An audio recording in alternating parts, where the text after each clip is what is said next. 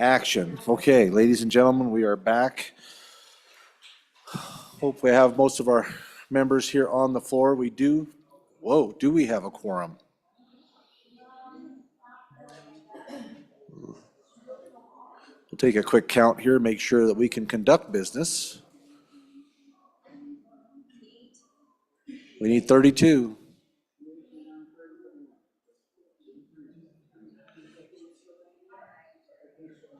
And we'll hope that the people that are bringing these amendments are going to be here. That's another caveat to that decision. Representative Lean, yes, Representative Lean, she is here, and she's in the gate ready to go. All right, ladies and gentlemen, the House will come to order. We are still on that business of third reading of the House budget bill. The next amendment for our consideration is third reading amendment number 9 to House Bill number 1. Representative Lean, please proceed.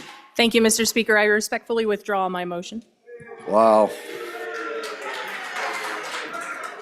Based on the clapping and the fist pumps, hearing no objection, it is so ordered.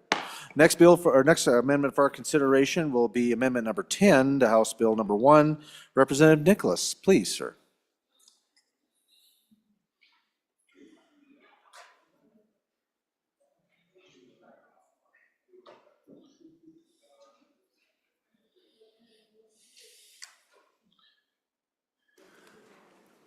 I'm just counting the faces here.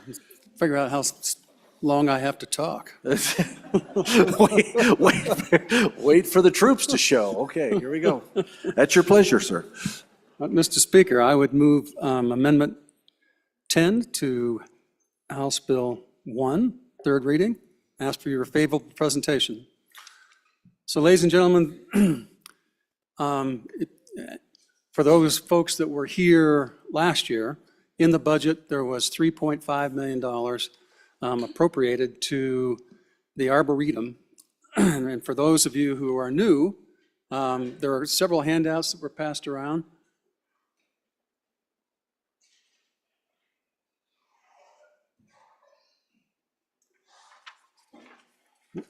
Which includes a description on a double-sided Arboretum bill, and also a flyer, and then many of you who I thought were interested, there's a book, and if anyone else would like a book that provides a history of this Arboretum, I have more of them.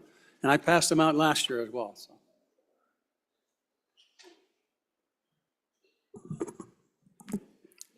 So the Arboretum is a historic basically Arboretum means it's where you grow plants. And it was created in the late 1920s by our then US Senator.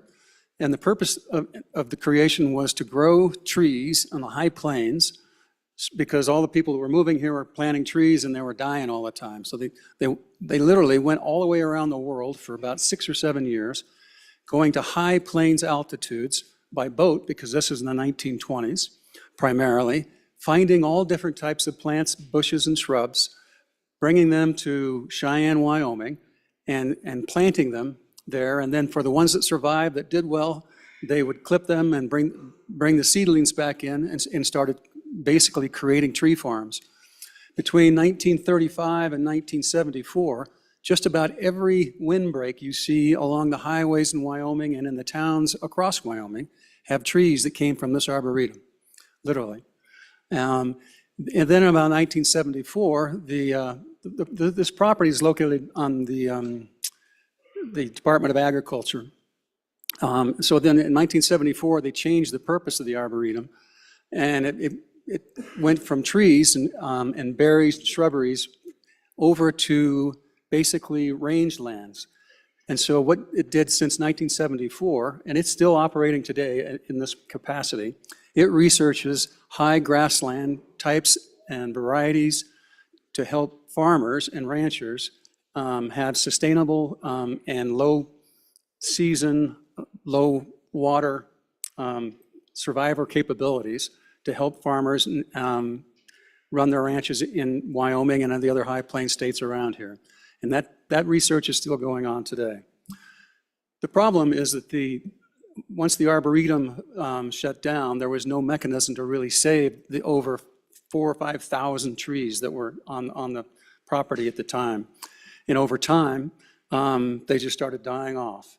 Then in the late 90s, a group of interested folks from this community and this county formed a working group, and they tried to go in and save the remainder of the trees. And now there's still 700 or 800 trees left that they still take clippings from and grow occasional plants on it. But the biggest chore was just saving the buildings from total deterioration and saving enough trees so that they could someday find a way to bring primarily the greenhouse back into play and start growing trees again for the state of Wyoming.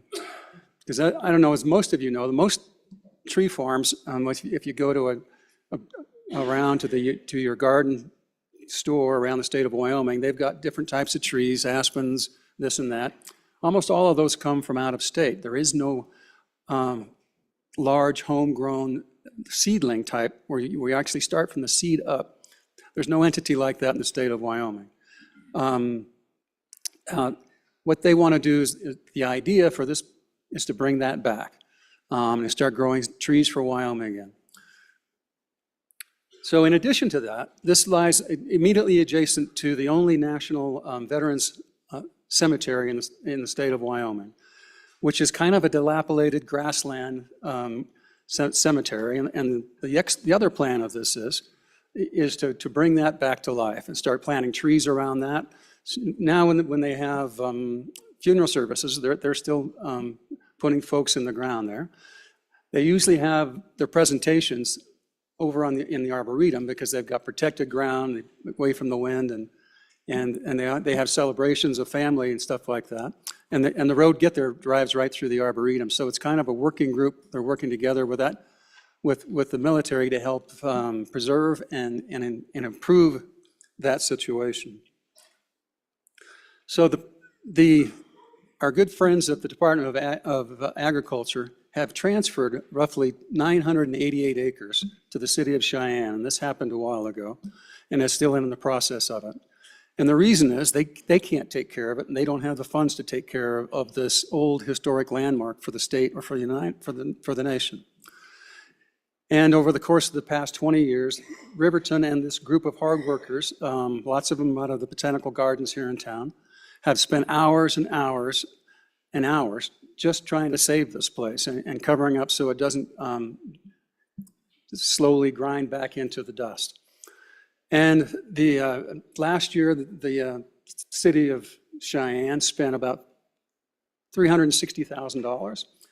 The budget next year, let me take that back, $800,000, because they also improved the road into it and over to the military cemetery. The budget this year is roughly $400,000. If you take the total number of man hours and time over the past 20 years, it would be into the millions and millions of dollars just to make this place survive. The problem is that, like all other places and all of our communities around the state, this community doesn't have the funds or wherewithal to do what needs to be done to really preserve this place or to get to relaunch it. There's been a working group in the last about 8 years who have been trying to piece together kind of a public-private partnership to begin the process of reestablishing the greenhouse and then some of the other buildings in the vicinity. And that is a work in progress. As you know, there was a bill that I brought this year, and I brought it last year, and I think the year before last, to turn this into a state park. It lost in a tied committee vote this year on the House side and a 3-2 committee vote on the Senate side this year. Last year we had 39 votes, but that was a budget year, so we couldn't get out of committee with those 39 votes. We needed 40 at the time. So in lieu of not becoming a state park, what has to happen at this Arboretum to make it viable and to take the business plan and make it operable is to fix the greenhouse. All the windows are broken out, the water system isn't working. But if we have the greenhouse and can encapsulate it, get it up and running, the first plan is to start growing trees, and particularly ponderosas, and similar type trees from seedlings up north, so we can help replace the fire damage that has happened last summer and fall up north in the state of Wyoming and in any other place where there's been fires. They figure that they'll be able to create between 40 to 50,000 seedlings every year with this new, once the greenhouse is up and running. And that's one of the biggest projects on their list. And it's the, this isn't just a Laramie County project. The trees went all over the all over this area. You name it. Every town or county that's here, you've got trees that grew up in this place. And many of you have gone out and toured it and get an idea of it. Plus, there's a bunch of buildings that the architect that designed part of this Capitol built on that grounds, and hopefully they're going to rebuild those someday. One of the ideas we have for that is that we're going to turn them into basically residences, so that once again, we can take the funds from some of those buildings and to help make this thing self-sustainable. The ultimate goal is to make this a self-sustaining state park, or if it's not a state park, still a Wyoming historical site that pays for itself and carries its own weight. So, ladies and gentlemen, you'll see if you look at 24 on the budget from last year, there was $3.5 million that was in the budget that could have been spent on this project, but instead of spending those dollars, what the good folks at our department did is they conducted a study to find out exactly where and how much money should be spent. So they spent about $160,000 of that on this study, and the rest of the money was still in the coffers when the new Appropriations Committee took the helm. And because we are short of dollars, they took the remaining $3.3 million and took it out of away from the Arboretum and helped pay the bills for the state of Wyoming. And I'm not actually opposed to that. That's probably, in this times, where times are tough, that's probably was the right thing to do. But what this amendment does, it takes $2.5 million out of the trust account for our good friends at tourism. I met with the director, talked to her about this and the need, and because this will be a tourist site. And so she thought it was a reasonable idea and that the funds be well spent on this particular project. If we can take these funds and get the greenhouse and put it back in shape. Plus we have the commitment of at least $400,000 that this community is going to contribute to it just next year alone. But the plan is they plan to contribute that plus full-time employees once this thing gets up and running and can generate some income. So the amendment, basically where the $3.3 million was taken out, it simply puts in $2.5 million for this project. And it's one time, and the purpose of it will be to basically recreate the greenhouse and get this operation up and running and give the city of Cheyenne enough dollars to actually turn this into a viable working operation. And one of the things that's nice about this, ladies and gentlemen, because this 877 acres, that was federal land. And so that part of this and turning this back into something new is taking federal lands and putting them back into state hands. So from that standpoint alone, it's probably a good project. So I'd ask for your favorable consideration on the amendment. Thank you, Representative Nicholas. Representative Stibar for your first time. Thank you, Mr. Speaker. On and for this amendment. It's not often that me and my tree-hugging colleague from across the mountain agree on things. The VA, the Veterans National Cemetery's out here. I've been out there. That's probably where I'm going to end up here in a few years. We get a lot of out-of-state people that visit that cemetery. This is a good project. We need to support it. So aye on the amendment. Representative Johnson, for your first time. Thank you, Mr. Speaker. I am for this amendment. As a lifelong citizen of the second county, there's the money that the community is going to deliver to this project is immense. There's 2 garden clubs that are really enjoying this, and they want to get involved in this. And I would say that this is not just a tree farm. This is the Fort Laramie of horticulture in Wyoming. So we need to save this project. It would be a great boon to the city of Cheyenne, and it keeps the history of Wyoming going. I thank you for an aye vote on this amendment. Other members for their first time. Representative Haroldson, for your first time, sir. Thank you, Mr. Speaker. So on and against this amendment, let me give you guys a couple of the numbers. First of all, the parks that oversee this, they're asking to oversee this, did their site criteria plan, and they came in at a high medium. So the reality is that in itself is a conversation piece. They're estimating 10,000 visitors per year. And you might sit there and say, that sounds amazing. Well, you go just up the road to one of those state parks and we're looking at 300,000 and up to almost 3 million in others. And so there's not the ROI. $19 million to try get us to this point. So in this case, we have $2.5 million to get us moving in the next steps in the right direction. And then we're looking at almost $900,000 a year and no permanent FTEs for parks to actually have to try take this over. This is not the Fort Laramie of horticulture. I will disagree with you on that one. And the truth is, if money weren't an issue, and we could sit there and just say, hey, you know what, let's put $20 million into this for 10,000 people to come see it a year, that's great. But at the end of the day, there's no ROI for this department to take this over or to run this or operate this. So if we did this, we'd actually be saddling them up to more of a frustration and concern. So on and against this amendment. Thank you, Representative Haroldson. Any others? Representative Lean, for your first time. Thank you, Mr. Speaker. I'd like to turn your attention to 9-2-2304, the Wyoming Cultural Trust Fund established.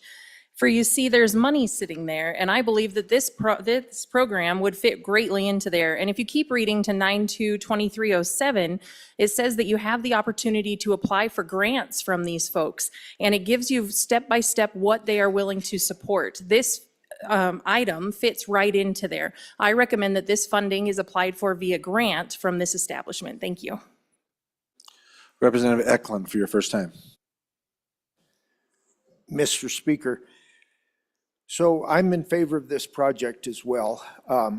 I represent the east side of this city, and this is on the west side, but nothing in my community this city affects everything in my community, just to the east. And I've said this before at the mic, I think eventually minerals may be overtaken by tourism.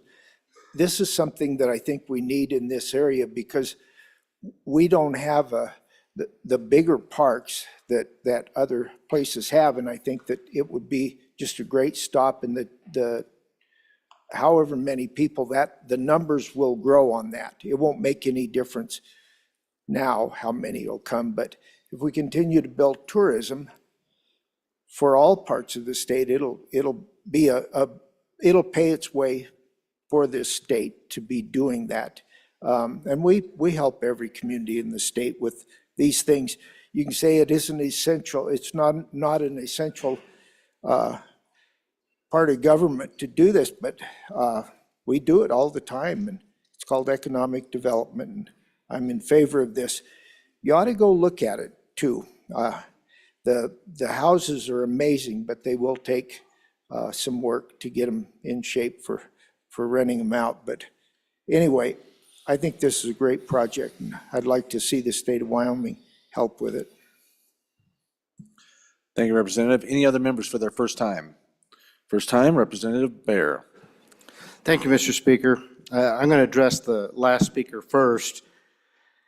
It will pay its way. Actually, he wasn't the only one that said that. Economic development. We do it all the time. Folks, you heard the expectation from the study is $20 million and 10,000 visitors. That is $2,000 per visitor per year. 2,000. I don't know how that ever is self-sustained. The money in this amendment is being asked for a greenhouse. $2.5 million for a greenhouse. Think about that. And it's just the first step to over $20 million in expenditures for the state. It was said that these are federal lands that are going to be now in the hands of the state. These are city lands. This city that we're in right now owns these lands. They lease to the federal government about 1,300 acres now, originally the whole 2,000 for $1 a year. That agreement was made about 130 years ago. So there is not going to be a gain of federal lands. It was stated that the cemetery is dilapidated. This is the newest VA cemetery in the state. I would assume it's in this part of the country. It looks nice. Adding some trees, great. Do we need to grow them ourselves? Maybe. I think that the Arboretum is already purchasing products from outside of the state so that they can grow them there. Could they eventually? Sure. Should they? I think it should be up to the city. The city is the one that owns this. They're interested in it. I would question whether it's going to really be an attraction. It's on the other side of the base. It's well off the highway. All these are reasons that to make us question it. But ultimately, is it the proper role of the state to bail out a local community when they would like to own and operate a facility like this? Well, I would imagine that every one of our communities has something like this that'd be great to have, and it'd be great for the state to fund it. So I would ask you to resist this amendment. It's really a stretch, some of the things we've heard here, and so let's be consistent and resist this. On and against the amendment. Representative Davis, first time. Thank you, Mr. Speaker.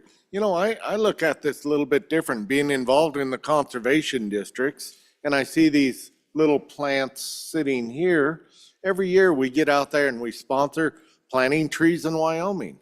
Well, what's better than planting Wyoming trees in Wyoming? You talk about getting this greenhouse going. I don't think they can keep up if this can take off.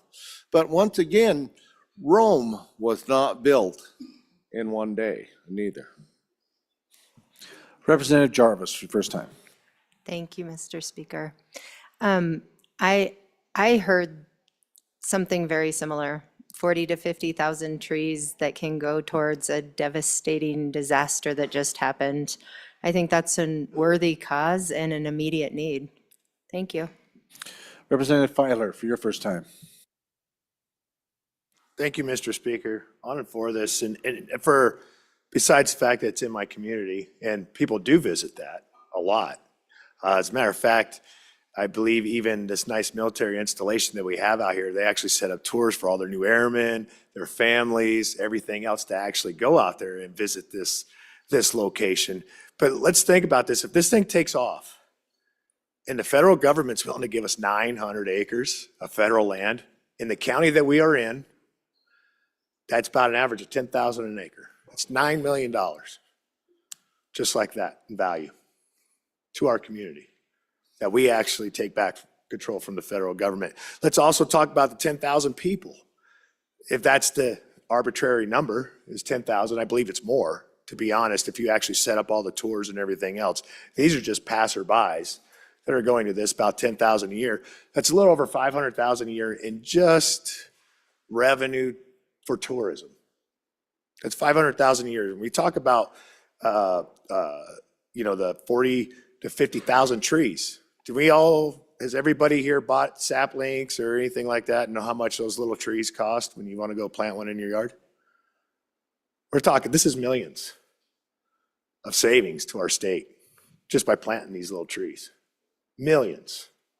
So when we talk about ROIs, that's what I do for a living. I sometimes take over companies, properties, all these different things. And one thing we always look at is ROIs. You couldn't get a better ROI. This is a great idea. I mean, in order to preserve something that is so sacred to our statehood, and we will ROI a lot faster than most things we'll ever do if we just look at the simple paper napkin numbers. Thank you, Mr. Speaker. On and for. Thank you, Representative. Representative Harshman, for your first time. Thank you, Mr. Speaker. On and for. Members, I just wanted to draw your attention to the handout that's on your desk. If you could get that, it's a two-sided handout. I just want another piece of history on this, but if you could, please just take a quick look. And you think about, like, even the wood in this Capitol, you go to all the Western capitals, they're all stone, you know, because when we were a state, there were no trees here. I mean, and so the work of this Arboretum has been incredible to grow our state, but the research that's still going on there on sustainable grazing, cheatgrass, weeds is really important. That of course, we want to support our ag community. But on the backside of that, it says notable architecture. And so you see the picture of this building here, and the architect that designed this actually designed this chamber that we're sitting in. And his last name is the same as a town in Fremont County. And you can see his name right there, notable architecture. You can read his name, but I wanted to just leave us with, his son used to be our reading clerk, sat right there for many, many years, has passed away now. But so there's a lot of history here. And I think, if anything, we're here, I think, to preserve our history, and we don't want to lose that. So on and for. Thank you. Representative Larson, Lloyd, first time. Thank you, Mr. Chairman. I'd like to rise in support of the amendment. I think we've heard a lot from the representatives here that represent the constituency here and where this Arboretum's located. But I just think that as we look around the state, and there's an archaeological site that we put some money into a couple of years ago that absolutely needed it to take place. As these historic events come up and are available and we are at risk of losing them, I just think we have an obligation to future generations to come and be able to look and see what it was that got them to where we are today. And I'd be proud from the county that I live in to think that we had done something to preserve that in a county down here. Any other member? Representative Geringer, first time. Thank you, Mr. Speaker. I'm not going to rehash all the good testimony that's already come before us. I think there's a lot of great points that have been brought up. I am on and in support of this amendment. What I will say is I'll push back just a little bit on one of the numbers that was thrown out there. $20 million for 10,000 visitors. It was stated $2,000 per visitor per year, and that's inaccurate. That's not per year. That's the one-time cost. And so if you spread it out over a period of years, it's a lot less than that. It's not $2,000 per visitor per year. Any other members for their first time? Representative Schmid, for your first time. Thank you, Mr. Speaker. I'm curious to see if we got 35 nays like we did yesterday on a similar project today. Thank you. Anyone else for their first time? First time? Seeing none, second time. Got a pretty exhaustive list here. Second time? None? To the bringer. Representative Nicholas, please. Thank you, Mr. Speaker. So, ladies and gentlemen, going back to the good folks on committee number 2 that got up here and talked against this program, we're not asking for $20 million. And if we were, I wouldn't be asking for it. What we're doing is the city needs extra help to get this thing launched so they can take it on their own if they have to. And by the way, if you look at if you go into the creation of the Parks and Rec department, its primary function is to preserve Wyoming history. And that's what this is doing right here. We're trying to today to basically cover this place up, preserve it so that at some point in time, when the funds are there, what be it from this community or from a private community or from however, that it's capable of being resurrected. Right now, it's not. We have to go to preservation mode. So by the way, we also have partners with this. We have partners with UW, we have partners with the Department of Forestry here, we have partnership with all of the conservation districts across the state, working around the partnership with the community colleges. We're trying to bring everybody in and rise all boats for this thing. But this is the seed money to get this thing off the ground. So I appreciate an aye vote. Members, we are voting on third reading amendment number 10 to House Bill number 1. This is a roll call. Chief Clerk, please call the roll. Allemande? No. Andrew, excused. Angelos? No. Banks? No. Bear? No. Brady? No. Bratton? No. Brown, Gary? No. Brown, Landon? Aye. Byron? No. Campbell, Elisa? Aye. Campbell, Kevin? No. Chestick? Clouston? No. Connolly? No. Davis? Aye. Eklund? Aye. Erickson? No. Filer? Aye. Geringer? Aye. Guggenmoss? No. Haroldson? No. Harshman? Aye. Heiner? No. Heft? No. Jarvis? Aye. Johnson? Aye. Kelly? No. Knapp? No. Larson Lloyd? Larson JT? No. Lawley? No. Lean? No. Locke? No. Lucas? No. McCann? No. Nicholas? Ottman? No. Repeat? Pendergraft? No. Posey? Yeah. Provenza? Aye. Riggins, excused. Rodriguez Williams? Schmid? No. Sherwood? Aye. Singh? Aye. Smith? No. Storer? Aye. Strock? No. Stivar? Aye. Tarver? No. Thayer? Aye.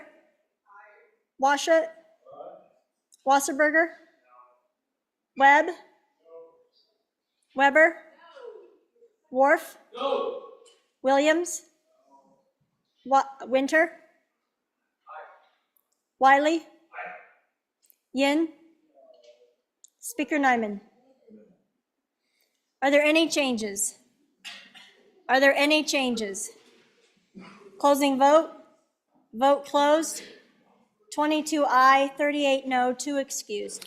By your vote, you have chosen not to adopt third reading amendment number 10 to House Bill number 1. Next amendment, number 11. Representative Harshman. Thank you, Mr. Speaker. I'd move third reading amendment number 11 to House Bill 1. Ask for your favorable consideration. Members, if you'd take that amendment and flip over to the backside on page 2. I filed this. It was filed by a representative from Fremont the other day, and then our other history preservation amendment man from Hot Springs County is also on this. But I want you to look on page 2, and really it's at the very bottom of page 1. It pulls in section 66, the Wyoming Tourism Board, and that's what this second page is. And I want to focus first on the deletion. That paragraph 2 is currently in our budget law. This amendment would take that out. It's $2.5 million from the tourism projects account that was obligated for air races if they came to Casper. So the legislature last year, this was a big deal, and our state was in competition for it. We got down right to the end and we didn't win that competition. But this is still in the budget, and so this amendment will unobligate that and for that account. And then, members, if you go back to the page 1 of the amendment, line 8 and line 19, these two projects we talked about yesterday. And so a picture's worth 1,000 words. So if you could just get this handout, it's sitting in your trays right now. It's just delivered. It's a color handout. Go ahead and grab that if you would. Picture's worth 1,000 words. It's right here in your tray. Okay, this first one shows, and we all know what the Pony Express is. They rode across our state, boom, throw the mail on the next horse and off he'd go. And this was the next version of the Pony Express, was airmail. And there were several of these sites across Wyoming on the, and this went from New York to San Francisco. And so this part of it, if you see these pictures, the first picture is this directional arrow concreted in the ground, the shed there and this 50-foot tower. And then you see the second picture is the aerial view. You can see the dirt runway outside of a town that used to have the Lincoln, that highway run right through it. And of course, we made a huge mistake bypassing it with the interstate, and that's the area that's closed today. If we ever get a big boom, we should reroute that. It'd bring trillions in economic benefit, but that's a side issue, Mr. Speaker. But this town, I think, is really important. It's played a huge role in the history of our state and the history of our nation. So then you can see a couple pilots there. So really, you would land, refuel, and if you were at the end of that deal, you'd throw the mail in the other guy's plane and he'd take off.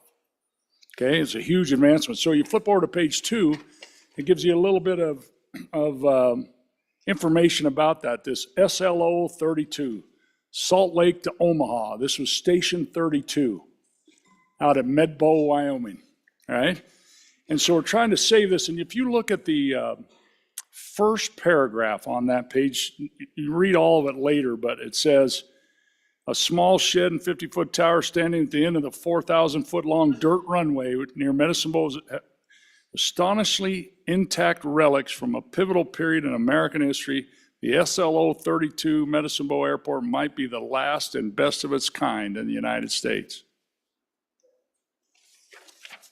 Okay, so that's that project. I don't know about you, that just gives me goosebumps. As a history geek and a lover of history of our state, okay, and then members, the second project there, you can see this buffalo jump site, and there's 3, and this is a town near a mountain named after a high alcoholic beverage. I think it starts with a W.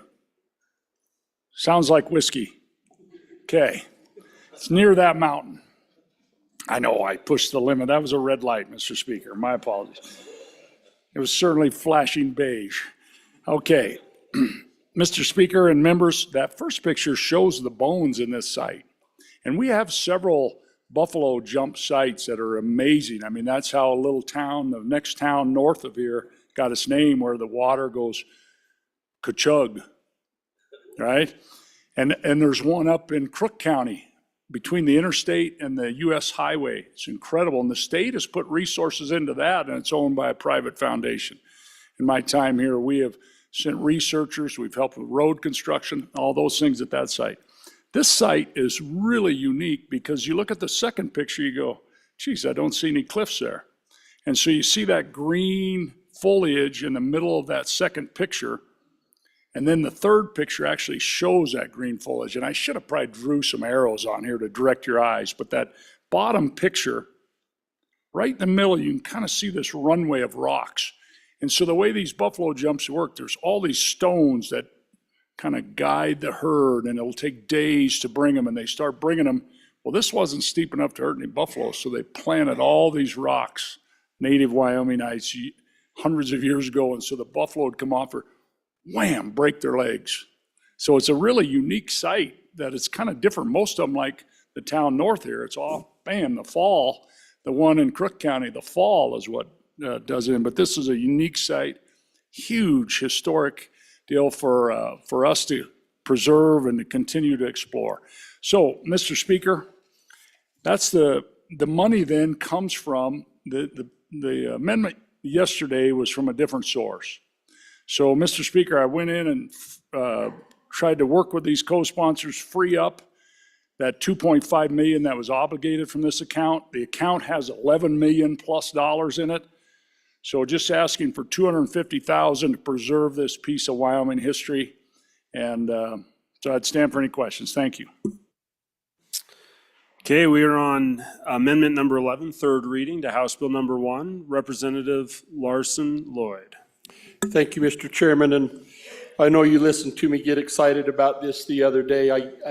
You look at those layers of bones in there, and the thing that worries us is, as you look at that middle picture on there, the care and the rocks that they have structured all up through there over miles of those mesas up there, that then they would pile brush in and make these alleyways to be able to herd these over and over and then down to where they'd jump off. And as you get down there onto the Wiggins Fork, where where all these bones are now starting to be revealed, is how do we preserve and how do we protect and how do we make sure that we don't do irreparable damage to this resource before we have a chance to really glean the knowledge and preserve the history that took place here. This is estimated to be 1,000 years older than any jump in the state. And it's just now being identified and understood. It's on property that's owned by the state, and that agency that runs our wildlife, they weren't aware of it. And so as they manage that for the best interest of our wildlife, now they've got to take into consideration on how they manage this asset for the cultural resources as well. And this funding would help them get this started to really get better data on the site as it is. Hope that you'll support this. And I thought that the other day when we talked about this, I thought that the general funding might have been the hang up, in being able to identify another source and bring it in there should hopefully relieve that angst that you have. Thank you, Representative. Representative Lean, for your first time. Thank you. My question is, for the air show funds that you're trying to unobligate, is it that we will never have that potential again to have that show here? And then my next one is, could this also fall under the Cultural Resources Trust? Representative Winter. Yes, thank you, Mr. Speaker. Ladies and gentlemen, this is just another historical situation in the state of Wyoming that we need to really consider to preserve. As with that tree that I talked about the other day, that was just discovered as well. And these things have a habit of going by the wayside. Like that tree, it's all dead and it can fall over and crack and we will never see it again.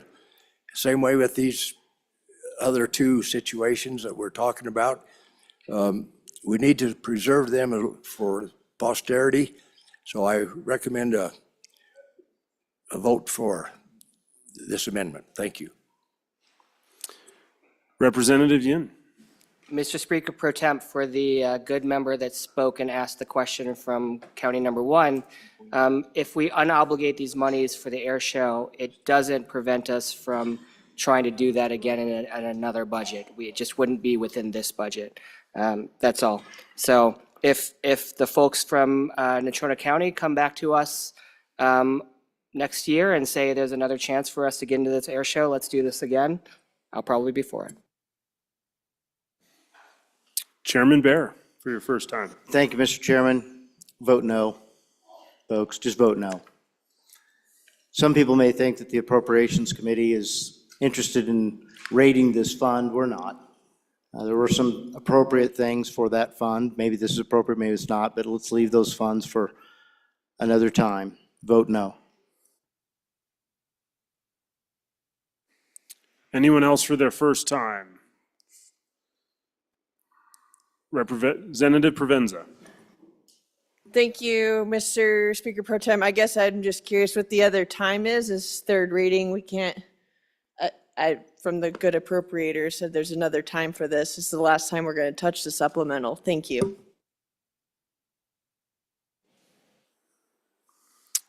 Anyone else first time? First time, second time? Second time? To the bringer. Oh, Mr. Speaker Pro Temp. Thank you very much, Minority Floor Leader Yin. Mr. Speaker Pro Temp, thank you. I know I'm short, but I hope I am visible still.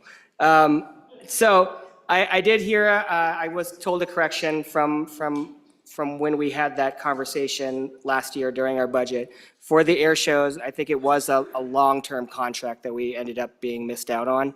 And so I'm sure the bringer of the amendment will verify that as well. So I guess we won't have that chance next year, unfortunately. Okay. Second time, Representative Larson Lloyd.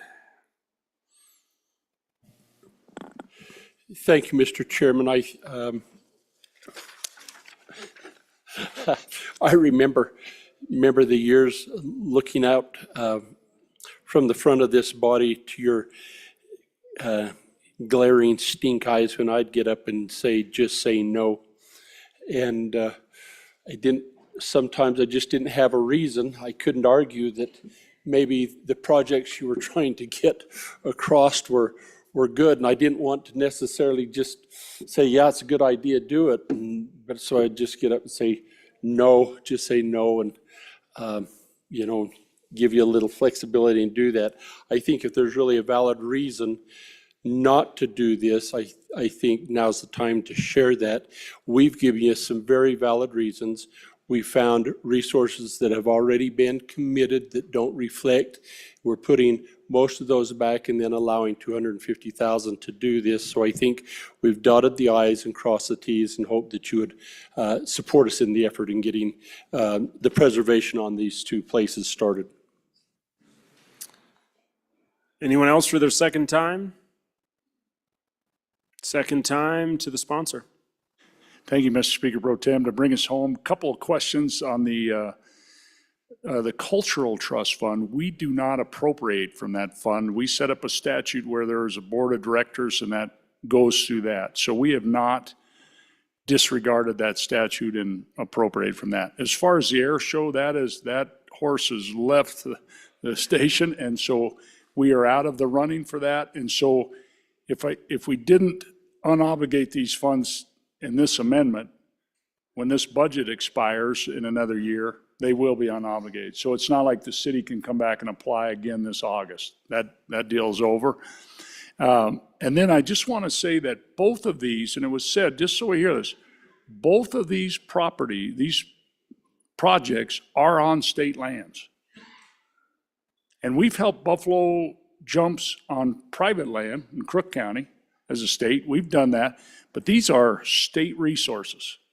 And as we continue to grow our state and spread all this good news about Wyoming, please vote for our history. There's plenty of money in this fund. There's over 11 million, and this is really what we should do with this money. And as we preserve our heritage and promote our state. Thank you, Mr. Speaker Pro Tem. Thank you very much. We are on third reading amendment number 11. Reading clerk, could you please call the roll? Sorry, Chief Clerk. Thank you.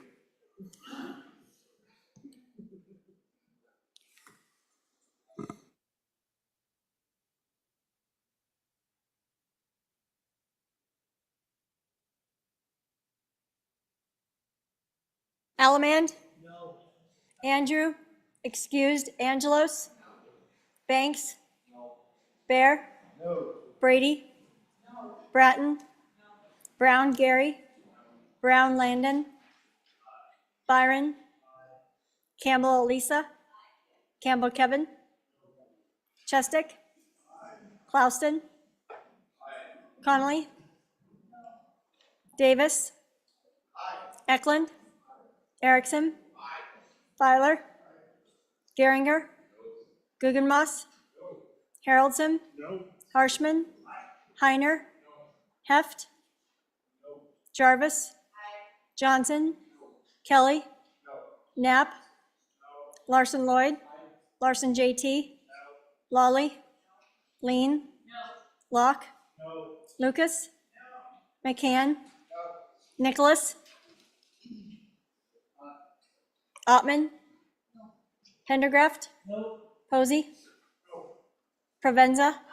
Riggins, excused. Rodriguez Williams? Schmid? Sherwood? Singh? Smith? Storer? Strzok? Stivar? Tarver? Thayer? Washut? Wasserberger? Webb? Weber? Worf? Williams? Winter? Wiley? Ian? Mr. Speaker, Excused. are there any changes? Are there any changes? Closing vote? Vote closed. 20 aye, 39 no, 3 excused. By your vote, amendment number 11 has failed. Privilege of the floor? Mr. Speaker Pro Tem, privilege of the floor. Privilege. Thank you, Mr. Speaker Pro Tem. I wish I could direct your attention to one of the galleries for this recognition, but we'll have to do this in absentia. As a proud graduate of the University of Wyoming and a big football fan, and an even bigger fan of the current quarterback of the Buffalo Bills, I just want to recognize Josh Allen and all his achievements on and off the field. And most importantly, just recently winning the NFL MVP.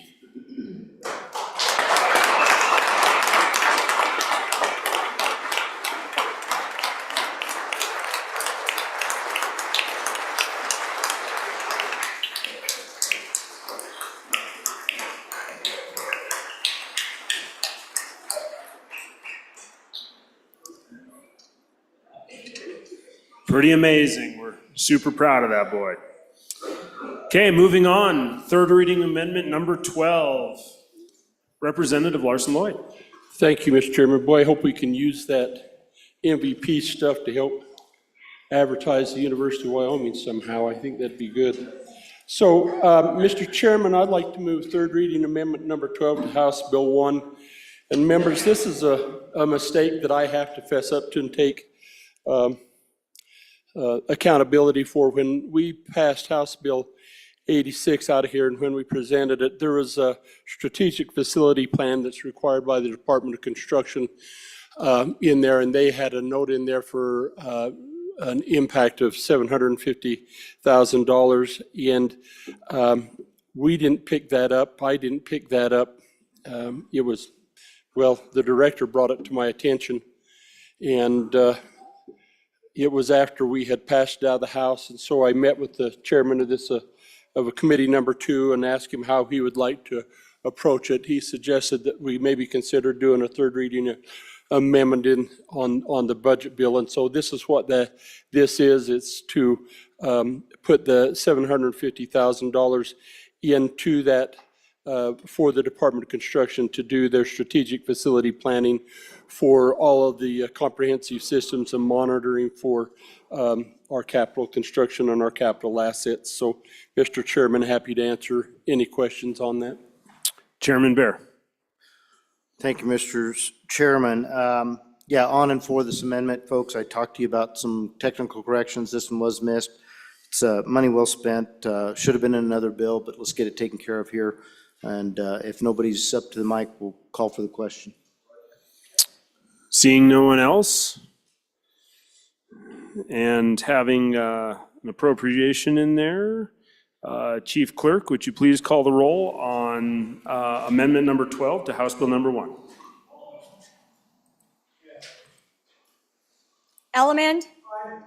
Andrew, excused. Angelos? Banks? Bear? Brady? Bratton? Brown, Gary? Brown, Landon? Byron? Campbell, Elisa? Campbell, Kevin? Chestick? Clauston? Connolly? Davis? Eklund? Erickson? Feiler? Geringer? Guggenmoss? Haroldson? Harshman? Heiner? Heft? Jarvis? Johnson? Kelly? Knapp? Larson Lloyd? Larson JT? Lawley? Lean? Locke? Lucas? McCann? Nicholas? Ottman? Pendergraft? Posey. Provenza. Riggins excused. Rodriguez Williams. Schmid. Sherwood. Singh. Smith. Storr. Repeat. Strock. Stivar. Tarver. Thayer. Washut. Wasserberger. Webb. Weber. Worf. Williams. Winter. Wiley. Yin. Mr. Speaker, excused. Are there any changes? Heiner, aye to no. Brady, aye to no. Allemand, aye to no. Lucas, aye to no. Further changes? Further changes. Closing vote. Vote closed. 38 aye, 21 no, 3 excused. By your vote, you have passed third reading amendment number 12 to House Bill number 1. Moving on to number 13, Representative Pendergraft. Thank you, Mr. Chairman. I move third reading amendment number 13 to House Bill 1 and ask for your favorable consideration. Folks, the other day when we were speaking about major maintenance in the schools, the Appropriations Committee, Committee number 2, had put some sideboards up on the major maintenance money, trying to make certain that the funds that we appropriated would be used as we had intended. And it was pointed out that in some smaller school districts, that was going to cause a little bit of problem. They didn't have quite the choices. So I went to the attorneys that help us over here in the bullpen, and I said, what's the best way to approach this? And this is the response to that. So what this amendment does is allow for these smaller school districts to be able to take care of their major maintenance in their own way, and yet maintain the sideboards that we feel are appropriate on the rest of the state. And if there are no questions, then I would call for the question. First time at it, Representative Harshman. Thank you, Mr. Speaker Pro Tem. I'd urge a no vote on this, folks. I don't think we want to start treating how we can administer school funds to different school boards in different ways. School board from small school, you can do it this way. School board from big school, no, you got to do it a different way. It's not the way this thing works. All major maintenance projects are approved by the state. You're not taking major maintenance money and buying ice cream cones with them or textbooks or anything else. I mean, every one of these projects are in a plan and then they're approved. And I think some of this buzz is about the 10% for enhancements. Let me tell you what most of the enhancements are. Take a school in Sheridan County. That school built, 40 years ago is twice the size of what we would build now for the students at that high school.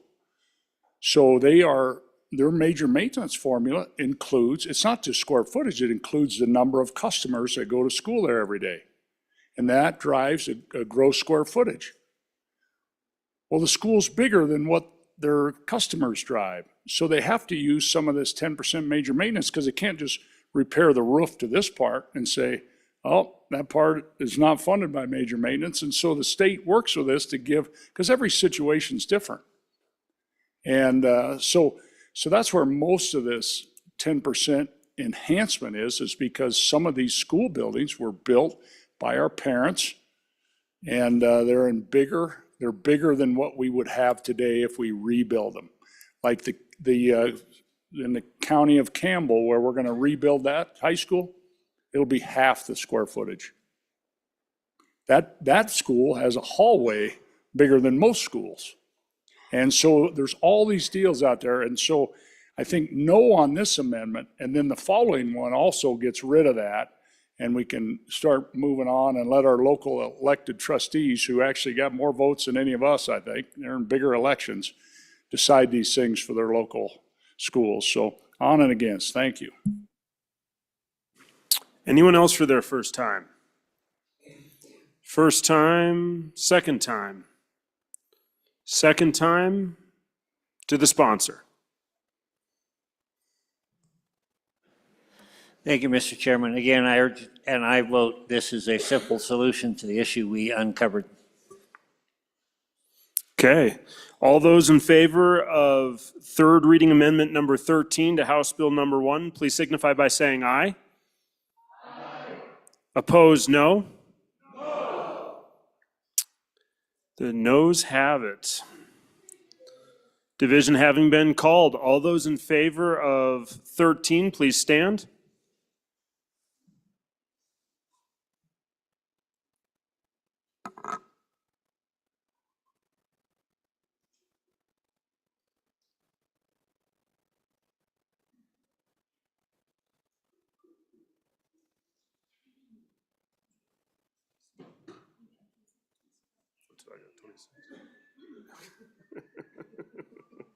Okay, you may be seated.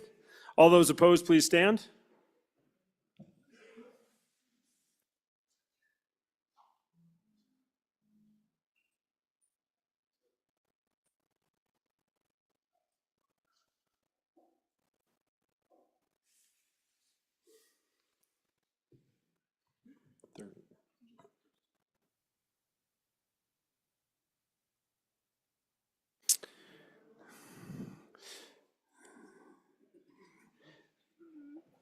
That amendment has failed, 33 to 26. Moving on to number 14.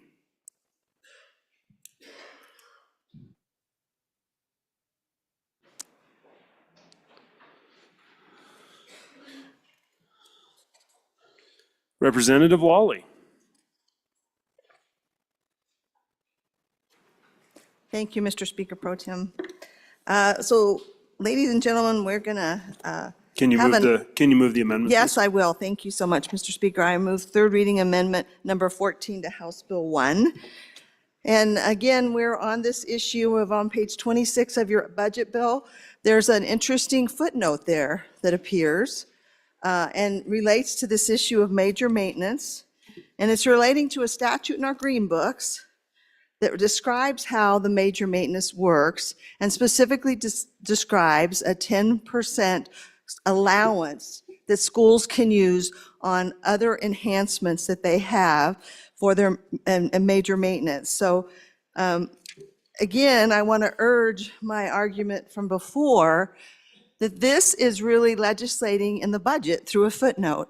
We're literally have a footnote where someone on the Appropriations Committee decided that we should just ignore this statute for a year and all school districts be required to not get their 10% allotment. Now, I might wonder why that might have happened. Why would they do that? Were we all bad children? Were the districts all misbehaving here?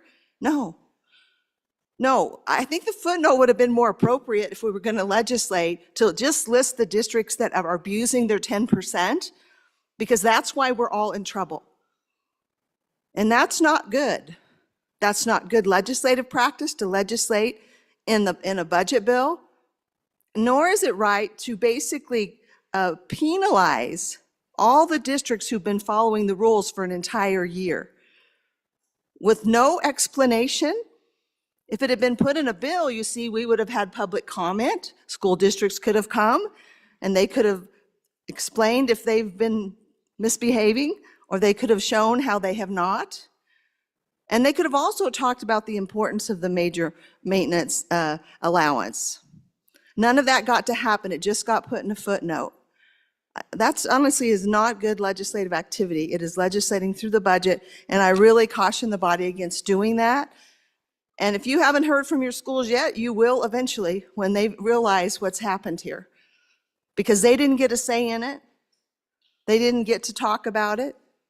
They didn't get to know who is it that's not being properly behaving. This is not a way to fix that problem. This idea that we do a footnote to send a message, well, I think the message is coming across really clear, that all the other districts get to pay the price when someone didn't do their job and in some way supervise the problem that was happening in other districts. So again, I urge you to basically eliminate what this amendment does is just take this footnote out. And let's deal with the problems that exist in the proper way. And let's not penalize all the other districts.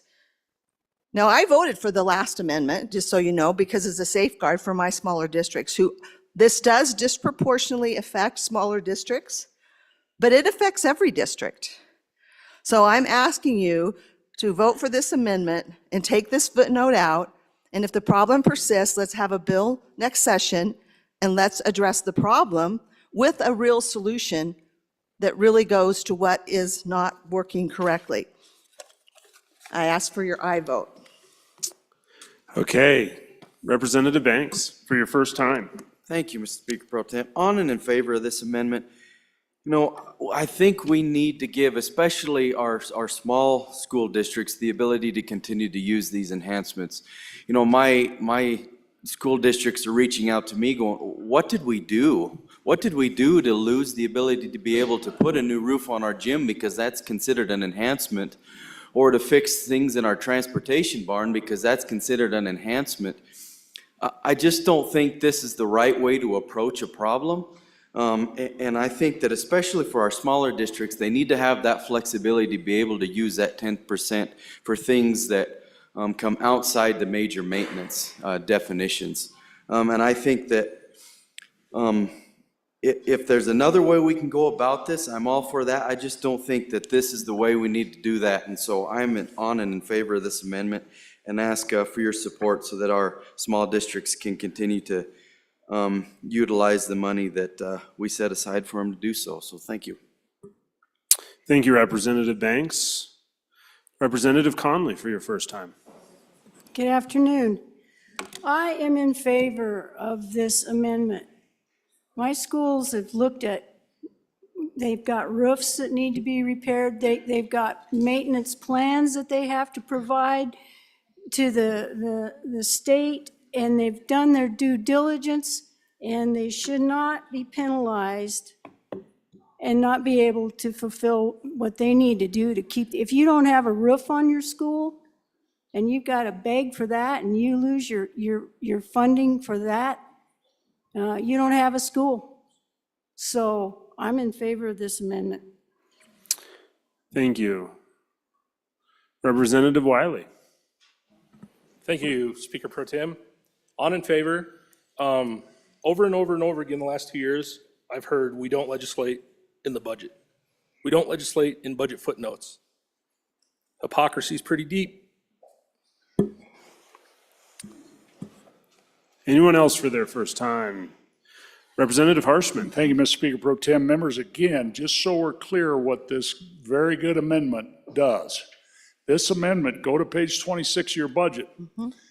There was a new footnote put in the budget a few weeks ago. This was not in the budget last year or any year, and it basically notwithstands the green books. And the good country lawyer from Washington County said that. And I just want to say it in football coach terms. This is a red light. What was put into the budget a few weeks ago is what we would call, in the days when I was appropriator, this is a red light.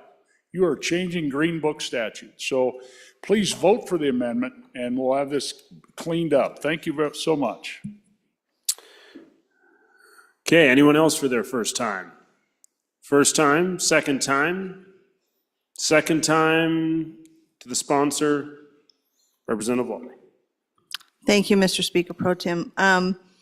Again, I urge you for an aye vote. You have a district that is affected by this. You have maybe several school districts that are affected by this because it's not based on size. But I will tell you, it's come at a shock to these districts in the last 2 weeks that things they had already planned for, they've already had planned for this money because this is how the program operates according to the Green Books. To basically be told now, you don't get to use that. No reason. They didn't get a chance to answer back. And quite frankly, none of the school districts in my House district have done anything to abuse this system. This is not how we do things in the legislature. I really urge a aye vote. Okay, we are voting on amendment number 14 to House Bill number 1. All those in favor of this amendment, please signify by saying aye. Opposed, no. The ayes have it. It has passed. Moving on to amendment number 15, Representative Nicholas. Thank you, Mr. Chairman. I would move when the whole Rise report does the third reading amendment 15 do pass for House Bill 1 and ask for your aye vote. So ladies and gentlemen, you may recall 2 days ago there was when we were reviewing the budget, our chief executive asked for $2.5 million for attorneys only to do additional litigation for natural conservation and soils and water. And our good chair of appropriations got up and suggested the language was far too broad, that we didn't know that the chief executive could do all kinds of multiple things with that money. And I think he was right. And so what this amendment does, it takes that $2.5 million and directs it specifically to the state engineer's office. And state engineers then can use this money for protecting and adjudicating interstate water rights through the acquisition of data, modeling, and other scientific means and advocacy as necessary. And it makes it available one time. So the point of this is direct these dollars directly to our litigation on the Colorado River. So on and for the amendment. Okay, anyone for their first time? Representative Larson Lloyd. Mr. Chairman, just a little correction, I think, in the way this is laid out there. This is, we leave the $2.5 million in the governor's office, and he's able to spend that on adjudication of water rights in contracting out for legal for attorneys to do that. This is putting a new, per the state for their request, an additional $2.5 million in the state engineer's office for the be able to get the acquisition of data modeling and other scientific needs. And we heard this when we heard presentations from Border Control and the state engineer's office, is that they, as we work on these water rights and as they put in all of this new infrastructure, that they've got to gather the data, they've got to be able to put all of this stuff together to support any legal claim as we defend our water rights moving forward. So we leave the other alone for really defending that, and then we put this in there, the agency that does the gathering of all of that, and hope that you'll support the effort to really protect our interstate water rights. Representative Larson JT. Thank you, Mr. Speaker Pro Tem. On and in favor of this amendment, and members, we have to protect the rights for our water along the southern corridor of Wyoming. If we don't do it, the other states, the southern states, will run us right over. They are actively working to take water rights away from us, and we have to be able to stand up for ourselves. So on and in favor, vote aye. Anyone else for their first time? Representative Davis. On in favor of this. I think the last representative said it. We are under attack and we need to be defending ourselves and gathering data.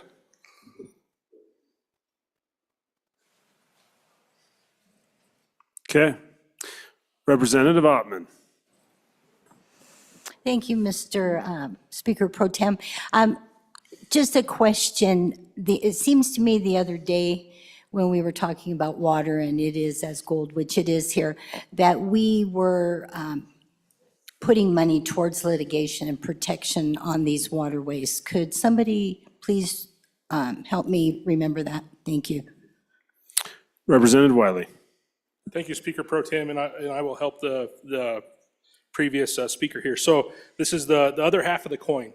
The other day we said we'll put the attorneys back in. Now here's some of that funding that we need. So this is kind of hand in hand. We need both of these tools. And this body the other day, it was pretty heavily supported to put the attorneys back in. This now is going to help with that funding. We need both of this, folks, because the lower basin, you're dealing with states that have 20, 30, 40 attorneys. We're working with one. Now we put two. We need to be able to shore that up and give them the funding they need so we can continue to advocate for our rights, because once those rights are gone, we're not going to be able to get that water back. Anyone else for their first time? Anyone for their first time? For their second time? Anyone for their second time? Representative Larson Lloyd. There is a company that was providing coal to the power plant there in where we now are working on a nuclear site.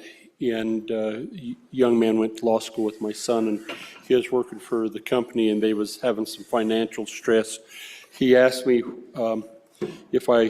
what I thought some of their assets that they might be able to sell were, and we got talking, and they had a pretty good chunk of water coming out of Eva Naughton to help in their process. And I said, well, that's easy, it's your water.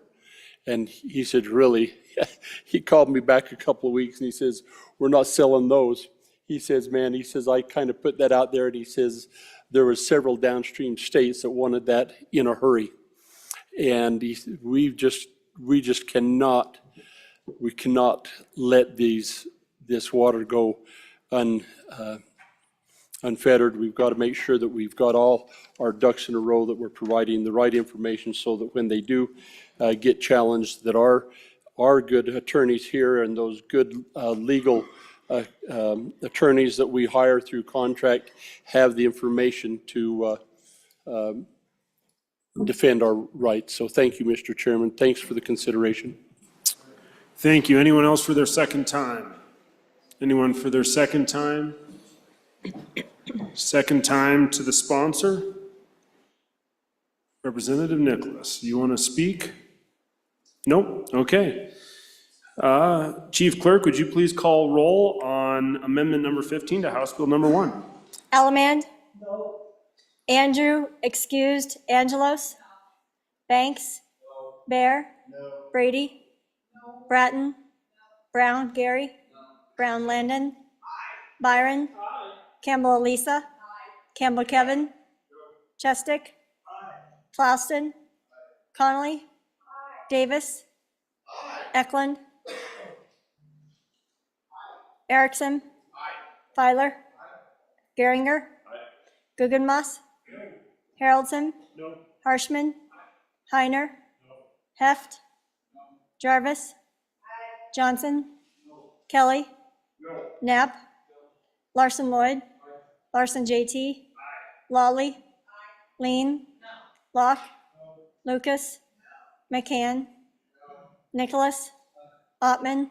No. Pendergraft? No. Posey? Aye. Provenza? Aye.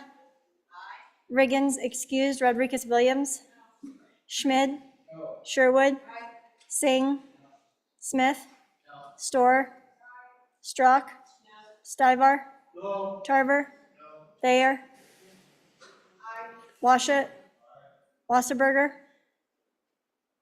Wasserberger? No. Webb? No. Weber? No. Worf? No. Williams? Aye. Winter? Aye. Wiley? Aye. Yin?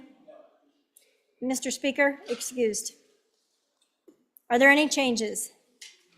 Are there any changes? Closing vote. Vote closed. 26 aye, 33 no, 3 excused. By your vote, third reading amendment number 15 has failed. Moving on to third reading amendment number 16, Representative Larson Lloyd.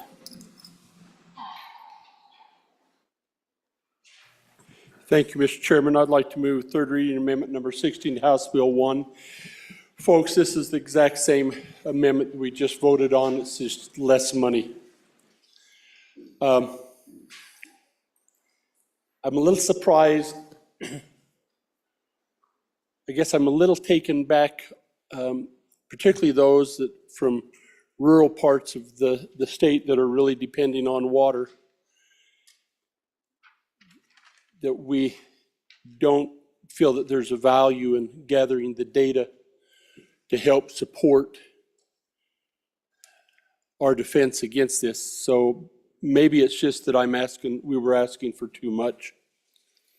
we've got to be able to defend it, but the greatest attorney in the world can't defend a case if they don't have the right information that can support the case. And we have to be able to provide that agency of our state the ability to gather that information, document it in the correct way so that we, and do the modeling to back up our estimates and our predictions. Or maybe we stop getting water from the Green River to this city. Maybe I don't know. It concerns me. Please, Mr.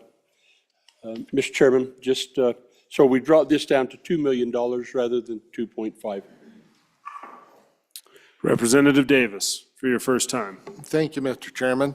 You know, folks, this isn't just ag dollars. Here we talk about diversifying this state. Without industrial water, where are we going to be?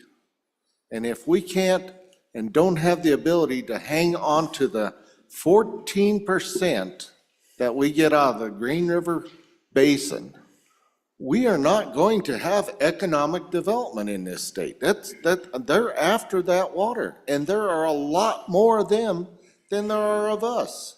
We need to be, we're beyond an emergency on this. If you've gone to any lower basin state, they are attorneyed up because they are coming after it. Vote aye for this one, please.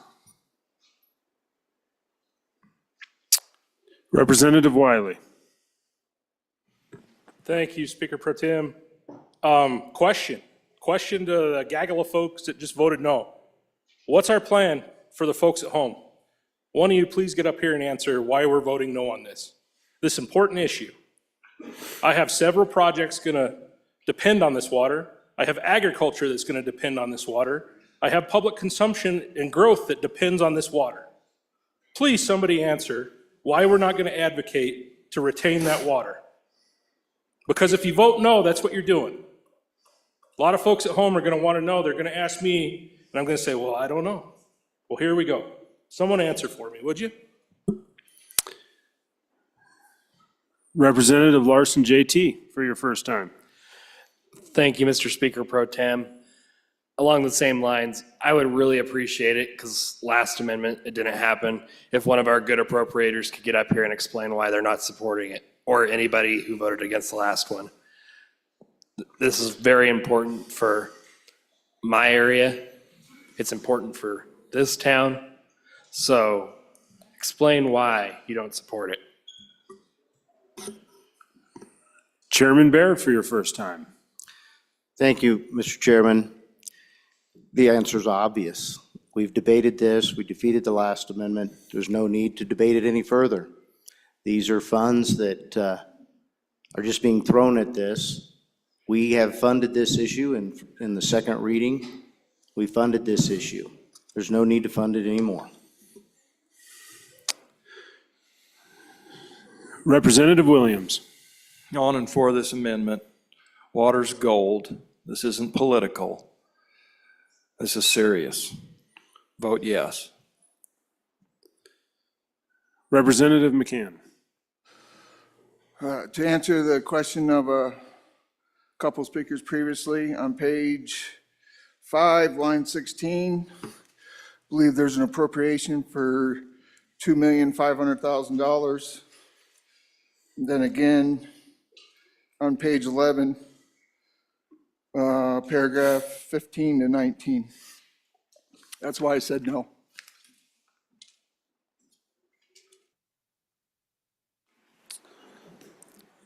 Representative Eklund, for your first time. If you could grab that mic, Representative. Thank you, Thank you. Mr. Speaker Pro Tem. We've talked about this before. It doesn't just affect the west side. I just keep seeing these votes that seem to be pretty regional thinking, and this is not regional thinking. This is for the whole state of Wyoming. This city gets 50 to 75% of its water from that side of the mountain, and those are all junior rights. So as you vote, don't forget that. It's, the other part is we just need to hang together with our state, rather than getting into battles over allocating this for this and that. This is a good amendment. Please vote aye.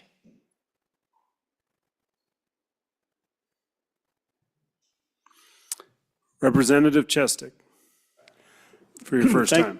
Thank you, Mr. Speaker Pro Tem. To respond to a comment a few speakers ago, if you look at line 11, page 11, line 16, the money is appropriated for, quote, contract legal counsel. So I'm glad we have the lawyers to defend these cases, but lawyers can't defend cases without evidence. And what this amendment is doing is enabling us to gather the evidence we're going to need in court. It's a different thing than legal counsel. It's gathering evidence through experts and other studies and tests. That's critical. If we don't have the evidence, we're going to lose. So we need to fund the data gathering and the expert testimony that we're going to need. I encourage an aye vote on this amendment. Representative Filer, for your first time.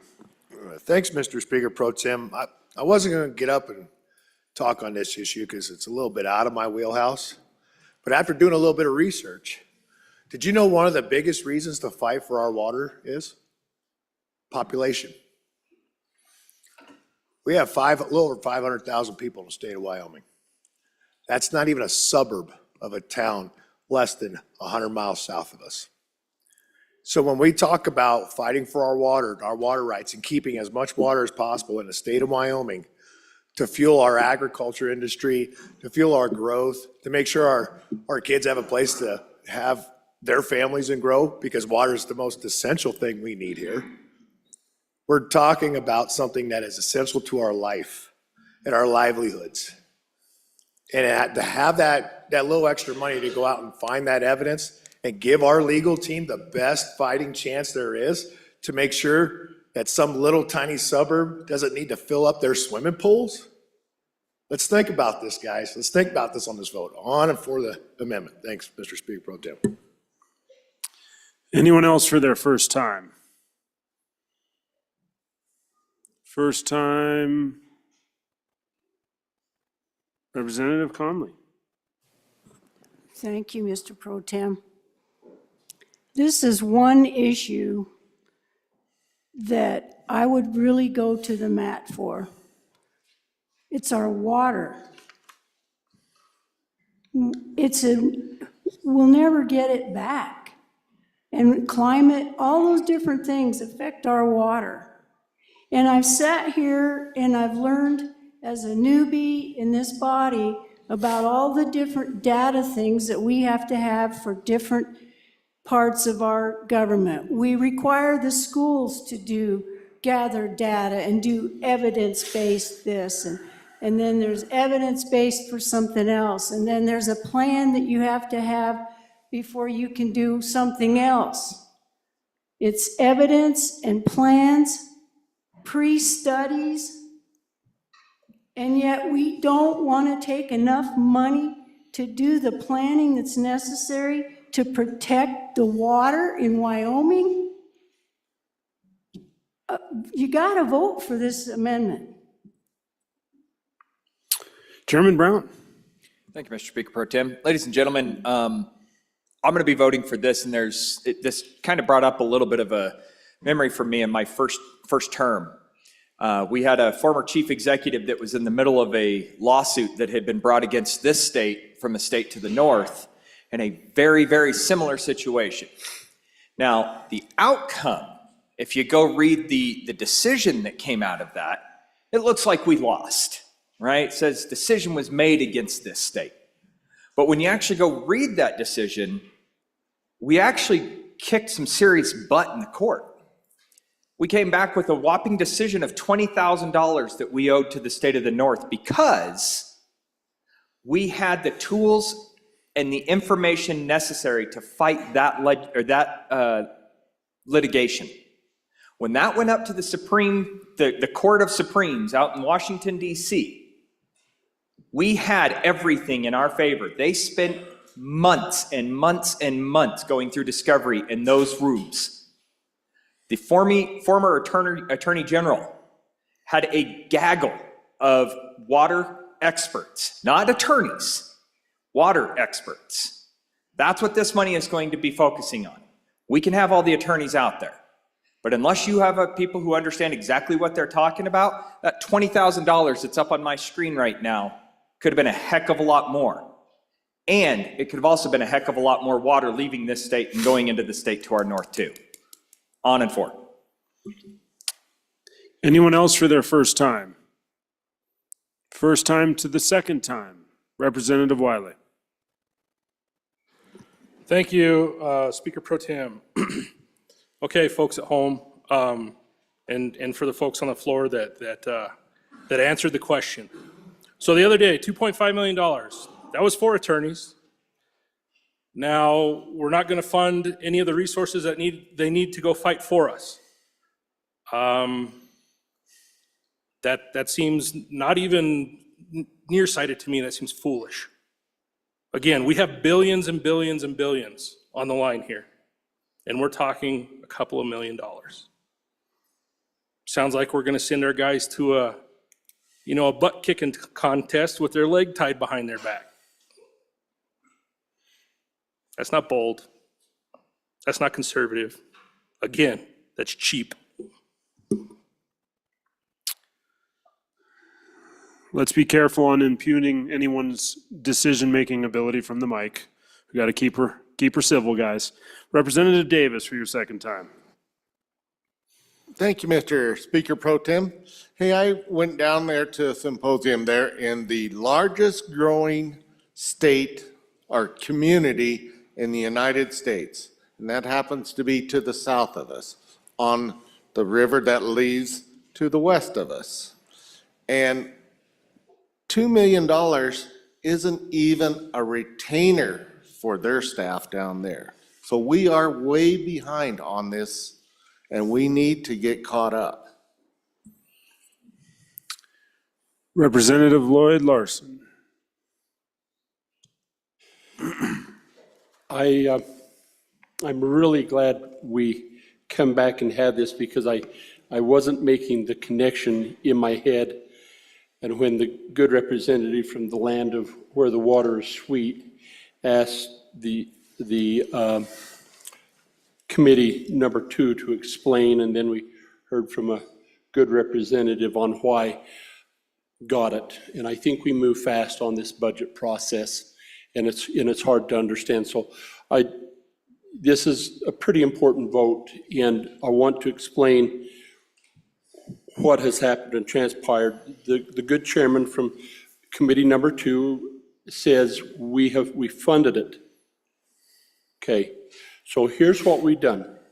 In the governor's office, he made a request for $2.5 million expressly for the purpose of defending and protecting and adjudicating our state water rights through the acquisition of data, modeling, and other scientific means and advocacy as necessary. Got it. Committee number 2 says we like the money, but we're going to put a footnote in, and it's the footnote that the good representative from Sweetwater County noted, and it changed what they can do with the money. They can't use it to get any of the data, modeling, or other scientific. It can only be used to contract legal counsel. Okay, so it's for the legal end of it. Fine, that's good. If that's what we're going to do, there's nothing wrong with that. But we still need to collect the data. So we tried in second reading amendment to whack that and take it back. That failed. You says we like to be able to just hire make sure that we have legal representation on this adjudication. Got it. And that's all the governor can use that money for. He can't flirt around with it and do other wonky stuff. Just legal services for adjudication and protecting our water rights. We still need to gather the evidence.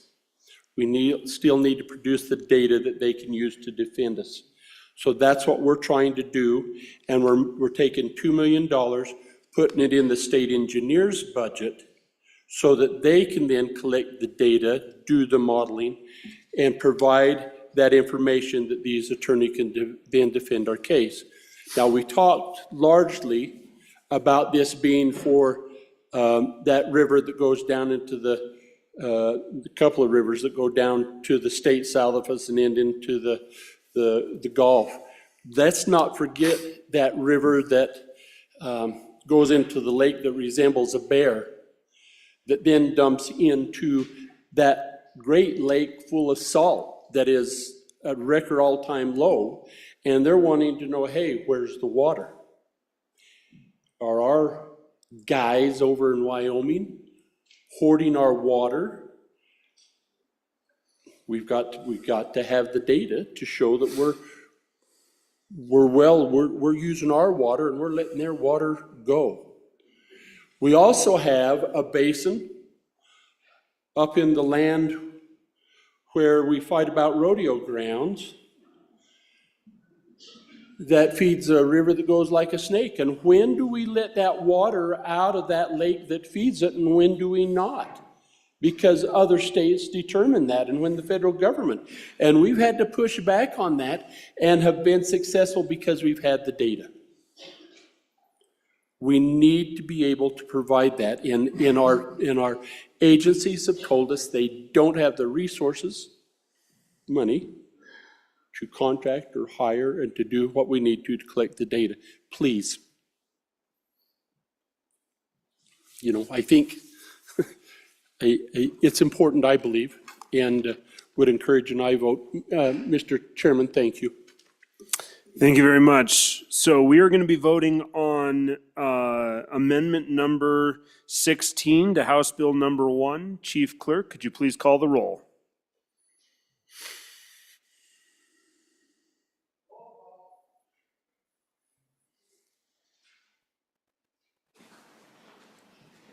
Allemand? No. Andrew, excused. Angelos? No. Banks? No. Bear? No. Brady? No. Bratton? No. Brown, Gary?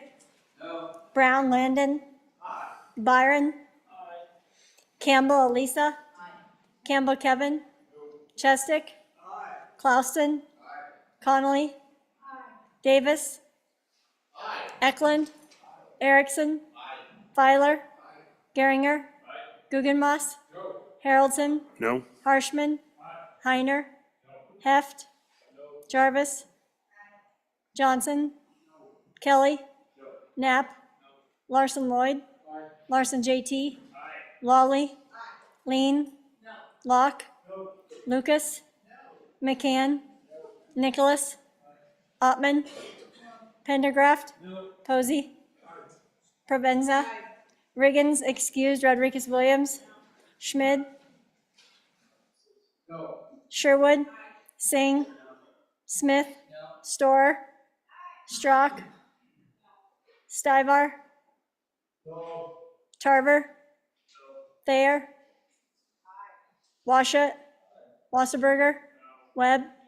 Weber? No. Worf? No. Williams? Aye. Winter? Aye. Wiley? Aye. Yin? Aye. Speaker Nyman, excused. Are there any changes? Are there any changes? Closing vote. Vote closed. 27 aye, 32 no, 3 excused. By your vote, you have chosen not to adopt amendment number 16, third reading amendment number 16 to House Bill number 1. Moving on to amendment 17, third reading amendment number 17. Speaker Pro Temp Haroldson.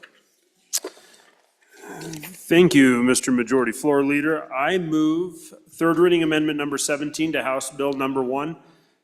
Gentlemen, ladies and gentlemen, this is again just the conversation we had yesterday in regards to our loan program or grant program for noxious weeds and for invasive weeds in these burn scars. We're seeing that not everywhere in the state, but at least in a lot of places in the state, we are seeing cheatgrass being a major concern as regrowth in the burn scar. And this would give grant monies to weed and pests, to the resource districts, as well as to the game and fish, to be able to help with the recovery of those scars. And so I definitely would just ask for an aye vote as we look forward to continuing to restore our land after our burns and making this something that we take care of as the state. Thank you, Speaker Pro Tem Harrelson. Any other for the first time? Representative Conley. Thank you. I'm in favor of this amendment. My people in Johnson County, our ag industry, after these fires and having been on this fire and worked on this fire and saw the devastation and the damage that's been caused up there in my district, this is I want to commend the bringer of the amendment because this is a good way to work it. If we couldn't go the best way with a grant, this will help these folks and it'll work just fine and the dollar amounts are okay and I'm 100% behind this amendment. So I urge an aye vote. Thank you. Any others for the first time? Representative Williams. Thank you, Mr. Chairman. On and for this amendment. It's a good balance. The bringers thought it out well. House District 2 also needs this amendment in the supplemental budget. Encourage an aye vote. Thank you. Chairman Bear. For your first time. Mr. Chairman. So we resisted this the first go-around. We're in second go-around here, and I ask that you resist it once again. So this comes down to, folks, do we give money away, other people's money away, or do we responsibly help our neighbors in a way that is fiscally responsible for the state and for the taxpayer? It's really that simple. The state has never had this type of a fund before where we just gave money away. In fact, it at one point was absolutely forbidden in our Constitution. We changed that Constitution for the sake of economic development. I would say that your JAC has done a tremendous effort, put a tremendous effort into making sure that we do take care of our neighbors. And you guys agreed with that on the second reading. I just ask you to continue to agree with that going through the final vote on this. So resist this amendment. Thank you, Chairman Bear. Representative Davis, for your first time. Thank you, Mr. Majority Floor Leader, I believe, right? Okay. Hey, I think this is a good amendment here. We're not giving money away. We're investing money in the state of Wyoming after all these devastating wildfires. We want this state to be the way it was, and unless we invest and fight back against all the noxious weeds and things that are going to appear here, we'll lose the state. So I think this is a good investment into the state. Thank you. Thank you, Representative Davis. Representative Larson, for your first time. I think we just passed a bill giving $7,000 for every child that wants to have a education savings account. And yet we, that was okay, but yet somehow we can't help our neighbor fight the weeds. I think that we're, come on, that's not say that the state doesn't do this. We do, and we help our neighbors, and we do these other things, this is a good effort to try and solve this problem. Thank you, Representative Larson. Representative Provenza for your first time. Thank you, Mr. Chairman. It sounds like you caught the bug too of the Provenza. Thank you. I want to thank the good representative from County 8 for bringing this amendment. Yesterday I got up and I asked the body to resist the amendment, but I think this is a good practice of compromise. And it might not feel good for everybody. I certainly think that there's some other stuff. I would rather see it all be in grants. But this is a compromise, and that's often what this body has done. And there's a lot of value and weight in that at times.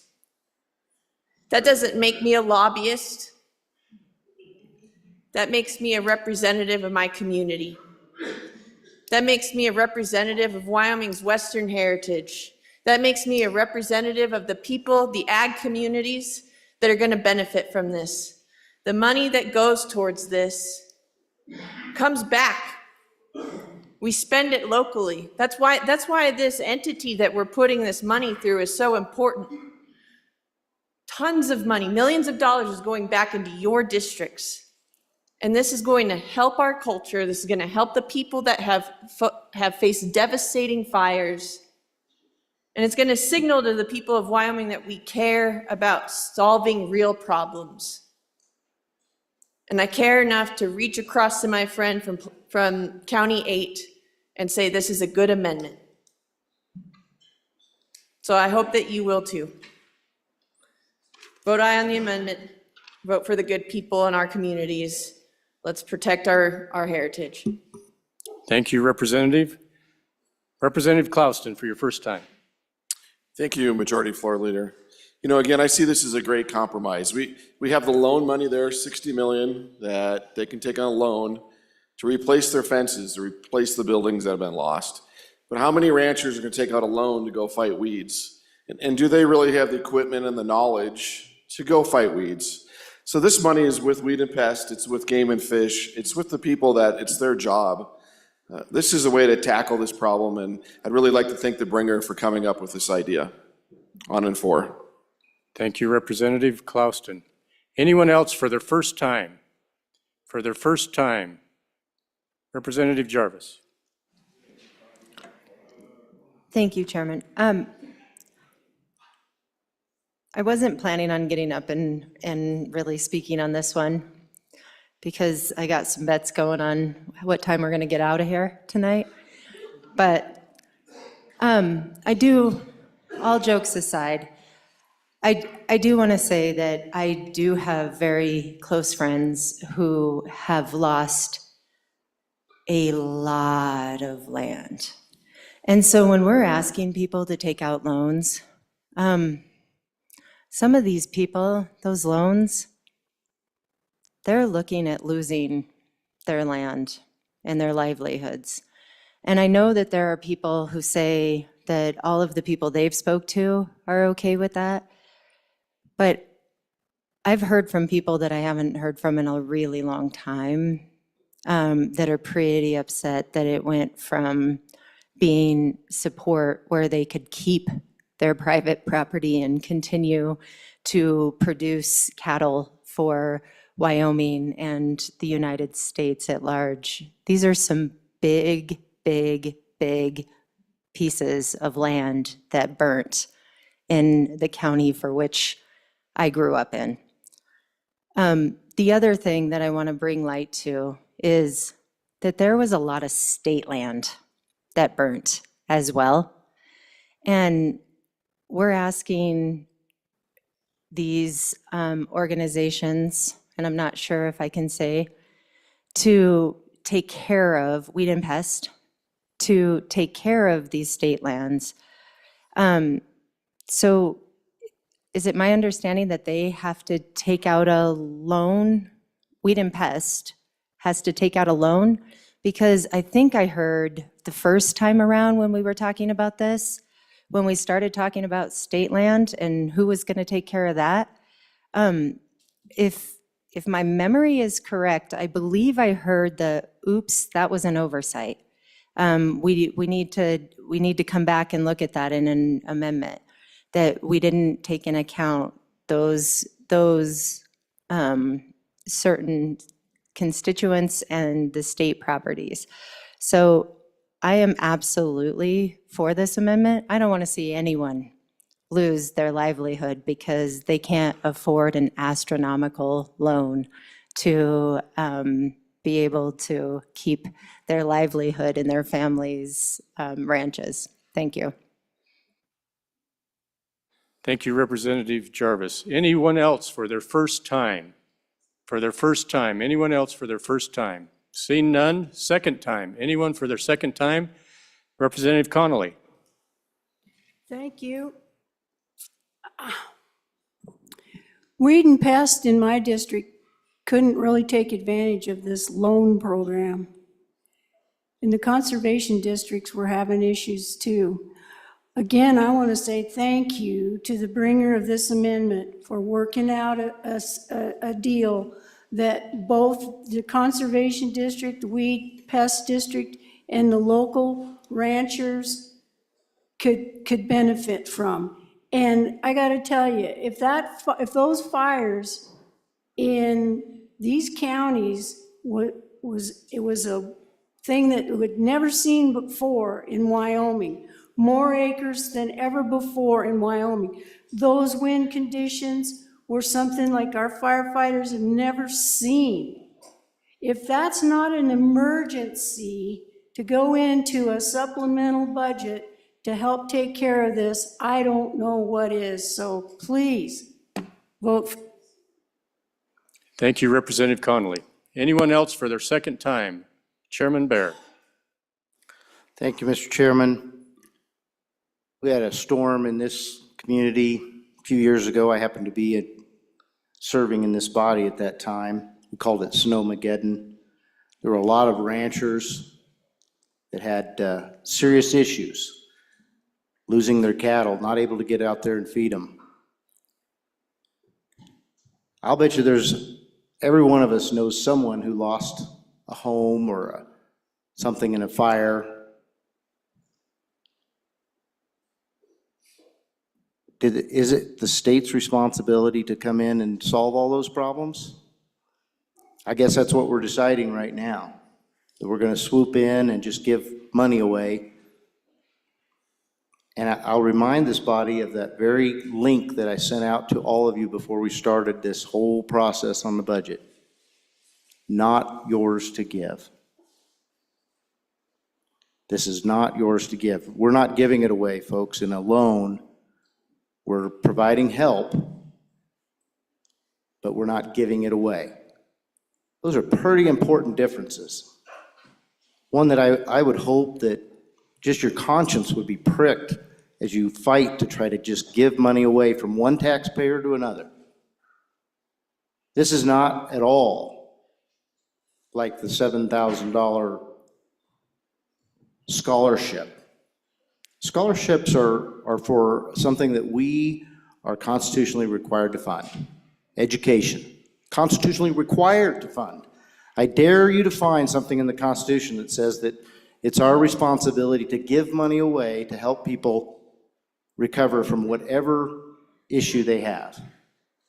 It's not ours to give. Weed and pest, we in this budget are providing $11 million for noxious weeds. $11 million. It's not being ignored, it's being taken care of. On and against the amendment. Thank you, Chairman Bear. Anyone else for their second time? Representative Larson, Lloyd Larson. Thank you. On the comment about taking from one taxpayer and giving to another, so we are taking general fund dollars that are generated, tax revenue generated by the industries of the state to give to property taxpayers.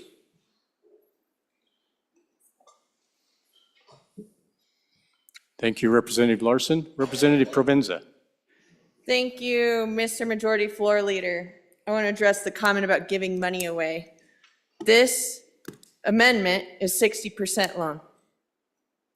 Additionally, this is nothing like writing a $7,000 check and handing it out for any child that goes to private school. There is a robust process in getting these funds. That is why the WWNRTF has been housed with this.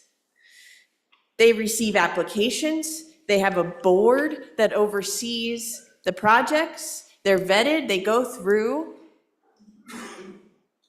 We've trusted this entity, it's in our statutes for years. They do an incredible job. They have buy-in from ag, they have buy-in from the legislature. We fund it every year. We fund large projects, and they do good things in your district. So this is in part economic development, while it is also taking care of Wyoming and Wyoming's heritage. This is not giving out money with no oversight. These projects are overseen by an incredible agency that has done this work for years. Models on this agency have been created across the country. It is held up as the gold standard. Giving money away. That's a lie. Thank you, Representative Provenza. Representative Jarvis, for your second time. Thank you, Mr. Majority Floor Leader. I want to throw this out here as a food for thought. I always thought the definition of a scholarship was need or merit-based. Need, financial need, merit, because you did something way over and above to deserve it. I didn't know that the definition of a scholarship was everybody gets it. Who wants it? Thank you, Representative. Representative Davis, for your second time. Thank you, Mr. Speaker of the floor there. Hey, this amendment is outstanding. The bringer of this gets it. We're stewards of the land.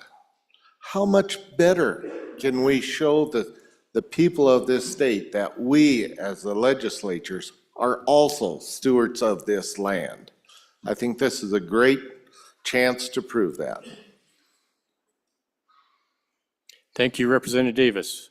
Anyone else for their second time before the bringer? Seeing none, Representative Harrelson, please take us home. Thank you very much, Majority Floor Leader. So a couple things I want to push back on just a little bit. We're not, I mean, if someone lost their home in these fires, that is horrendous, and this money will not help them in any way. That's the long and short of it. This is to restore habitat, to spray weeds, to restore grassland. That's what this is for. This is to, I mean, this could go towards reseed, this could go towards spraying. So this isn't directly taking money and giving it to anyone. This is restoration of land. We have programs in the state currently that does this. It's just they're not funded to the point that would be able to handle the lion's share of the load that this is looking at. And so I'm 100% against just sending people money. I'm 100% against that. Like I said yesterday when I brought it, if we're gonna go in here and try fix everyone's structures, fences, all of those things, that's a path we never wanna go down. But I do believe that there is a point where we need to restore habitat. That's something that we do as the state of Wyoming, and that's something we offer. Now also with that, state land is completely separate from this. State land is covered under different things. This was never an oversight on state land. There's actually an entire conversation we're gonna have in the up and coming weeks about fire mitigation and state lands. But that's not for today and not for now. So on and for the amendment, and look forward to helping these lands out and taking care of this noxious weed issues. Members, we are voting on third reading amendment 17 on House Bill number 1. Chief Clerk, would you please call the roll? Allemande? No. Andrew, excused. Angelos? No. Banks? Bear? Brady? Bratton? Brown Gary? Brown Landon? Byron? Campbell Elisa? Campbell Kevin? Chestick? Clauston? Connolly? Davis? Eklund? Erickson? Feiler? Geringer? Guggenmoss? Haroldson? Harshman? Heiner? No. Heft? Jarvis? Johnson? Kelly? Knapp? Larson Lloyd? Larson JT? Lawley? Lean? Locke? Lucas? McCann? Nicholas? Ottman? Pendergraft? Posey? Provenza? Riggins excused. Rodriguez Williams? Schmid? Sherwood? Singh? Smith? Storer? Strock? Stivar? Tarver? Thayer? Washut? Wasserberger? Webb? Weber? Worf? Williams? Winter? Wiley? Yin? Mr. Speaker, excused. Are there any changes? Are there any changes? Bratton, no to aye. Strock, no to aye. Campbell Kevin, no to aye. Johnson? Change? Further changes? Closing vote. Vote closed. 35 aye, 24 no, 3 excused. Members, you have chosen to adopt third reading amendment number 17 to House Bill 1. We are now on amendment number 18, third reading amendment number 18.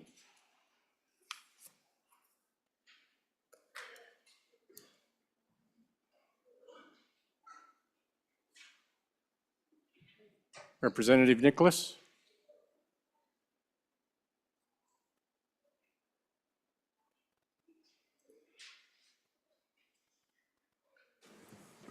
Thank you, Mr. Chairman. I would move third reading amendment number 18 to House Bill 1 and ask for your favorable consideration, ladies and gentlemen. So this was a clever move by our good director of Department of Health. He found some extra federal dollars to replace 5 AWAC positions and turn those 5 AWAC, we were getting 50% match for, to turn those into full-time positions, and we actually make money. We make $100,000 a biennium back because these positions will be 90% federally funded. So what are these positions for? They're unique positions that were created over the past 8 years. Essentially, what we directed the director and this agency to overhaul their technology systems and their computer systems and how they run and operate the Medicaid program and several others.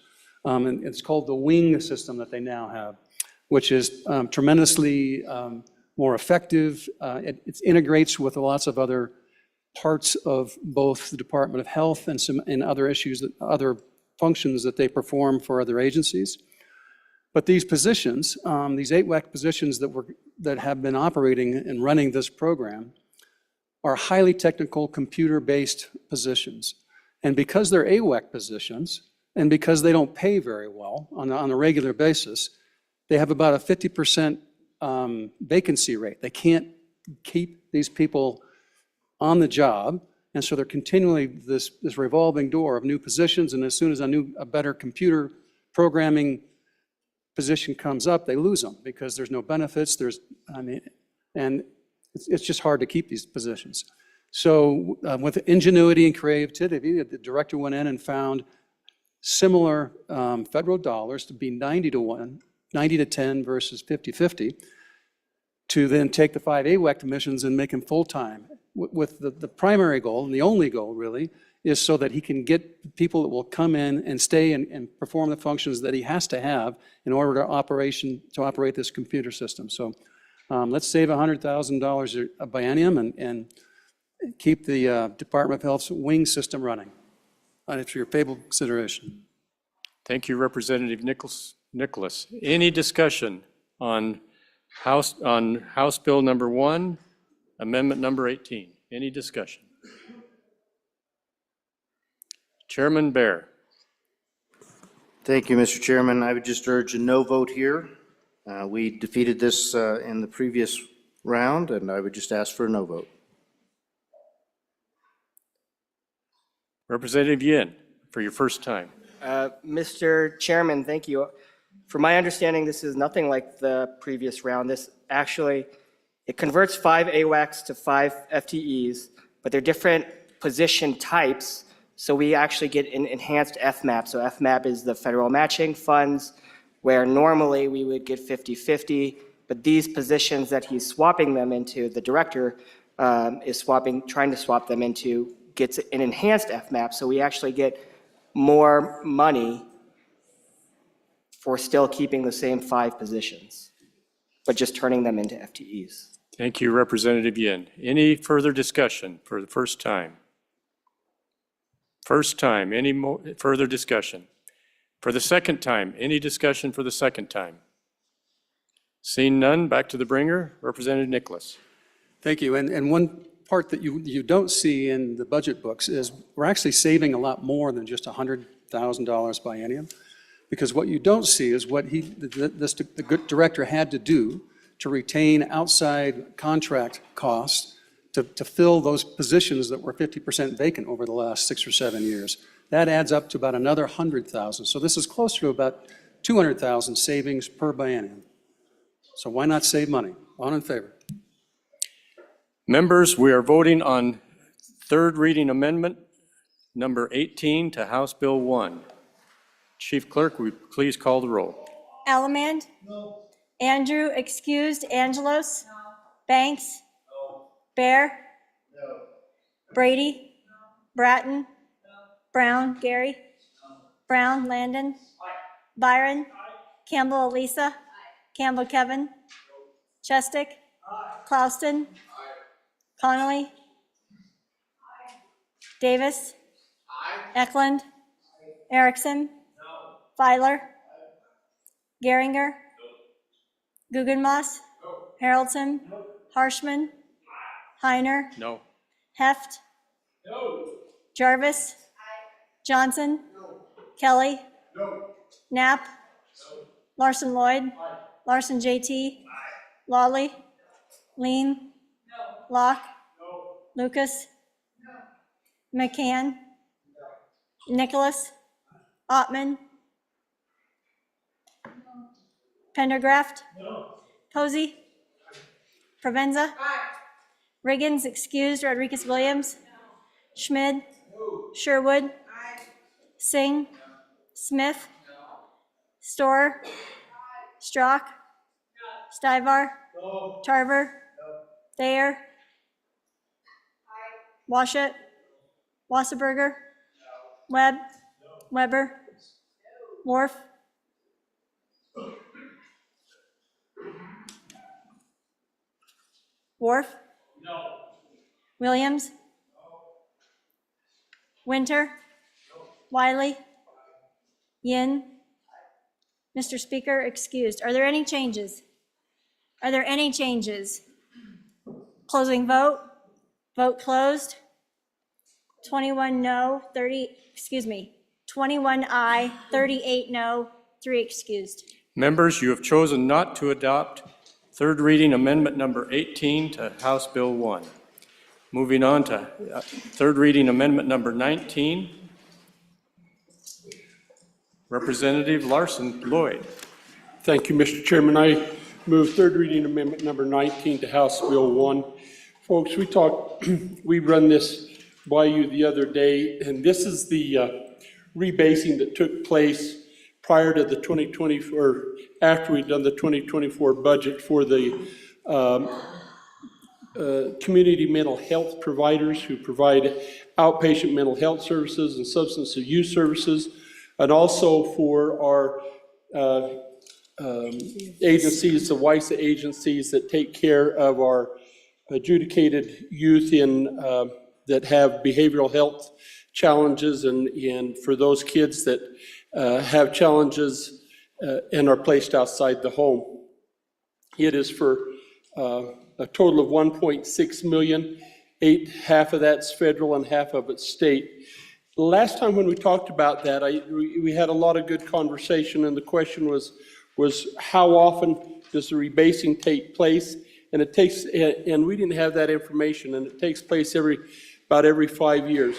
Here's what happened: is in 2016, when we had in the prior governors, when I was just coming on to appropriations, we had to do a 15% cut, and one of the cuts that took place was the rebasing of these services, funding that entity that does rebasing.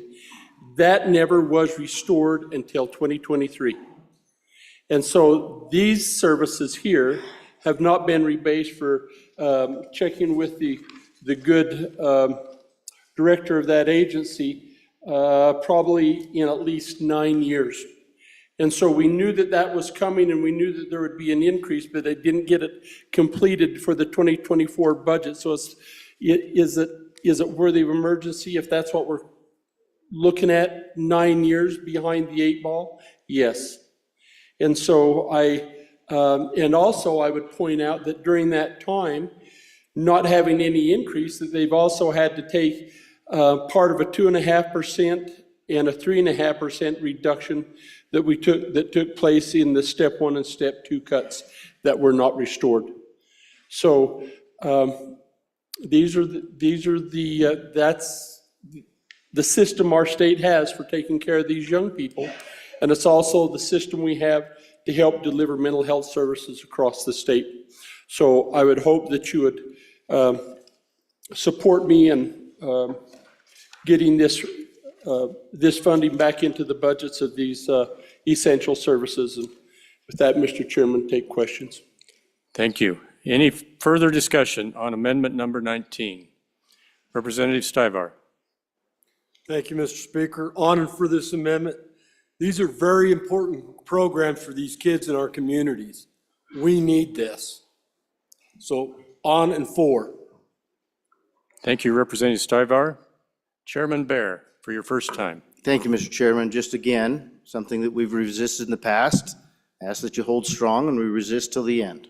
Vote no. Thank you, Chairman Bear. Representative Campbell.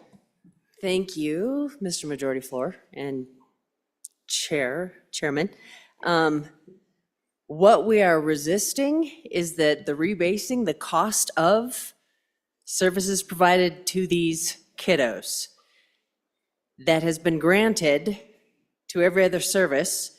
We just happened to miss the window during the budget. So now we are doing right by them in the supplemental budget because it was missed. This is for those organizations.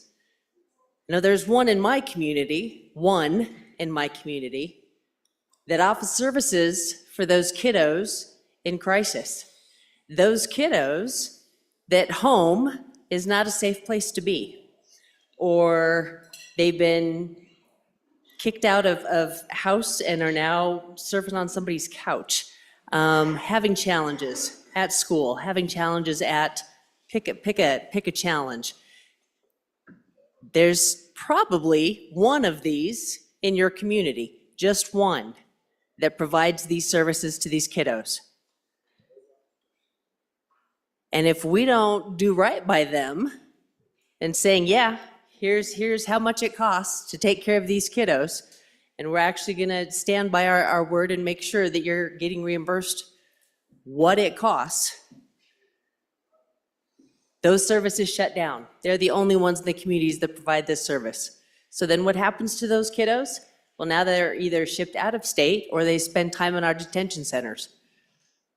It's not a great option for our kids. All this amendment does is say, yep, we recognize We missed it during the budget season. We're going to make sure we do right in the supplemental and actually reimburse you what it costs for the service you provide to our communities. This is huge for these kiddos and your communities. Strongly encourage an aye vote on this one. Anyone else for their first time? For their first time? Chairman Knapp. Thank you. During these supplemental budget sessions, you often hear a no vote from me. This particular one is just what the last speaker said. And I appreciate the finding out how often these recalibrations are done. They're done by a third party. And basically what it's finding is what it actually costs to house the kid. And this is mandated by the state. So often these kids, a good majority of them are coming from our judicial system. They're coming from courts that the state of Wyoming is saying, this is where this child is going. And then we don't pay for it. So who does pay for it? In the makeup of that gap are typically nonprofit foundations. So our communities are putting up money to help pay for something that the state mandated, the state adjudicated. And so this is the one opportunity on this true-up, basically every 5 years, to get that back. So in the supplemental budget, which is for emergencies or for something in the previous budget that we either cut too much or we need to make up for, I'm in favor of this amendment. Thank you. Representative Wharf, for your first time. Thank you, Mr. Chairman. I too rise in support of this. I know times are tight. They're tight for everybody.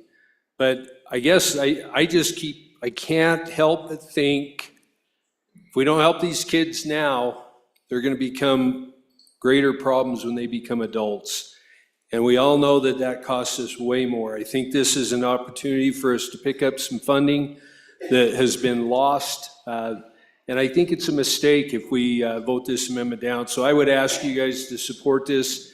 I know we've all been asked to tighten our belts, but I think this is an opportunity that would be a mistake to pass up. So I urge an aye vote. Thank you. Anyone else for their first time? For their first time? Anyone else for their first time? Seeing none? Oh, I see one running, trotting maybe. Representative Washut. Thank you, Mr. Chairman.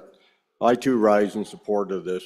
When we rely on our nonprofits and philanthropy to try and fill a little bit of that gap, they don't fill all of it, but they fill a little bit of that gap when we don't rebase on schedule.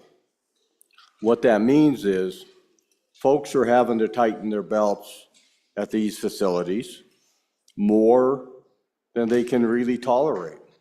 Imagine if you had a business and you couldn't make adjustments for 9 years. You wouldn't be able to sustain it. And you end up losing good employees who can get better remuneration someplace else. People who would be happy to stay working in these institutions with our kiddos leave because they're not being compensated at a fair level. They're not asking for crazy money, but they want to be treated fairly. And with all the inflation that we've seen in the last few years, can you imagine hanging in there for 9 years? This is an opportunity, as the previous speaker said. Thank you, Representative. Representative Ottman, for your first time. Thank you, Mr. Majority Floor Leader. I would just say the organization that is in my community, I met them 5 years ago. I very rarely see them other than they'll say hello or invite me to come and visit, which I do. And what I will say is that from what I have seen and been able to see in our community and then their outreach throughout the state, they use their dollars very wisely. They don't come asking every session. They don't come asking every time that there's an opportunity. They came this time because that rebasing was not done, and they need it very badly. So while I don't always vote for all these things, I will vote for this because I know it's money well spent, and I'm proud to do it. Thank you. Thank you, Representative. Anyone else for their first time? For their first time? Second time? Anyone for their second time? Seeing none, back to the bringer. Representative Lloyd Larson. Thank you, Mr. Chairman. You know, Mr. Chairman, I heard that the good chairman of Judiciary was a sprinter in his younger days. I think he still has it. Did you see that burst of speed? He comes off the line quickly. It was something. Mr. Chairman, thank you. Folks, thank you for the good conversation, and thank you for taking the time to look and reconsider and reevaluate this. I hope that this information is helpful, and I agree. This is the system that the state has. They do incredible work. Thank heavens we have them, and please vote yes. Members, we are voting on third reading amendment number 19 to House Bill 1. Chief Clerk, will you please call the roll? Allemand? No. Andrew, excused. Angelos? Banks? No. Bear? No. Brady? No. Bratton? No. Brown Gary? Aye. Brown Landon? Aye. Byron? Aye. Campbell Elisa? Aye. Campbell Kevin? Aye. Chestick? Aye. Clauston? Aye. Connolly? Aye. Davis? Aye. Eklund? Aye. Erickson? Aye. Feiler? Aye. Geringer? No. Guggenmoss? No. Haroldson? No. Harshman? Aye. Heiner? No. Heft? Jarvis? Johnson? Kelly? No. Knapp? Larson Lloyd? Larson JT? Lawley? Lean? Locke? Lucas? McCann? Nicholas? Ottman? Pendergraft? No. Posey? Provenza? Riggins, excused. Rodriguez Williams? Schmid? No. Sherwood? Singh? Smith? No. Storr? Strock? No. Stivar? Aye. Tarver? Aye. Thayer? Aye. Washut? Aye. Wasserberger? No. Webb? No. Weber? No. Worf? Aye. Williams? Aye. Winter? Aye. Wiley? Aye. Repeat? Aye. Yin? Aye. Mr. Speaker, excused. Are there any changes? Geringer, no to aye. Further changes? Closing vote. Vote closed. 35 aye, 24 no, 3 excused. Members, you have chosen to adopt third reading amendment number 19 to House Bill 1. We move on now to amendment number 20 on third reading amendment number 20. Representative Weber. Thank you, Mr. Speaker. I would like to move third reading amendment number 20 to House Bill number 1 and ask for your favorable vote. This is a bill or an amendment I had already brought a couple of days ago. Again, this amendment does not change 1 penny going into this department. It does not remove the full funded requested amount of $504,996. It only asks the department to be conscious and accountable and transparent, and just come back and ask for it again in the budget session. It's not unreasonable. These are things we do every day when we budget. Please vote yes. I stand for any questions.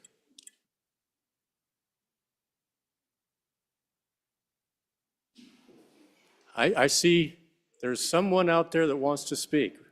Representative Sherwood. Thank you, Mr. Chairman. As an appropriator, I think asking our agencies to be transparent with the funds we provide them is very important. That helps us understand which programs are working and which ones are not, and then how we can make adjustments. But I don't know that the motivation, excuse me, that's not correct. I don't know that this footnote really gets to what we may be concerned about. So if there is something specific about this program that we need more information on in terms of adult safety net services, I think that it sounds like there's a broader conversation that needs to happen. And I'm not sure that putting the footnote in here is the appropriate way to have that broader conversation. Thank you. Thank you, Representative Sherwood. Representative Williams, please, for your first time. Thank you, Mr. Chairman. I rise against this amendment. These are vulnerable adults we're discussing here, and we've heard earlier today about our duty and responsibility to protect the most vulnerable amongst us. And I urge a no vote. Thank you, Representative. Representative Pendergraft, for your first time. Thank you, Mr. Chairman. Folks, this isn't about the money. This isn't about denying services.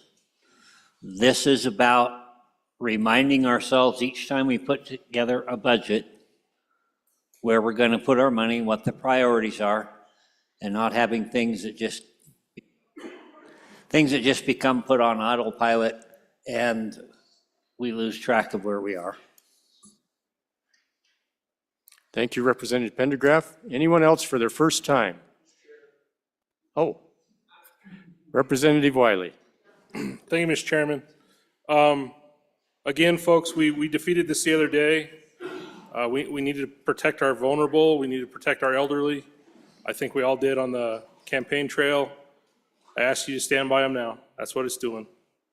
On and against. Thank you, Representative Wiley. Representative Campbell, for your first time. Thank you, Mr. Speaker, Majority Floor. The challenge I have, or the question I have with this, is there are a number of services that we provide that are just understood. This is a service we provide to our community, and all of the agencies, all of the budgets, all of the agencies, we have information on those at our fingertips. So why are we targeting this one agency and this one set of services? As it lies within the services provided to families department, and specifically for those vulnerable adults, some of those services, those safety nets we can provide. We have seen an exponential growth in this demographic in Wyoming. There's a much greater demand on these services. And so now that we have this older population that is in need of more of these services, instead of giving them more money to answer that need, we're going to have them come back every year and justify when we're not asking any other agency or any other program to do that. Doesn't make a lot of sense to me. We are here to defend and protect those that need us the most, and that would be these adults in our communities that need these services. So on and against the amendment. Thank you, Representative. Anyone else for their first time? First time. Second time. Anyone for their second time? Seeing none, back to the bringer. Representative Weber. Thank you. Again, we know how important this division is in this agency. My concern is they might need to ask for more. And I wouldn't want this stuck in there so that they couldn't. I encourage an aye vote. Thank you. Members, this will not require a roll call vote. It'll be a voice vote only. We're voting on third reading amendment number 20 to House Bill 1. All those in favor signify by saying aye. Aye. All those opposed? No. Members, you have chosen not to adopt. Division being called. All those in favor, please stand.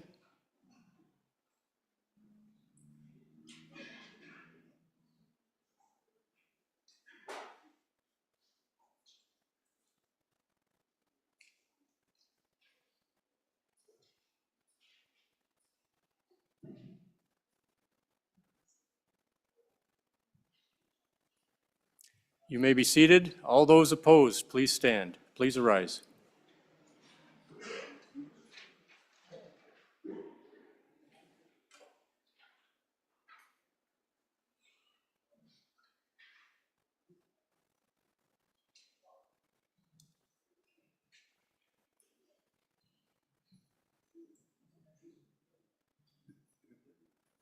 Close. Yeah. Members, you have chosen not to adopt amendment number 20, third reading amendment number 20 to House Bill 1.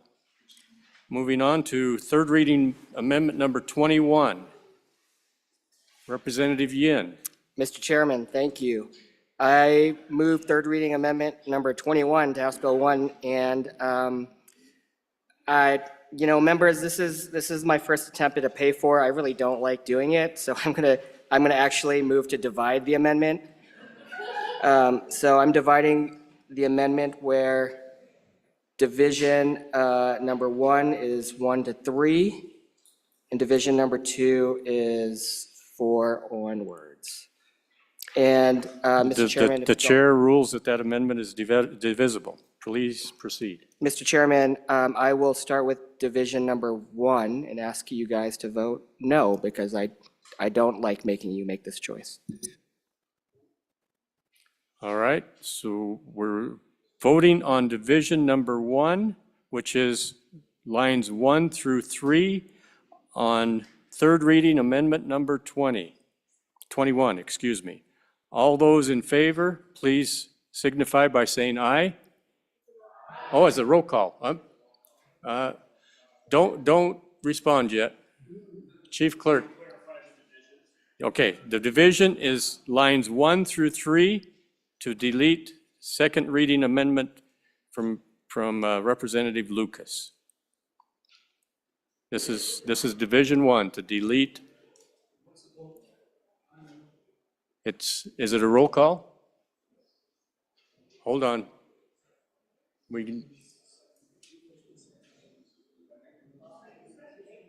It will be a roll call vote.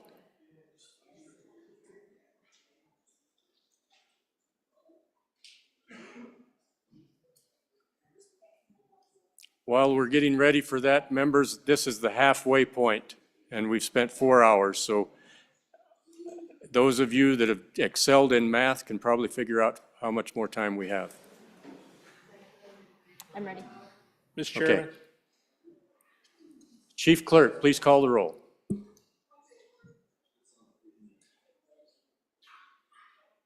You have a point of order? Point of order. Could I please get an explanation, Mr. Chairman, of what lines 1 through 3, could we go back and say what exactly we're doing with that? Chairman Bear, would you care to provide that explanation for us? Thank you, Mr. Chairman. So, Hold on. It should be, okay. Representative Yin, would you provide that? Yeah, Mr. Chairman, so the point of information is that Division 1, it would delete the Lucas second reading amendment. So the Lucas second reading amendment was adding 2 positions in the Secretary of State's office. I had this amendment to remove those 2 positions and then put that money back in the MRG. I decided I didn't want to do that, so what I'm asking you to do is to vote no on division number 1. If you vote no on this, it would keep those 2 positions in the Secretary of State's office. All right. Thank you. Chief Clerk, roll call vote.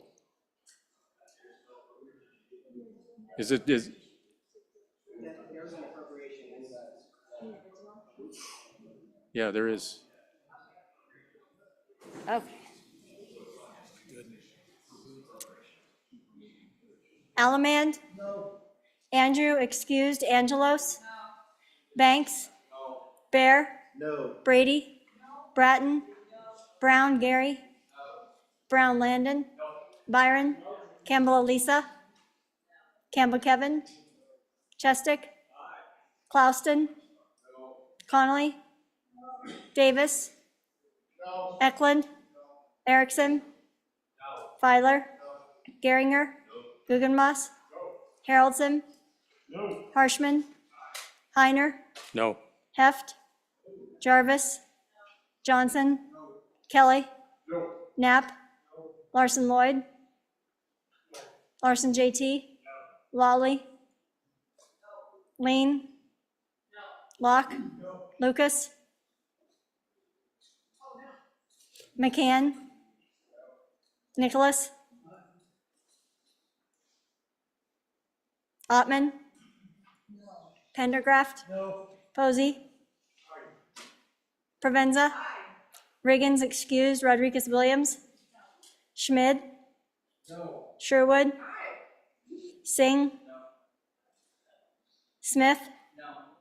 Storer? Strock? Stivar? Tarver? Thayer? Washut? Wasserberger? Webb? Weber? Wharf? Williams? Winter? Wiley? Yin? Mr. Speaker, excused. Are there any changes? Are there any changes? Closing vote. Vote closed.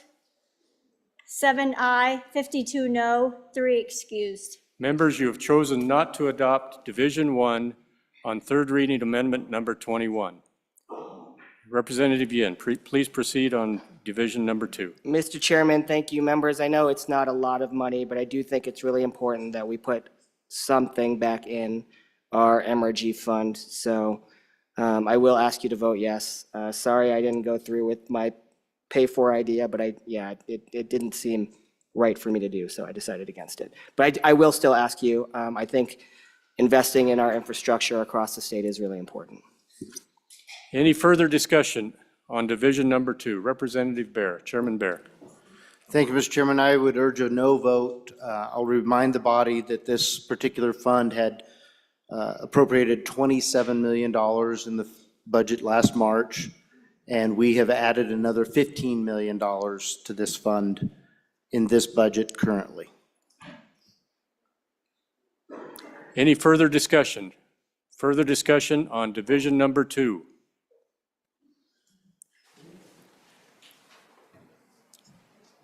Representative Yin?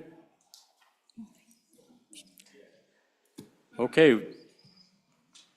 Chief Clerk, would you call the roll on Division number 2, which is from lines 4 through 8 on third reading amendment number 21? Allemand? No. Andrew, excused. Angelos? No. Banks? No. Bear? No. Brady? No. Bratton? No. Brown Gary? No. Brown Landon? Aye. Byron? Aye. Campbell Elisa? Aye. Campbell Kevin? No. Chestick? Aye. Clauston? No. Connolly? No. Davis? No. Eklund? No. Erickson? No. Feiler? No. Geringer? No. Guggenmoss? No. Haroldson? No. Harshman? No. Heiner? No. Heft? No. Jarvis? No. Johnson? No. Kelly? No. Knapp? No. Larson Lloyd? No. Larson JT? No. Lawley? No. Lean? No. Locke? No. Lucas? No. McCann? No. Nicholas? Ottman? No. Pendergraft? No. Posey? No. Provenza? Aye. Riggins excused. Rodriguez Williams? No. Schmid? No. Sherwood? Aye. Singh? No. Smith? No. Storer? Strock? No. Stivar? No. Tarver? No. Thayer? Repeat? No. Washut? No. Wasserberger? No. Webb? Aye. Weber? No. Wharf? No. Williams? Aye. Winter? No. Wiley? No. Yin? No. Mr. Speaker, excused. Are there any changes? Are there any changes? Weber? Are there any changes? Closing vote. Vote closed. 10 aye, 49 no, 3 excused. Members, you have chosen not to adopt Division number 2 in third reading amendment number 21. We're moving on to third reading amendment number 22. Representative Williams. Thank you, Mr. Chairman. I move third reading amendment number 22 to House Bill 1. This amendment seeks to restore $5 million plus of mineral royalty grant funding to the supplemental budget. Mineral royalty grant program is an important funding resource for our counties, cities, towns, special districts. This program assists in the funding of water, sewer, street, infrastructure, repair, replacements, helps with matching funds for purchases of emergency first response vehicles, helps in planning critical needs like flood protection in communities, and matching funds for other loan programs offered through the state. I trust in the last 48 hours, some of you have heard from your communities, your municipalities, and were reminded of the projects in your district that depend on these funds. MRG funds are a direct investment in your community and mine. I'd encourage an aye vote. Thank you, Representative Williams. Further discussion? I want to call you Pam, but it's Representative Thayer. Thank you, Mr. Speaker. I am on and for this amendment. I just want to remember, this is a leverage. This keeps our people in our communities. It brings industry. It is an economic development tool. On and for this amendment. Thank you, Representative Thayer. Any other discussion for the first time? It's a race. Chairman Bear. Thank you, Mr. Chairman. First for a second. Thank you. Any others for the first time? Representative Sherwood, I see you. Thank you, Mr. Chair. In reading through the agency's requests, there's both tables with numbers, and then there's a narrative. And if you read the narrative, it provides you all of the answers you need to make the right decision. The one sentence that stood out to me the most in this narrative was, there are more requests every year than funding is available for, which means to me that we have been chronically underfunding this program for years. Please vote aye. Thank you, Representative Sherwood. Any others for their first time? For their first time, going on to the second time, Representative Bear. So this is the same account in the last amendment. And again, we appropriated $27 million in March of 2024, less than 12 months ago. We've appropriated an additional $15 million. In this budget, this body has approved that thus far. This is taking it up another $5 million. This is not going to change things a great deal, but it is going to change our bottom line. Your JAC took all things into account and tried to balance the needs versus the fiscal responsibility that we owe to our constituents. Vote no. Anyone else for their second time? For their second time, Representative Williams, bring us home. Thank you, Mr. Chairman, and thank you for all that we've heard on this topic. MRG funds are small town tool that we use to respond to urgent needs. Please vote aye. Members, we are voting on third reading amendment number 22 for House Bill 1. Chief Clerk, would you please call the roll? Elliman? No. Andrew, excused. Angelos? No. Banks? No. Bear? No. Brady? No. Bratton? No. Brown, Gary? No. Brown, Landon? Aye. Byron? Aye. Campbell, Elisa? Aye. Campbell, Kevin? No. Chestick? Aye. Clauston? Aye. Connolly? No. Davis? Aye. Eklund? Aye.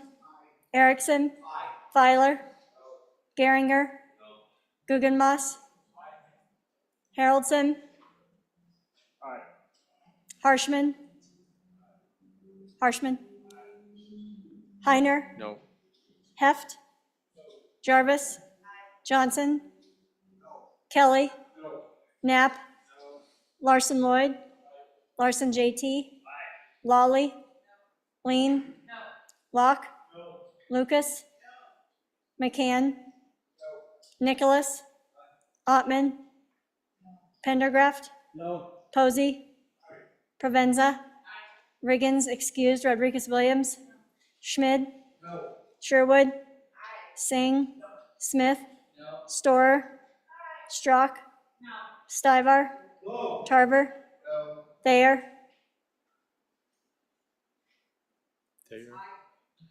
Washut. Repeat.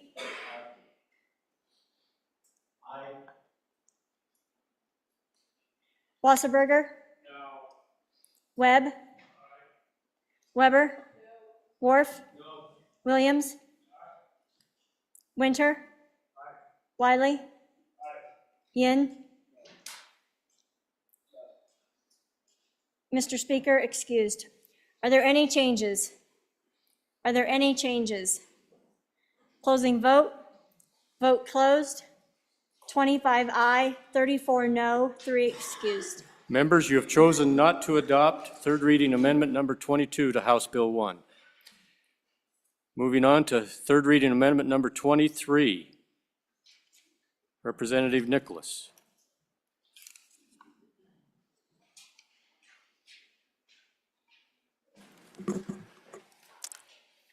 Mr. Chairman, I would move amendment number 23 to House Bill 1, third reading number 23, and ask for your favorable consideration. So ladies and gentlemen, what this is to fix a problem or a mistake that we did over the past several years with regards to the pay scales for the Department of Tourism. So just to provide a little background, the Department of Tourism is kind of a quasi governmental agency in the sense that because they're off the general budget and they're managed by their board. If you look in the, and actually, and even if you look at the menu, you can see that all it is a dollar sign.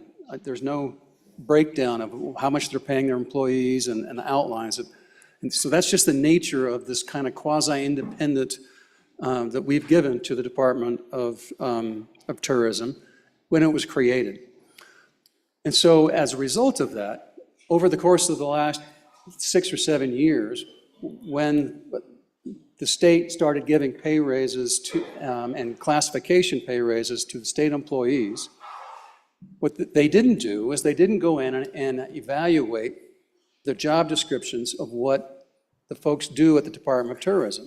And frankly, the Office of Tourism didn't ask for it because they're kind of their own quasi-independent agency, and so they just went on as business as usual and didn't and paid their employees what they wanted to pay them. And so then what happened was, after we went through 2 or 3 kind of a step 1, step through pay raises in the last 3 years, the Department of Tourism contacted A&I. That's the folks who basically take every position, every job description in the state of Wyoming. You look at what work they do, what responsibilities they have, how many employees they supervise, and what their job skills are and their training. And then they make an assessment. And that's how every agency, basically, that's how you just determine what their pay scale is. And in that pay scale, what we did in the last 3 or 4 years is called MMP, which is the medium of that pay scale. And we tried to bring everybody up to medium for state employees across the state of, and that's just 50% for all employees in the state of Wyoming. And so we gave state employees on average about 9.5%, 10%, 8 or 9% pay raise 2 or 3 years ago, and then we did it again after the price inflations of COVID and brought them up, and we just did one more small one. But essentially, that's taken the pay scales of how A&I classifies employees and assigns then what that, bring them up to MMP or higher. So what happened then, just coincidentally, the Department of Tourism went to A&I and said, why don't you evaluate our employees and tell us how we fit in the pay scale? Because we want to make sure we're paying our employees properly, which they did, and they conducted last summer. And lo and behold, what we found out was they were even though they had got a pay raise, they were still well below MMP. And so in order to make them have the same pay raise, or the same equivalency of MMP, or 50% of the scale of those types and schedules of jobs, they came to us and said, this is how much it costs. Could you at least bring us up so we're like other state employees, around MMP, 50% of the pay scale? And that's what this amendment does. So it takes all of their scheduled employees and moves them up to the MMP, which is 50% of that pay scale for all other state employees. And the good news about it is, it doesn't cost us anything, because, as you know, as you've heard over and over again, the Department of Tourism is off budget. Its entire budget is from the lodging tax, so this doesn't cost us a dime. But what it does do is bring them up so that they're on par with all other state employees. So in the sense, it's not a pay raise, it's what we forgot to do or didn't do over the past 5 years, and bringing all of those employees up to where they should be. So it's a corrective action. In that sense, it's not a pay raise, it's a corrective action. And it doesn't cost us a dime with the money that they have, and it's the right thing to do, so we treat everyone equally across the state. And it's a fairness issue. So on and in favor. Thank you, Representative Nicholas. Representative Pengraff for your first talk. Thank you, Mr. Chairman. What this particular amendment would do would be to restore the governor's rec. Now, understand that the House Appropriations Committee has been listening to arguments and debating amongst ourselves for weeks and months now. Nothing you've heard today we haven't already discussed. And after that deliberation, we came up with what we thought was the wisest, the best budget proposal that we could do, and we laid that out for you, knowing that people were going to come and make arguments. I'm a grandfather of 10 kids, and I've heard around the house sometimes, Mom, can I have a cookie? No. Mom, can I have a cookie? No. Mom, can I have a cookie? No. Mom, can I have a cookie? No. Mom, can I? Mom? No. We haven't said a whole lot over the last hour or so because we've already said our piece. And we'll reiterate it. We'll keep standing up and saying, no, we don't want you to have another cookie. We don't believe that's good for you. You'll have to make your choice. For my part, no. Thank you, Representative Pendergraft. Representative Williams, for your first time. Thank you, Mr. Chairman, and I don't really want a cookie. And I hope I have this right. To the bringer of this amendment, I believe there's no general funds in this amendment. And it seems to me that it's just an equity adjustment for staff and staff only, and please correct me if I'm mistaken. Thank you, Representative Williams. Representative Larson Lloyd. Thank you, Mr. Chairman, and that assumption is correct. This comes out of the funds that's generated through the lodging tax that goes into that fund. This does not include the director. This is staff. These are staff. I just really hope that that agency's staff wasn't listening and somehow thinking that they're coming to grandma begging for a cookie, when really all they're wanting is the equity on pay for the time they're putting in. I think the logic in denying it is, well, I won't go there. They've made the adjustment, they validated per our system that the adjustment is warranted. Why would we deny these people the compensation that they're warranted? I think we should support this amendment. Thank you, Representative. Representative Thayer. Thank you, Mr. Chairman. Data-driven facts. Number 2 revenue source in the state. Number 2, they are the largest employer in our state. I think those cookies could come from hospitality, just saying. And then the other thing is I'm going to reiterate, is it's paid for from our lodging tax, people not from our communities. We call that heads and beds, on and for this amendment. Thank you, Representative. Representative Storr. Thank you, Mr. Chairman. Coincidentally, last night, I met one of these employees. She's a lovely young woman, not even that young. She told me about her career after graduating from the University of Wyoming, the work she'd done in Laramie, and the work she'd done coming over here to Cheyenne. She's clearly quite accomplished and absolutely dedicated to the state of Wyoming. What was also obvious was she was about 8 months pregnant. And so I asked her about that, and then I learned that this was her and her husband's 5th effort at trying to have a baby.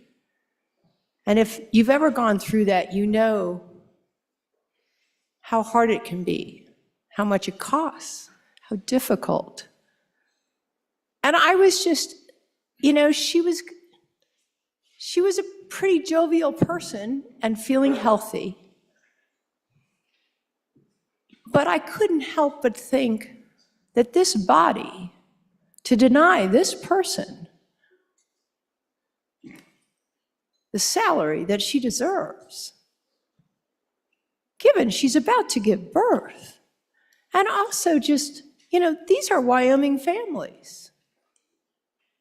These are the people that we want to keep in this state. Let's please just move forward and get this done. Thank you.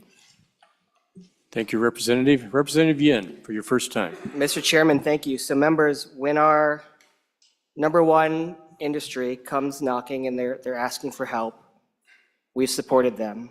I voted for it. I voted for that $10 million a year give back for them. I think it's important that we support them.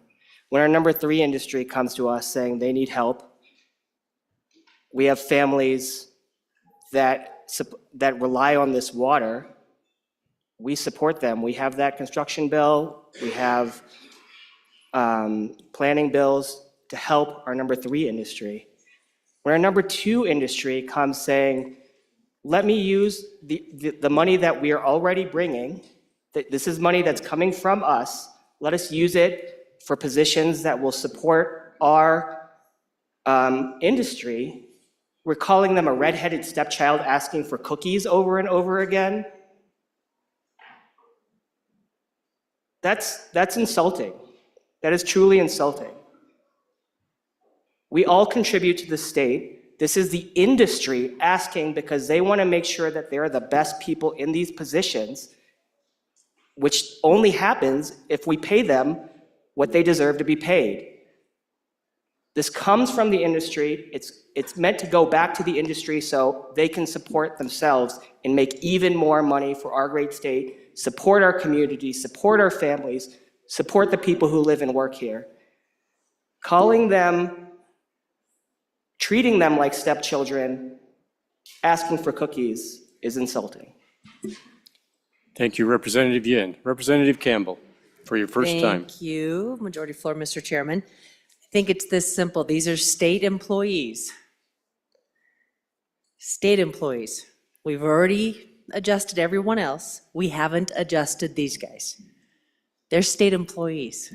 They're people that work for the state that we owe an adjustment to. As a business owner, man, if I don't pay my employees, well, we know that is not a good thing.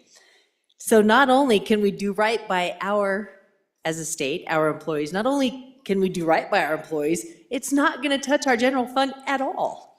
It's coming out of a reserve account designated to and for them, coming right out of the Wyoming Tourism reserve account. that out-of-state tourists pay the bulk of. So we're not even using our money to pay our employees and do right. We are, but it's their money. So do right by our employees, and let's pay them the adjustment they're due. Anyone else for their first time? Representative Willie. Thank you, Mr. Wiley. Chairman. Well, this redhead doesn't want a cookie, and I may have ate a few too many growing up. It's evident, but you know, I was taught something while I was growing up, and it's to be paid for a fair day's work for a fair day's wage. So we should pay our folks. Anyone else? Chairman Knapp, for your first time. You know, I just had a thought and a comment on this. And please, body, keep in mind that none of us want to disrespect anybody. And a phrase that may be used or an account that may be used, let's not dwell on that. But this is a agency in the state that has been taken off of general fund. And I for one, believe that any industry that the state has is paying in to the general fund. So in other words, it may be the second leading industry, but why aren't those dollars coming in to help pay for education? So when people talk about getting off the general fund, I pause because, not to get away from the cookies, but sometimes they have their cake and eat it too. And so do I believe in our system of having a centralized mechanism to point employees and to have it equal? I do. I believe it on the top end when we say, well, let's have our bankers be off on their own and decide their own fees. Let's have our investment group be on their own and have their own fees and not be dictated by this central system. I believe in process and standardization. So just for the sake of discussion in the future, if we're using that process on one end, we probably better use the process on revenue on the other end. Thank you. Thank you, Chairman Knapp. Apparently, some of us are getting hungry, cookies and cake. We will have dinner here shortly. Representative Harshman. Thank you, Mr. Majority Floor Leader. Members, again, lodging tax took $30 million.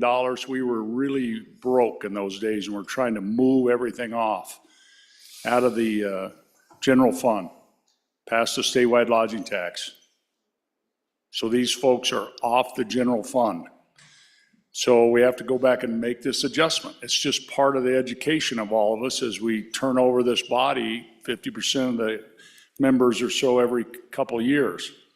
But I would say not only the lodging tax is just a little bit that funds us. This industry is number 2 in sales tax. First is us people on retail sales. We pay the most sales tax, 35% of the sales tax, retail sales. The next biggest one, 15%. Hospitality and tourism. That's the number 2 producer of sales tax. After that is minerals.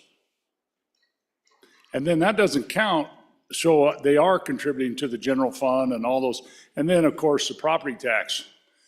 These hotels and restaurants and places pay property tax, which goes to your local government and the school children.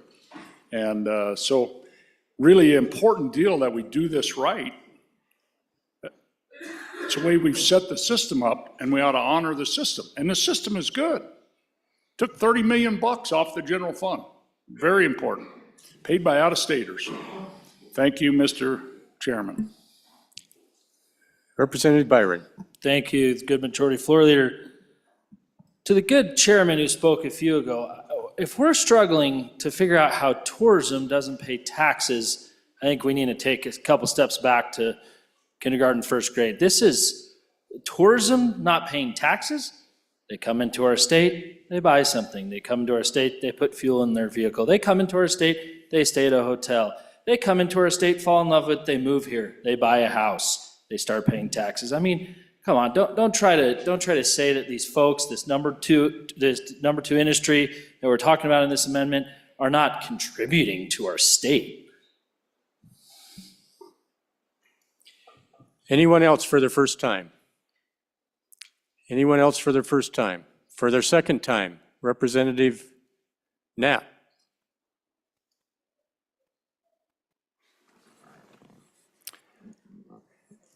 Please don't put words in my mouth. Let's stick to civility here.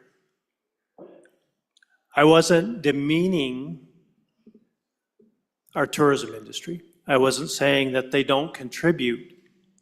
What I was saying is, if somebody does come in to a town, absolutely, they go buy groceries, we don't charge a sales tax on food.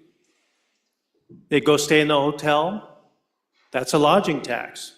That's not a tax that goes to the state.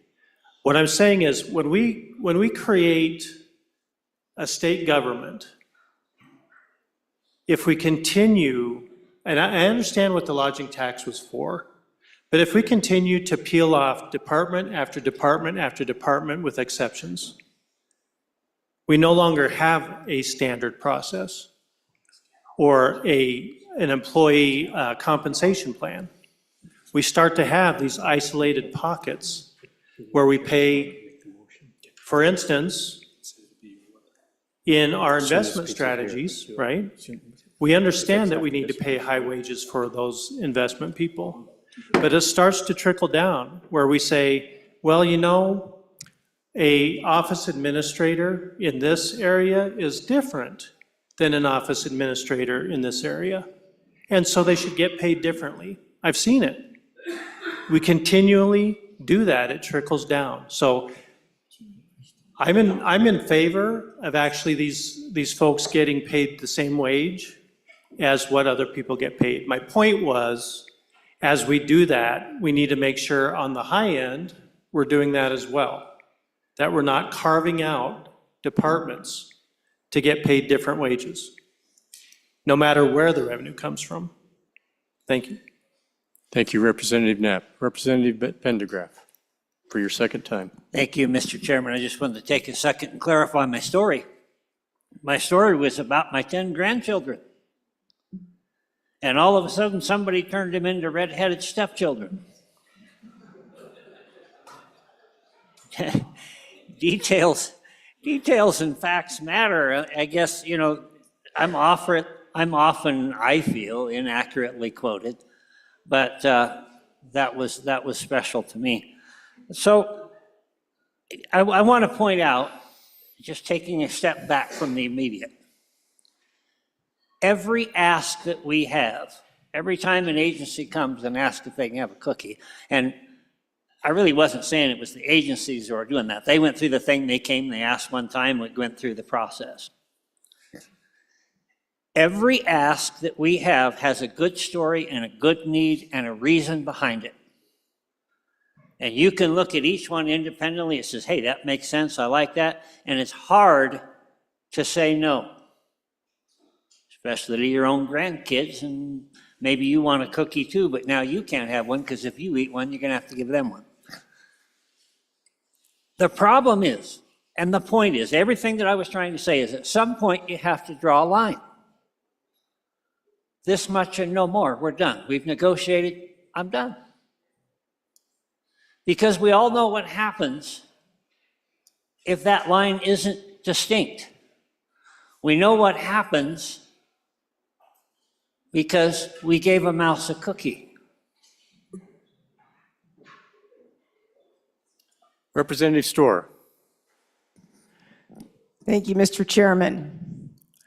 I'm going to leave the cookies out of this.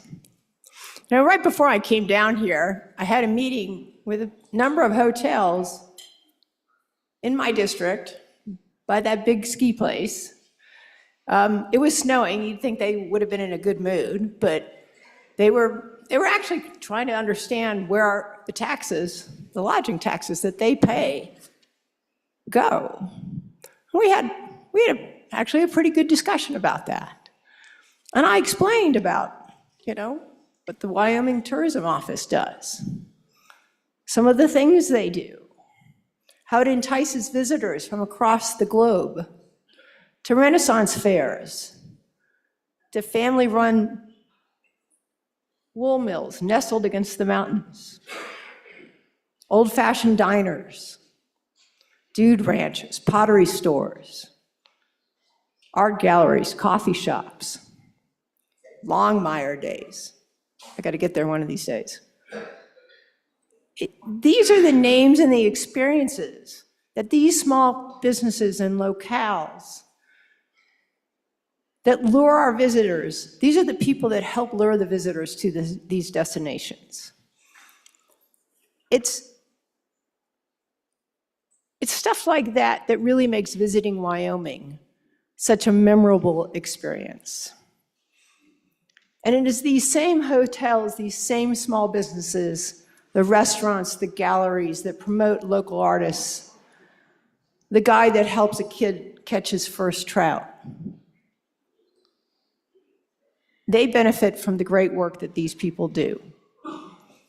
And then it's those businesses that tourism supports that makes our communities special.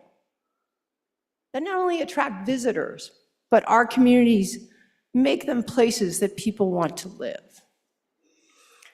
And in turn, it's those taxes that those businesses pay that support your community directly. They provide the ordinary and the extraordinary, law enforcement and libraries, roads and hospitals, sewers and schools. And that is what makes our communities thrive. That is why these people are important to the state. And we should be grateful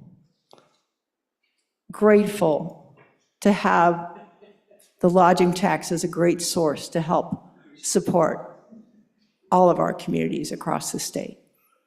Please let them know you care. Anyone else for their second time?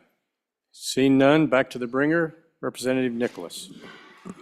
Thank you, ladies and gentlemen. So I think we got a little off course in some ways in this debate.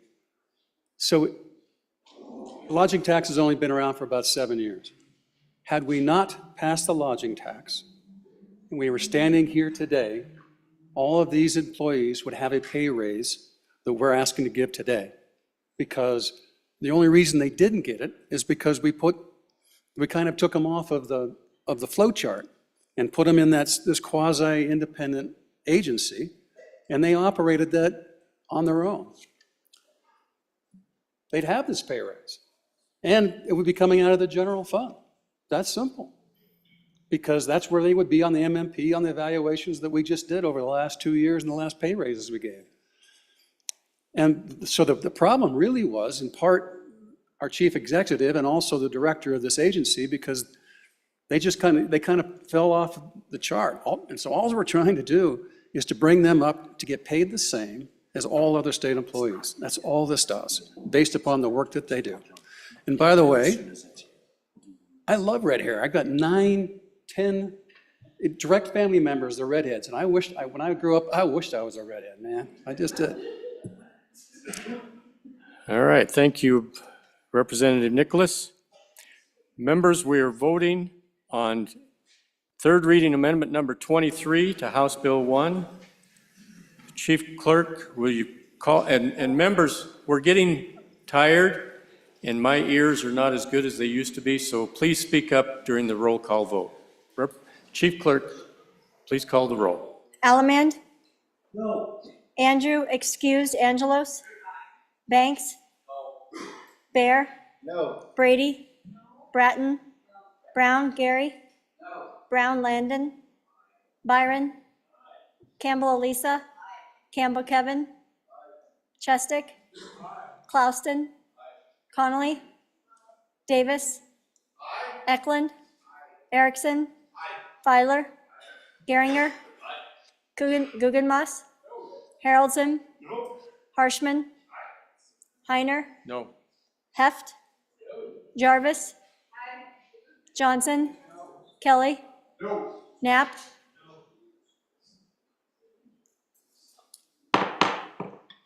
Larson Lloyd. Larson JT. Lawley. Lean. Locke. Lucas. McCann. Nicholas. Ottman. Pendergraft. Posey. Provenza. Riggins excused. Rodriguez Williams. Rodriguez Williams. Schmid. Sherwood. Singh. Smith. Storer. Strock. Stivar. Tarver. Thayer. Washut. Wasserberger. Webb. Weber. Worf. Williams. Winter. Wiley. Yin. Mr. Speaker, excused. Are there any changes? Are there any changes? Campbell, Kevin, aye to no. Further changes? Closing vote. Vote closed. 27 aye, 32 no, 3 excused. Members, by your vote, you have chosen not to adopt third reading amendment number 23 to House Bill 1.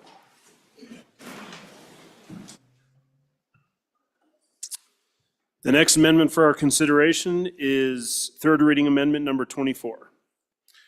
Representative Davis. Thank you, Mr. Pro Tem. I bring you third reading amendment number, what is this? 24? 24 to House Bill 1. In this amendment, it has to do with Section 70, the enhanced oil recovery. This amendment seeks to reappropriate or put back in $279,401 for a staff in there, okay? It was stricken out of the budget there. I did a little research with Pro Tem over here and come about this industry here. Their employees are not listed in there, but they have roughly 15 employees in their staffing there. And the reason for this increased need of one person, FTE, would be the demand to the office. You know, as we all know, Wyoming, we have not been drilling oil and gas wells, okay? But our production is up. So that would say to me, how come is it up? Well, it's because enhanced oil recovery. This office is the one that is supplying the expertise to our industry out here. And with the over amount of demand for their expertise, they're being swamped. They need another person to fill this need that is from our small fossil fuel industry. So I think this would be good to put this back in for them and fill that need so we can keep them barrels of oil flowing. I ask for an aye vote. Anyone for their first time? Representative Larson Lloyd. Thank you, Mr. Chairman. Just a little clarification. This takes care of a senior petroleum engineer or senior petroleum geologist with industry experience. And this agency does not have any administrative office help. And they've kind of to that point where they need it. So this is also an administrative office assistant. The enhanced oil recovery works with Wyoming industries around the state. In the part of the world, I mean, our state's just litter's not the right, our state is blessed with a lot of these little oil fields that the first discovery well was in just outside of my town, and still producing oil out of that field. These facilities, these little old fields that have been producing since Moses left Omaha still have probably only had about 30%, that's a long time ago, still only have produced about 30% of their total reserves. And so this enhanced oil recovery has been working with, like up in the basin where the bighorns are at and where that sour oil is at, on how do we get that out and how do we get this Wyoming out of the ground. And they've really worked well with local producers to enhance the production. They just need another senior petroleum geologist to help them carry on that work for the industries that really pay our bills. And so I'd hope you'd support it. Representative Allemand, for your first time. Thank you, Mr. Speaker. Got a little story. I'm from the land of the teapot. That's where probably one of the biggest oil recovery places are in the world, in Wyoming anyway. I met with this agency and the gentleman, the director and his staff in the city and the county that wear #1 in your heart and on your license plate. This is a very, very good run agency. I was very impressed with these people. They need an engineer for the pipeline, and they need 1 office staff. But there's a big but to this. I really like this agency, and I plan, if things go the way they are in this agency today, I plan on giving them what they need next year. But folks, the governor asked us to only give emergency money. This is not emergency money. Thank you very much. Anyone else for their first time? First time, second time, Representative Larson. Thank you. And following that logic that the governor's requesting only for emergency funds, it's noteworthy that he recommended approval of that request that then we have somehow denied. And so if we're following the governor's rec on this emergency request, this seems to me to be one that's worthy of maybe adopting. Representative Davis, take us home. Thank you, Mr.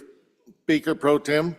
You know, emergency requests, if we're not generating revenue for Wyoming, how much more emergency are we looking for here? So I say to you that this gentleman is supporting the industry that is one of the backbones of the state of Wyoming. And if they need this position, we need to fund that. We need to keep that oil flowing. Vote aye. Okay, folks, we are voting on third reading amendment number 25 to House Bill number 1. This will be a roll call vote. Chief Clerk, would you, 24, sorry. Let me rephrase that, folks. We are voting on third reading amendment number 24 to House Bill 1. This is a roll call vote. Chief Clerk, could you call the roll? Allemand? No. Andrew, excused. Angelos? No. Banks? No. Bear? No. Brady? No. Bratton? No. Brown, Gary? No. Brown, Landon? No. Byron? No. Campbell, Elisa? No. Campbell, Kevin? No. Chestick? No. Clouston? No. Connolly? No. Davis? Eklund? Erickson? Filer? Geringer? Guggenmoss? Haroldson? Harshman? Heiner? Heft? Jarvis? Johnson? Kelly? Knapp? Larson Lloyd? Larson JT? Lawley? Lean? Locke? Lucas? McCann? Nicholas? Ottman? Pendergraft? Posey? Provenza? Riggins, excused. Rodriguez Williams? Schmid? Sherwood? Singh? Smith? Storer? Strock? Stivar? Tarver? Thayer? Washut? Wasserberger? Webb? Weber? Worf? Williams? Winter? Wiley? Repeat. Wiley, Excused? Yin, Excused? Speaker Nyman, excused. Are there any changes? Are there any changes? Closing vote. Vote closed. 12 aye, 45 no, 5 excused. By your vote, third reading amendment number 24 to House Bill 1 has failed. Moving on to third reading amendment number 25. Representative Jarvis. Thank you, Chairman. Well, Can you move it, please? What? Could you move it, please? I move amendment number 25 to House Bill 1 for everyone's consideration. There it Wow, is. I'm off to a good start. So I don't need to go back into explaining that this is not a raise. It's actually just the external cost adjustment. It's ECA. And I want to go into a little bit more detail, but I'll be as quick and brief as possible to just honor everybody's time. I went and I asked, can I remove the administrators? Because I heard a lot of discussion on administrators are overpaid, they shouldn't be getting raises. And the kind lawyers told me that if I were to do that, litigation would follow. So in efforts to honor the fact that I do not want to cost our state any more litigation fees for not having great ideas, I said, how low can I go?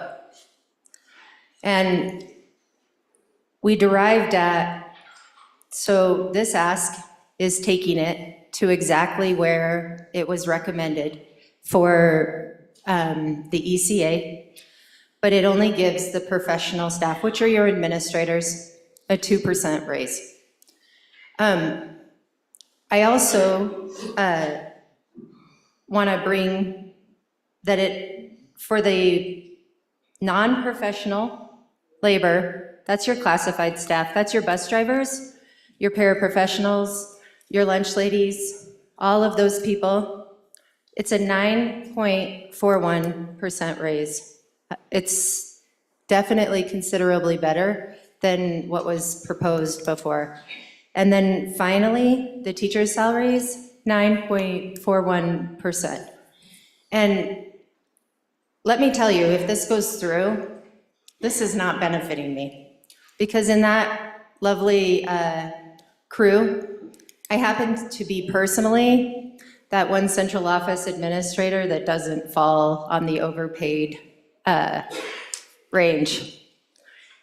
I also will have to look a whole lot of administrators around the state in the face and say, yep, I did it. It was me. So sorry. But what this does do for a community that is feeling a little beat down at the moment for all the things that are coming down the pike from us, is it says that we value you. We value you as teachers. We value what you're doing. The livable wage it brings them back up to exactly that, a livable wage. And when you look at this, I do want to circle back really fast to the administrators. This triple doesn't benefit me because the reason my wage is different than a teacher's is because I work 260 days a year. That's my contract. The teachers work 185 days a year. That's their contract. So if this goes through, their day wage is actually more than mine. It isn't going to benefit me. And it isn't going to benefit any administrator in the state of Wyoming. I can tell you that. But what it is going to do is it's going to tell a whole lot of people in your communities that we value them. And it is going to be a fair wage for a lot of people. So this ask is not something that I'm coming back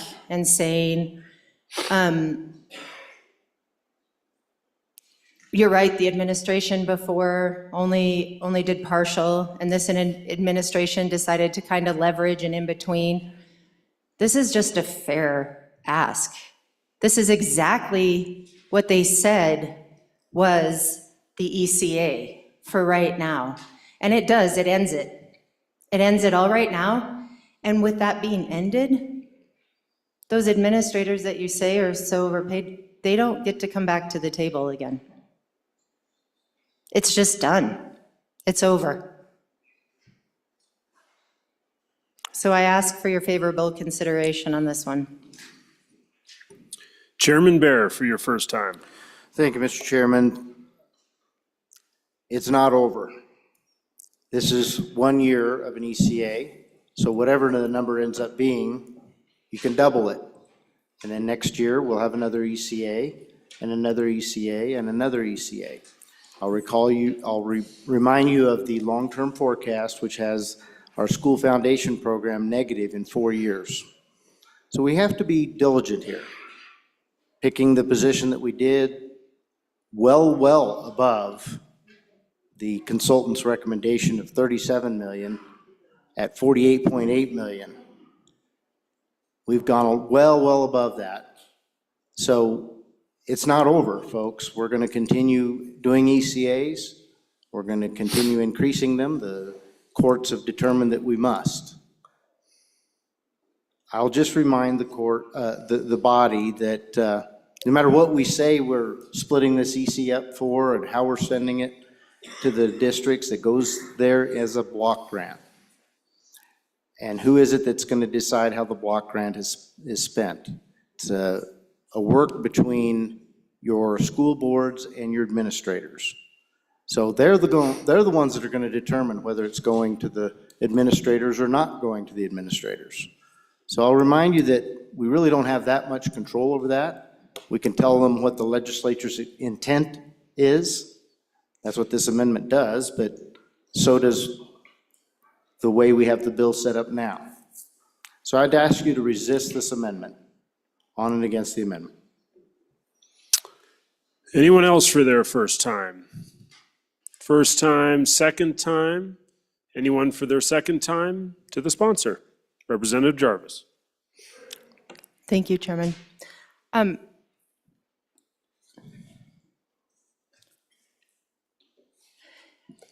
If that savings account goes through and a whole lot of people take advantage of it,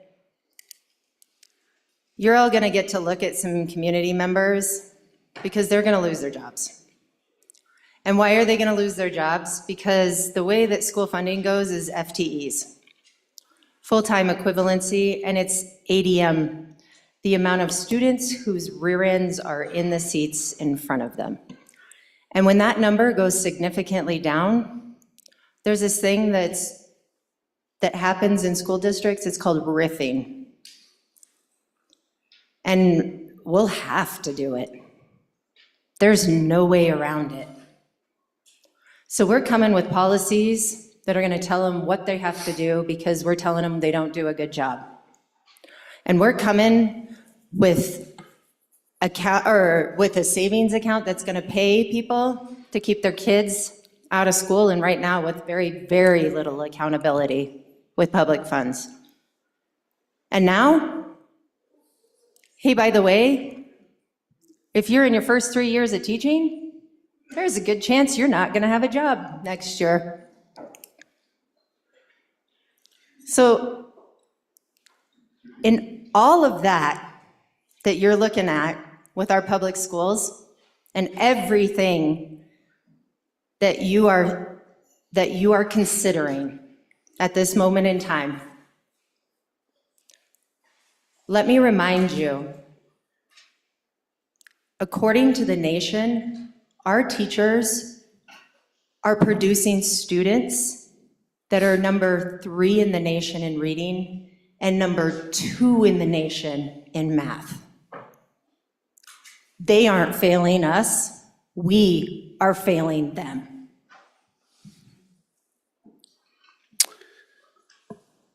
Okay, folks, we're voting on third reading amendment number 25 to House Bill 1. Chief Clerk, please call the roll.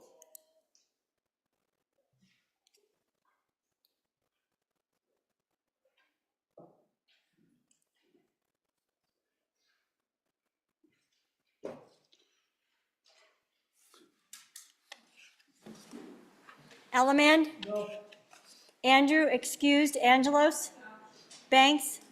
Bear? Brady? Bratton? Brown, Gary? Brown, Landon? Byron? Campbell, Elisa? Campbell, Kevin? Chestick? Clausen? Connolly? Davis? Eklund? Erickson? Filer? Geringer? Guggenmoss? Haroldson? No. Harshman? Heiner? Heiner? Heft? Jarvis? Johnson? Kelly? Knapp? Larson Lloyd? Repeat? Larson Lloyd? Larson JT? Lawley? Lean? Locke? Lucas? McCann? Nicholas? Ottman? Pendergraft? Posey? Provenza? Riggins, excused. Rodriguez Williams? Schmid? Sherwood? Singh? Smith? Storer? Strock? Stivar? Tarver? Thayer? Washut? Wasserberger? Webb? Weber? Worf? Williams? Winter? Wiley? Yin? Mr. Speaker, excused. Are there any changes? Are there any changes? Closing vote? Vote closed. 16 aye, 43 no, 3 excused. By your vote, third reading amendment number 25 has failed. Majority Floor Leader. Mr. Speaker Pro Tem, I move that the House stand in recess for 20 minutes until 6 o'clock. And there's pizza in the break room. You've heard the motion. We will stand at ease until 6 o'clock.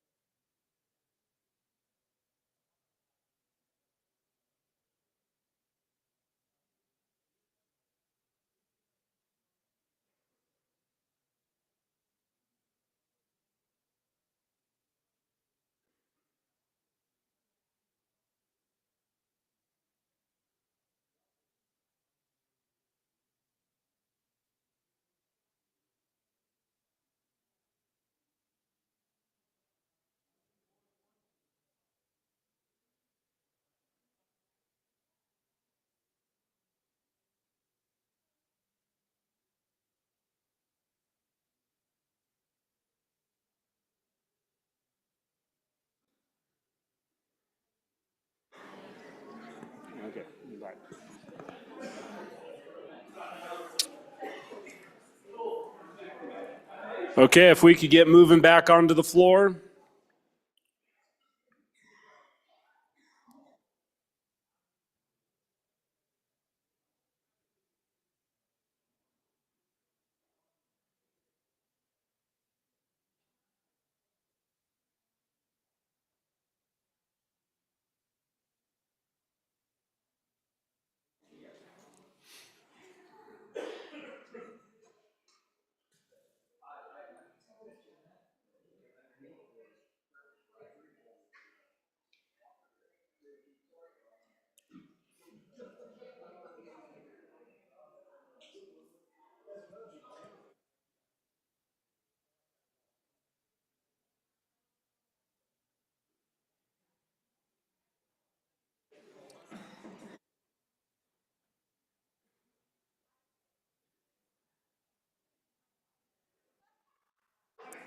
If I could get just a couple more in here for a quorum, that'd be amazing.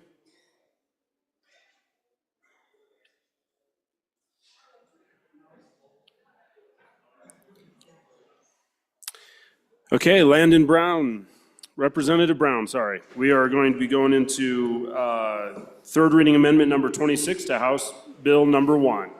Thank you, Mr. Speaker Pro Tem. I am going to try to set a trend here. And underneath the auspice of I was offered a cookie to do this, I am going to, I respectfully withdraw third reading amendment number 26. Thank you, Representative Brown. There we go. Okay, moving on to amendment number 27.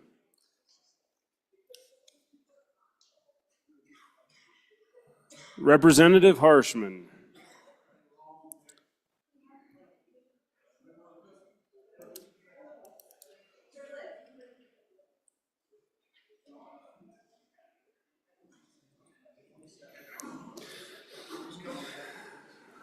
Yep, totally understandable. Thank you, Mr. Speaker Pro Tem. I'd move third reading amendment number 27 and ask for your favorable consideration. Okay, members, this is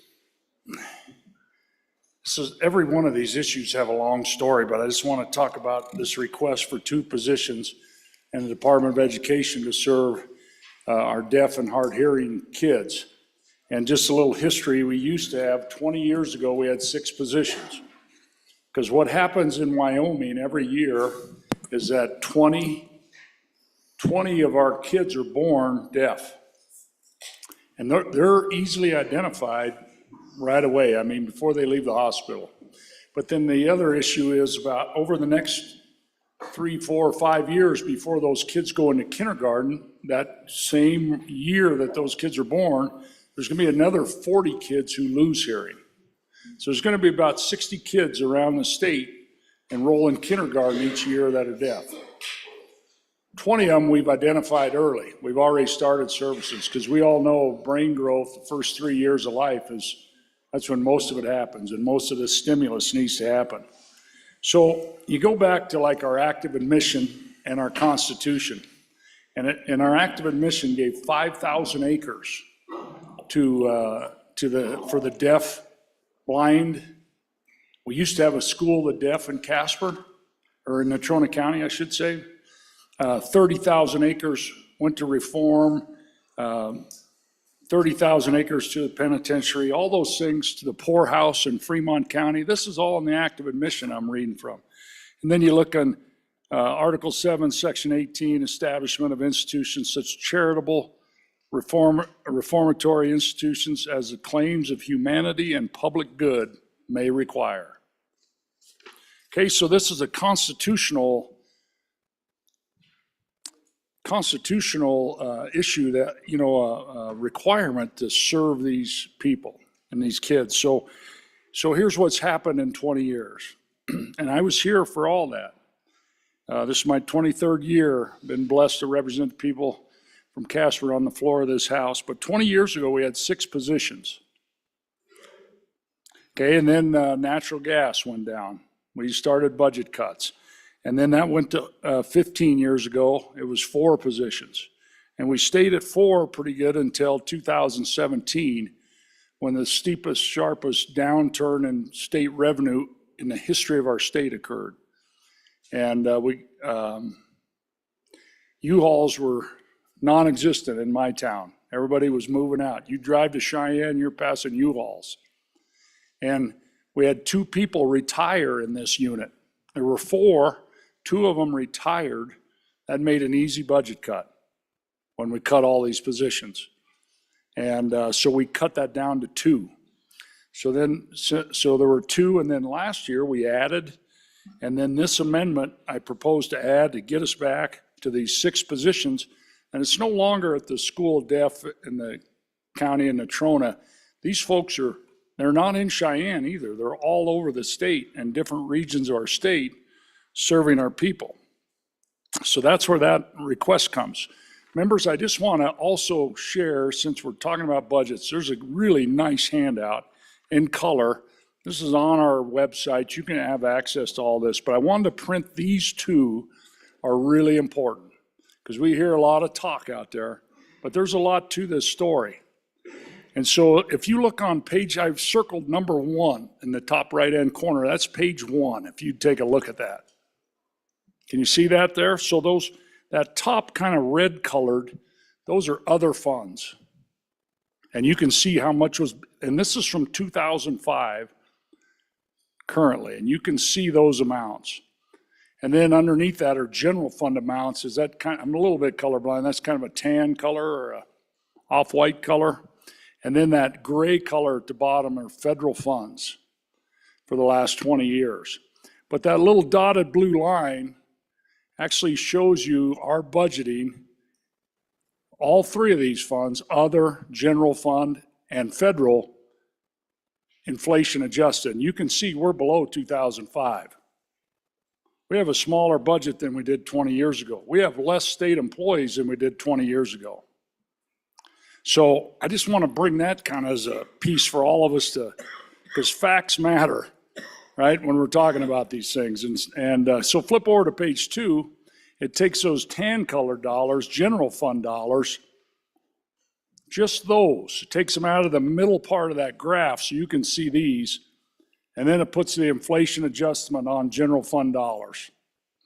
So if you follow that dotted line, you can see we're below inflation adjusted dollars where we were in 2005. So Wyoming has generally been regarded as one of the best run states in the country. We have 0 debt. We pay our bills in cash. We pay it on time. And we try to save a little bit for the next generation, but we try to balance that with today's kids. So we've got this deaf and hard hearing permanent funds and part of the permanent land fund. Those dollars move into this, help support this. But I think these services, I'll just tell you, it's one of these things, if we don't address this when these kids are young, we're going to pay the full 100% of special education costs. And these kids who, if we miss them, you don't get to go back and have those first 3 years of your life again, where your brain develops for the most it ever will in the rest of your life combined. And so this is really an important endeavor to make sure we service these kids. And so that's why I bring this, and I'd stand for any questions. Thank you, Mr. Speaker Pro Tem.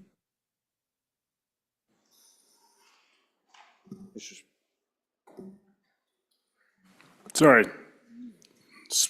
Chairman Bear. Thank you, Mr. Chairman. So, folks, a lot of reasons and a lot of things out there that we could spend money on. But the departments are supposed to tell us what they need most when they create their budget. And then that rolls up into the governor's budget. That goes to the JAC. We make our determinations. This was not in those items that the department said that they needed.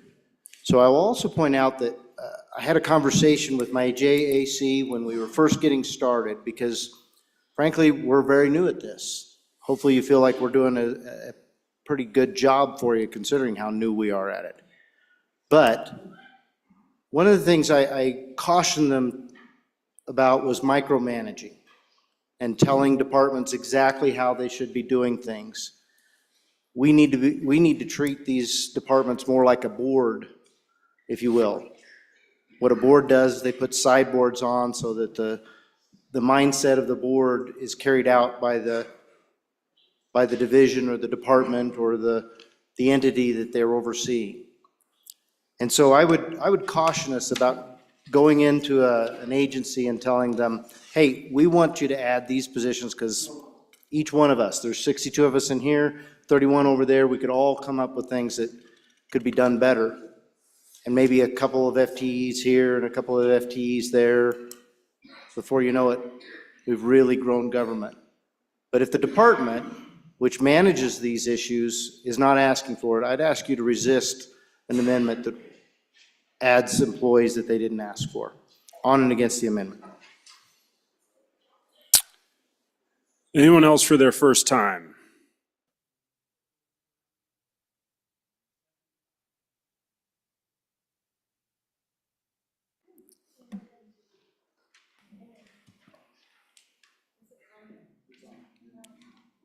Okay, anyone else for their first time? First time, second time to the sponsor. Thank you, Mr. Speaker Pro Tem. To bring this home, folks, just a little talk about our role in the state of Wyoming. And I'll just tell you, I served on this committee for 10 years, and I understand where they're coming from. They're trying to protect this bill. And I would always tell members, we can do anything we want, but we probably can't do everything. And budgets are people. Most of state spending goes to young people and old people, because we use most of the health care in the last 2 years of our life. And then we're trying to educate our kids so they can actually take care of us in those last couple of years of life. So I think that's part of that, but I want to talk about the power of the Wyoming legislature and the executive branch. What the good chairman of committee number 2 said, you know, we should just let those people determine it like a board. I tell you, the state south of us begins with a C, has a lot of high mountains, just south of us, 10 miles. Their legislature can't even tell the governor how many positions he can have. They have ceded that power to the executive branch. And I'll tell you, when I was the Speaker of this House for 4 years, it was going on. And I had a plan for the return of the Jedi. I mean, because we had gotten smacked down a little bit. And once you lose that power from this floor of this House, it's gone forever. And you'll be like the state 10 miles from us. You can't even tell the governor how many positions he has. And most states are like that. We are so unique where we actually control the purse strings, the budget, the policy. It is so important. And I'll just tell you, think about COVID. We were all at home. Hundreds of millions of dollars flown into our state. The chief executive was ready to just spend them all with no legislative input. No way. And so we convened as a special session online, first time in history, did all that because you have to preserve your power. Regardless of this amendment, I just want to, that argument by the chairman of committee number 2 is so far out, don't go there. There'll be a few of you here 20 years from now. Protect this institution. Don't give away power to these 5 electeds to do whatever they want. You know what that elected wanted? Some more people in their finance department. Great. But you know what the people that came to me wanted? We need some help with this deaf and hard hearing to get it back where we once were. And that's who we're here with, for the people, man. And so appreciate all the good work you're doing. And as we learn more of the story, but don't ever see this amazing institution, the power of this institution that was granted to us by our people and our Constitution. Because once it's gone, we'll be like every other state in the union. come down here, you won't have much to do, it'll all be done for you. So on and for these, vote for these little kids, and let's keep moving this state forward. Thank you, Mr. Chairman. Thank you very much. So we are voting on third reading amendment number 27 to House Bill number 1. Chief Clerk, please call the roll. Allemand? No. Andrew, excused. Angelos? No. Banks? No. Bear? No. Brady? No. Bratton? No. Brown, Gary? No. Brown, Landon? No. Byron? No. Campbell, Elisa? Aye. Campbell, Kevin? No. Chestick? Aye. Clauston? No. Connolly? No. Davis? Aye. Eklund? No. Erickson? No. Filer? Geringer? No. Guggenmas? No. Haroldson? No. Harshman? Aye. Heiner? No. Heft? No. Jarvis? Aye. Johnson? No. Kelly? No. Knapp? No. Larson Lloyd? Aye. Larson JT? No. Lawley? No. Lean? No. Locke? No. Lucas? No. McCann? Aye. Nicholas? Ottman? No. Pendergraft? No. Posey? Aye.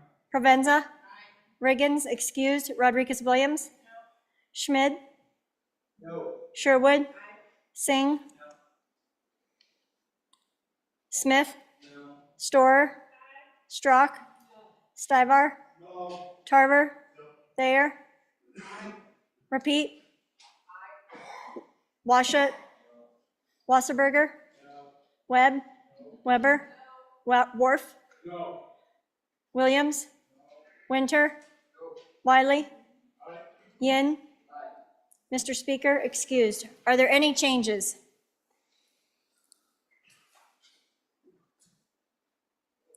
McCann, aye. To no. Further changes? Further changes. Closing vote? Vote closed. 15 aye, 44 no, 3 excused. By your vote, third reading amendment number 27 to House Bill 1 has failed. Moving on to number 28. Chairman Knapp. Mr. Speaker Pro Temp, I would move third reading amendment number 28 to House Bill 1 and ask for your favorable consideration. So we have a natural resource litigation fund. And out of this fund, we have used it, and we've been involved in more than 40 different lawsuits to protect our fossil fuel industries. So we were doing an amendment that basically said, we need to open this up a little bit more with a little bit different language to use it for other things, such as technical support. So when you have a lawsuit, sometimes you have to have data and you have to have pre-work that is what we would call technical support for litigation. Instead of being more defined, and I've learned, we have less lawyers in here, but I've learned that words mean different things to different people, and so you have to be very clear. What we said in this Natural Resource Litigation Fund rewording is that it's for lawsuits or acting in support of these activities, which could mean acting in support of just coal activities in general. It would have been nicer if this was a second reading amendment. We could have added the words technical litigation support or something like that that better defined it, but this is third reading. So I thought to myself, maybe I'm being a little overthinking on this. Maybe I'm wrong. Until I looked at the upcoming amendment after mine. And I'm only going to use this amendment in aspect to my amendment.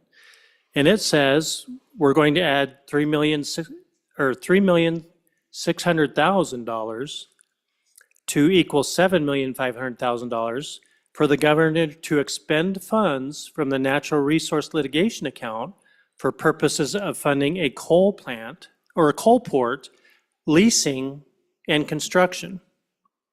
So this is a pretty drastic example. Mr. Chairman, point of order. What's your point? Mr. Chairman, I think we're on this amendment, not on the next proposed amendment. Who knows? I might withdraw it. Who knows what could happen? So we're on this amendment. This is the question. Thank you. Chairman Knapp? Mr. you Speaker getting Pro to a Tem. point on that, right? Again, the only reason I use this amendment is mine comes first, and it's an example of how this language can be seen or used. So it's very important that we get language right when we do an amendment, because it can lead to other consequences. So I would ask for your favorable consideration. We will get the language right eventually, but at third reading at this juncture, unfortunately, I would submit this amendment. Okay, anyone for their first time? Chairman Bear. Thank you, Mr. Chairman. On and for the amendment. This is a good way to get the sideboards back on this issue. On and for.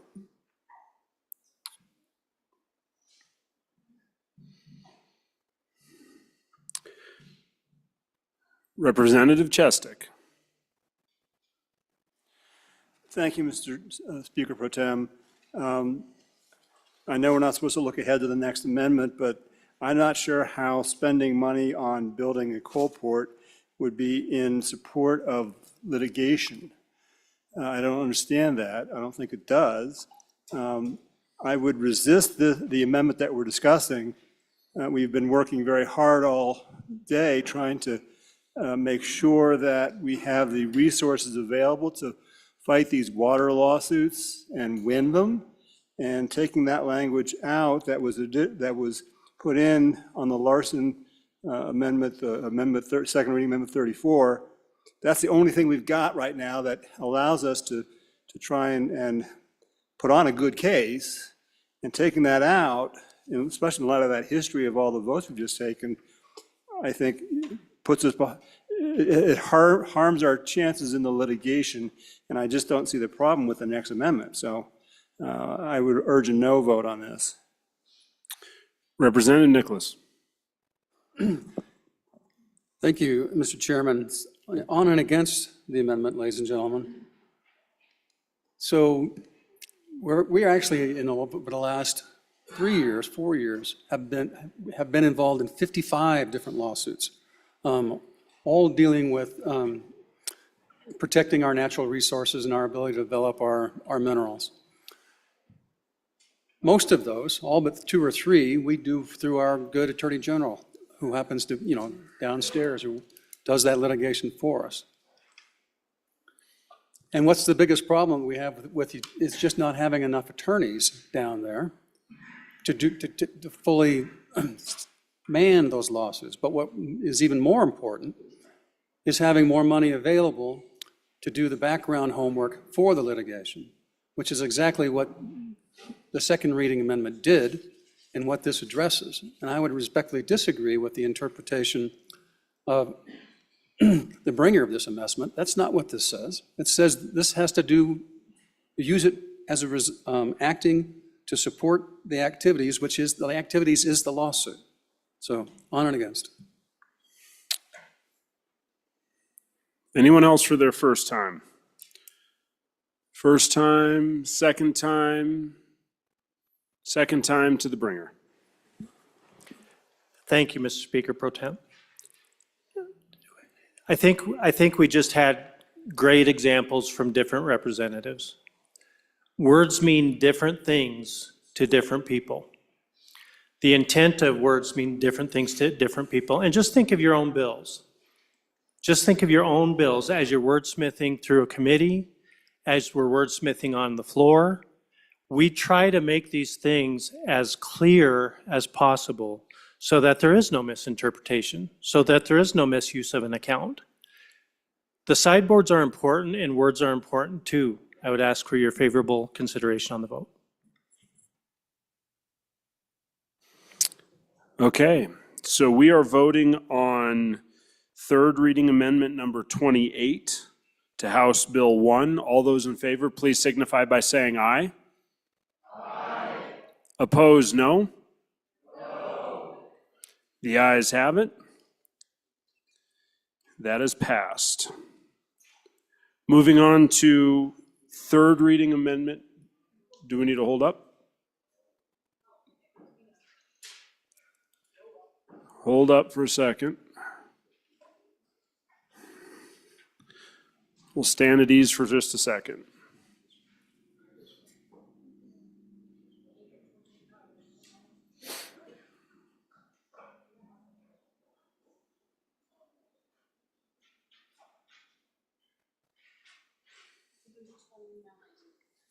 Okay. Okay, we're moving on to third reading amendment number 29. Representative Harshman. Thank you, Mr. Chairman. I'd move third reading amendment number 29 to House Bill 1. Members, just what this does is add a little bit of language to the budget. If you look at that paragraph C on page 75 of your supplemental budget, barely talks about use or export of coal. And I'll just take us back to 2014. Before we had the litigation account, we actually started with this deep water port, this whole idea. And I'll just tell you, in my time, there's been a lot of conversations. And we're going to have a real favorable federal administration. There are opportunities. And we have the cleanest coal in the world. We could simply eliminate pollution in the world by burning our coal instead of coal from Southeast Asia. We know that. So then in 2016, we added the Coal Port Litigation Fund. So that's where this started. There was no natural resources litigation account. Started right there, cleanest coal in the world, and we're going to fight for it. So we had the construction of a port money, then we combined in the litigation account language with it, and now somehow the whole kind of leasing construction of the port has gone away. And so all I'm trying to do here is kind of bring this back to where we once had it on the floor of this House. And yeah, is the chances of us probably leasing something or getting involved to build something in the next year before we're back? Probably not, but part of this is what we do, we send signals, right? So our signals really matter, I think, whether we're talking about this or other issues. So, but I think it gets us back to where we were with a good policy to get our coal moving. So on and forward, any questions? Thank you. Representative Pendergraft. Thank you, Mr. Chairman. I'd like to divide this amendment. Okay, what's your division? Division 1 would be lines 1 through 7. Division 2 would be lines 8 through 14. And I'd like to take the second division first. Okay, I rule that that is divisible, and you want to take second division first, is that correct? That is correct, lines 8 through 14. Okay. I would urge an aye vote on Division 2. Call for the question. Mr. Chairman? Representative Harshman. Mr. Chairman, I actually had that line drawn, but I wanted to kind of test the waters first before I divided this. And I appreciate the Vice Chair dividing this. I think the language is really important, so I urge your aye vote. Okay, anyone else for their first time on Division 2? Second time on Division 2?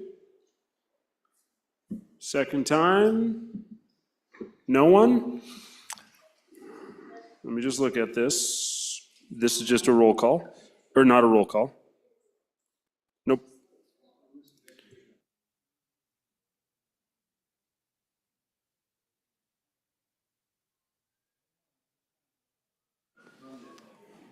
Okay, so we are on Division 2, line 8 through 14 of third reading amendment number 29. All those in favor, please signify by saying aye. Aye. Opposed, no? That has passed. On to Division 1. Mr. Chairman, I would, without objection, withdraw Division 1. Seeing no objection, That division has been withdrawn. Hold for just a second.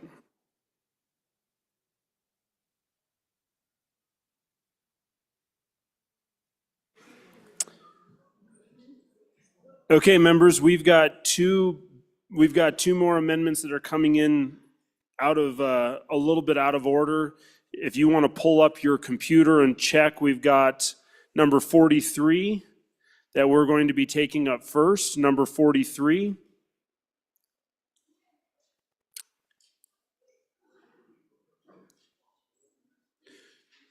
So I'll give you guys a moment to find that.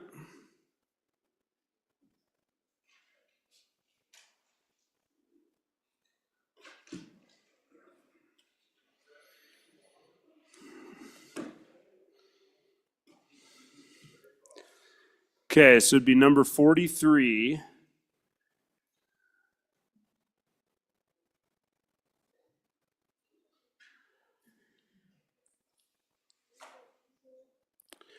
Chairman Bear. Thank you, Mr. Chairman. If I may just take a brief moment to explain how we got these amendments in a different numerical order. And what it is, folks, is our rules give a little bit of latitude to the chairman of your JAC. If there's a felt need to deal with an amendment, I can draft an amendment even though we have that timeline that we're constrained by. And so there was a discussion just a moment ago about the opportunity to get some language right now. And I wanted to bring that before the body to give you that opportunity. So that language was inserting the word technical. And you can see on, I will move this in just a moment, Mr. Chairman. You can see on this amendment, number 43, where on line 7 and on line 10, we have added the word technical. And with that, Mr. Chairman, I would move third reading amendment number 43 to House Bill number 1. So folks, the rule that allows me to do this is actually Joint Rule 14-1M. 14-1M. And unfortunately, if you're looking at your printed version of rules, it's not going to be there. You'll need to go to the online version of the rules. Not sure why that happened, but it's not in there. It's missing paragraph B in the printed ones. You'll need to look at the online rules. And I know people are looking that up right now, so I'm going to give everybody just a moment that wants to look at that before we move on, if that would be all right with the chairman. I'm not going to keep droning on while people are getting a chance to look at that. It's in Joint Rule 14-1, Section M, paragraph B, and it's, again, it's missing from your printed version, the newly printed version.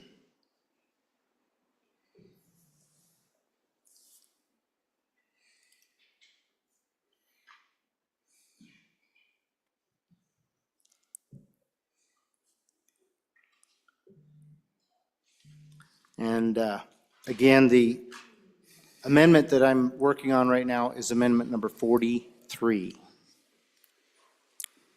because we are in section 345.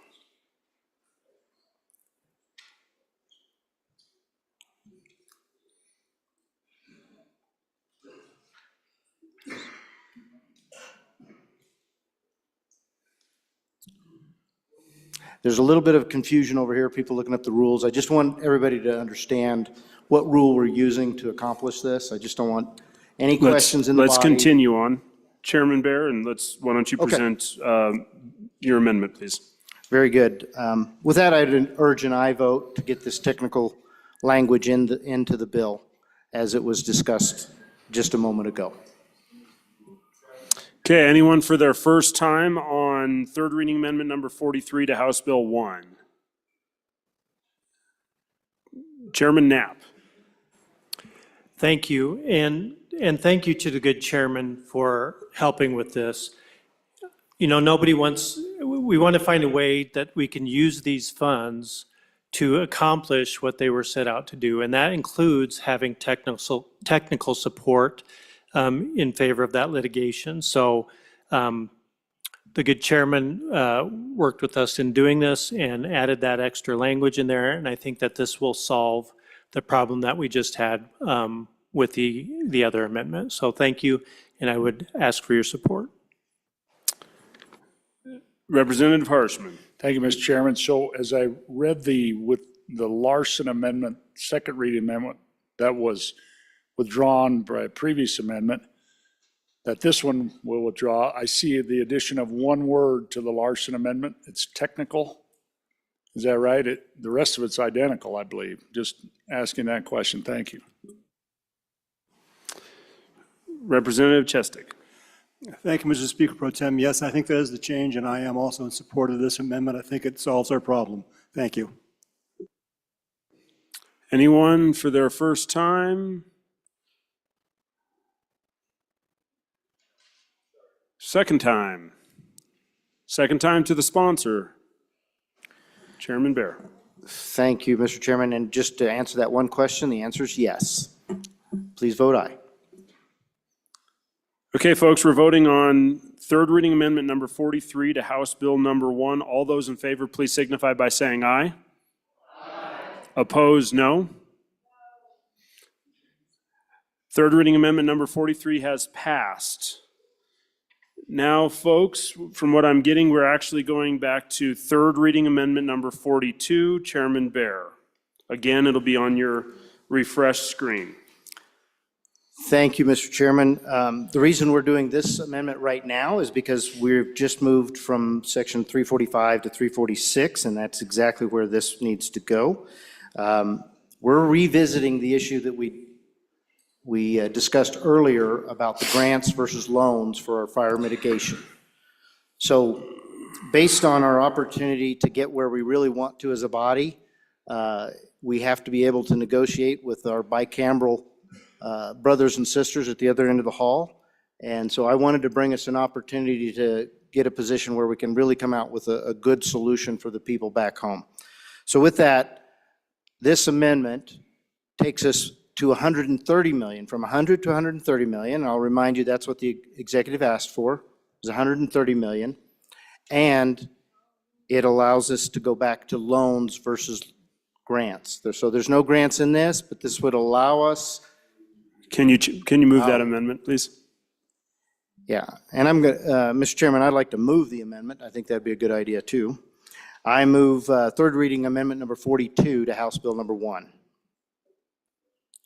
Thank you. Continue. With that, I will answer any questions. If there are none, we'll go ahead and ask for the question. Anyone for their first time? Representative Harshman. Thank you, Mr. Chairman. So just so the body understands, so I understand, frankly, right now with amendments and frankly, Mr. Chairman, your amendment, we went from we have this $100 million and we went 60 million for loans and 40 million with your amendment to grants to our weed and pest and conservation boards. Now this amendment, as I listened to the explanation, I just want to make sure it sounded like we're just going to 130 million for loans. Is that correct? Is that? Thank you.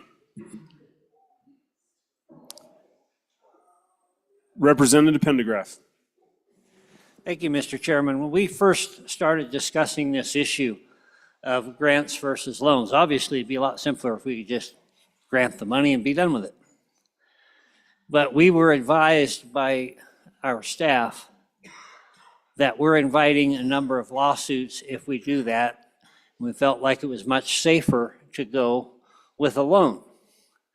And you understand this is a 2% loan. I mean, if I felt like I could qualify for it, I'd go out and borrow it, stick it in the bank and cash the difference, right? Especially considering the fact that the state is not asking to be in first position on this loan. So we've done everything we can possibly do to try to make this money available after the fact that there are insurances, there are national, federal dollars that can come into play. not only to make this money available to the people who need it most, but to keep us out of litigation even further. And so I'm asking you to uphold 42, aye on 42. Representative Williams. Thank you, Mr. Chairman. I'm on and against this amendment.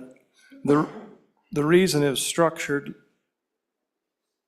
like we discussed earlier in the day is because there are so many instances in our state that do not fit into those programs that we just heard about. And I believe the amendment that is currently in place, that was your amendment, Mr. Chairman, is a better fit for Wyoming. On and against. Representative Provenza. Thank you, Mr. Chairman. If you vote for the last amendment from our good chairman, I would resist this amendment. This takes out any opportunity for grants, which I think was a big portion of that last conversation. Additionally, you know, the concern about what the other bicameral body is doing, fine. That's why we have conference committees. And so for members that are new, what the budget process looks like, we're going to have our budget, House Bill 1. The other side is going to have their budget, Senate File 1. And then we're going to have different budgets at the end of this reading today. But what ends up happening is we have a conference committee. We come to get members of this body, and members of that body are going to be appointed to that conference committee. They're going to come together, and then we're going to come back as a body and discuss, are we okay with the changes that the conference committee made? So we don't have to do these last minute amendments to match or do exactly what the Senate did or opposite the Senate did. The committee number 2 might want that because they want to position themselves well, because committee number 2 doesn't like the amendment we passed earlier. So if you support the amendment that we passed earlier, which you do because we passed it, and I would ask for your support again in defeating this amendment, because that last amendment we did was a good one. This one is trying to pull the wool over our eyes and tell us that we need to do something different, and we've already made a decision, so I would support that. Vote no on this amendment. Representative Clouston. Thank you, Mr. Chairman. So again, no on this. You know, going back, the $40 million in grants is going to these agencies that can work together and do this more efficiently. Otherwise, we're going to take that money and give it to loans to individuals who will not have that coordination, who will not have that support. So please no on this amendment. Representative Geringer.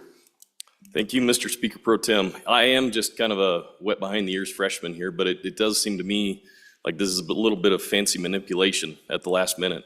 We already passed this in the form that it was in, and I think any good negotiator can still utilize what we passed as a starting point for negotiating with the other side. And so I think it's better just to leave it as is and keep moving forward. Chairman Brown. Thank you, Mr. Speaker Pro Tem. Ladies and gentlemen, absolutely nothing against the merits of this particular amendment, but strictly on historical practices. You all saw me probably rummaging through the rules books here to try to figure out what this rule was that we see 2 amendments get drafted in this kind of a situation. Historically speaking, the chairman of this committee has the ability to bring amendments forward to fix the budget and what we call the budget balancers. When we've adjusted and shifted and moved money around here and there, it's always been the last 2 to 3 amendments brought forward to adjust the balances on the different accounts that we've moved money from. And our staff comes back and says, hey, look, we need to make sure that this all adds up equally. I am not a fan of this at all. We've had this discussion, we've had this debate, we are now moving into our 6.5 hour now? Yeah, almost into 7 hours. And we're coming back to where we were in hour 2 to have this exact same discussion again, based off of a rule that we give the chairman of this committee to have a policy discussion, which historically in my 9 years of being here has not been used to do this. So I'm very, very frustrated as somebody who's sitting here and we're trying to have this discussion. We've settled this, ladies and gentlemen. This body spoke on and against this amendment purely for that fact. Representative Angelos. Thank you, Mr. Chairman. On and for the amendment, I've said from the beginning that I think it should be, my feeling is it should be a loan. And I'm hearing from my people back home. I have gotten more emails thanking me from people in the fire area, thanking me for passing a loan. So I am on and for, and I encourage you to be as well. Representative Davis. Thank you, Mr. Speaker Pro Tem. You know, the 40,000 in grants, according to what it says here, is appropriated to the Wyoming Wildlife Natural Resource, the Wyoming Conservation Districts, Weed and Pest, Game and Fish, for the purpose of restoring our environment there, our habitat. It has nothing to do with these loans going to somebody to, or these grants going to someone to build fences or anything like that. We're taking this 40,000, putting it into agencies to work for Wyoming on behalf of the people of Wyoming. The $60,000 in grants, that's available to the citizens. So I'm not in favor of this amendment at all. I'm opposed. Representative Nicholas. Thank you, ladies and gentlemen, on and against this amendment. The question is, does this body get to decide, or are we going to let our conference committee on our side pick and choose what they want? We need to go with what we decided in our votes and not give them a carte blanche to go negotiate what they want, on and against.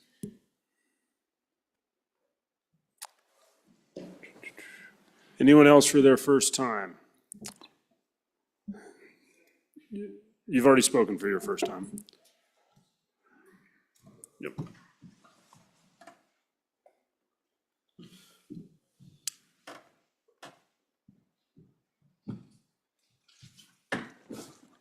Representative Haroldson. Thank you very Third much, Madam Chairwoman. So this is a different approach, obviously, going to the 130,000 on grants instead of loans. Where we're at is definitely, I mean, obviously, there is a point where we're pushing for a conference committee. At the end of the day, what we do need is we need a loan or a grant opportunity for this mitigation for these fire lands. So, Mr. Chairman, I'd call for a rules committee, because I don't believe that we can be discussing what they are doing down the hall and have a floor debate over what they did or didn't do down the hall to go negotiations. I think it's out of order. Rules Committee to the front of the room.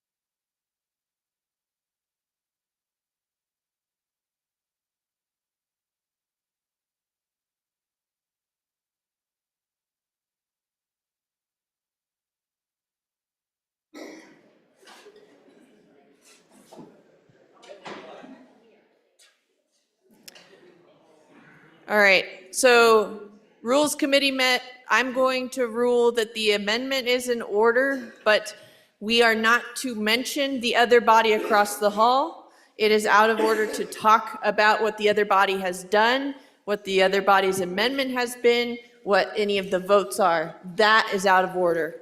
So we need to keep the discussion to the current amendment without reference to the other body. That might be difficult, but we are going to do it. And if we are not doing it, I will interrupt you.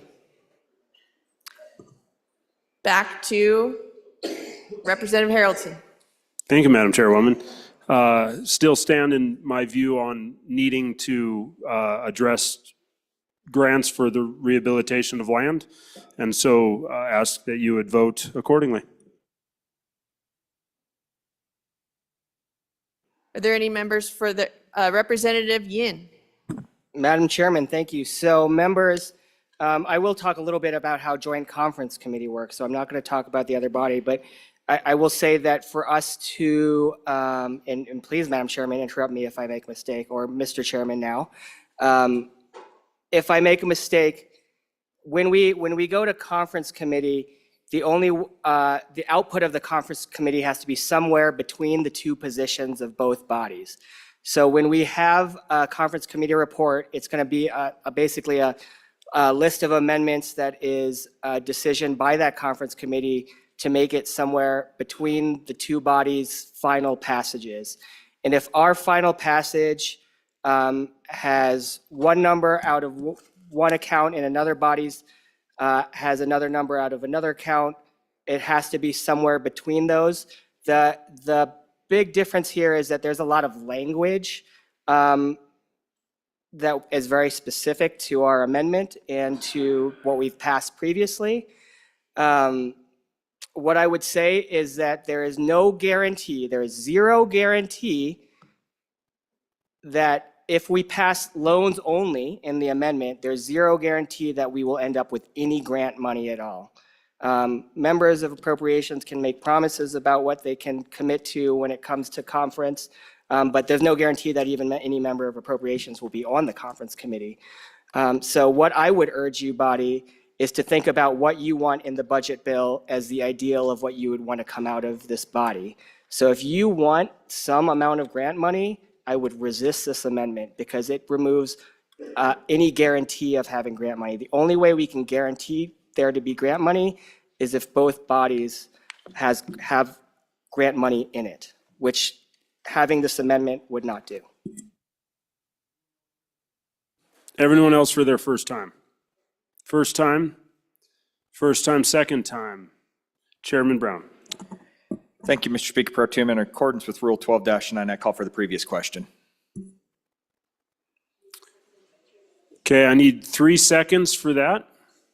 1, 2, 3. Okay, we have our seconds. Okay, this will be a 2/3 vote to call for the previous question.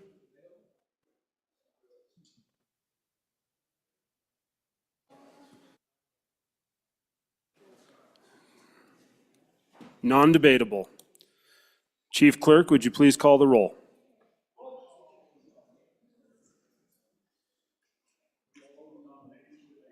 So we are voting on ending debate. This is a vote, an aye vote would be to end debate, and a no vote would be to not end debate. So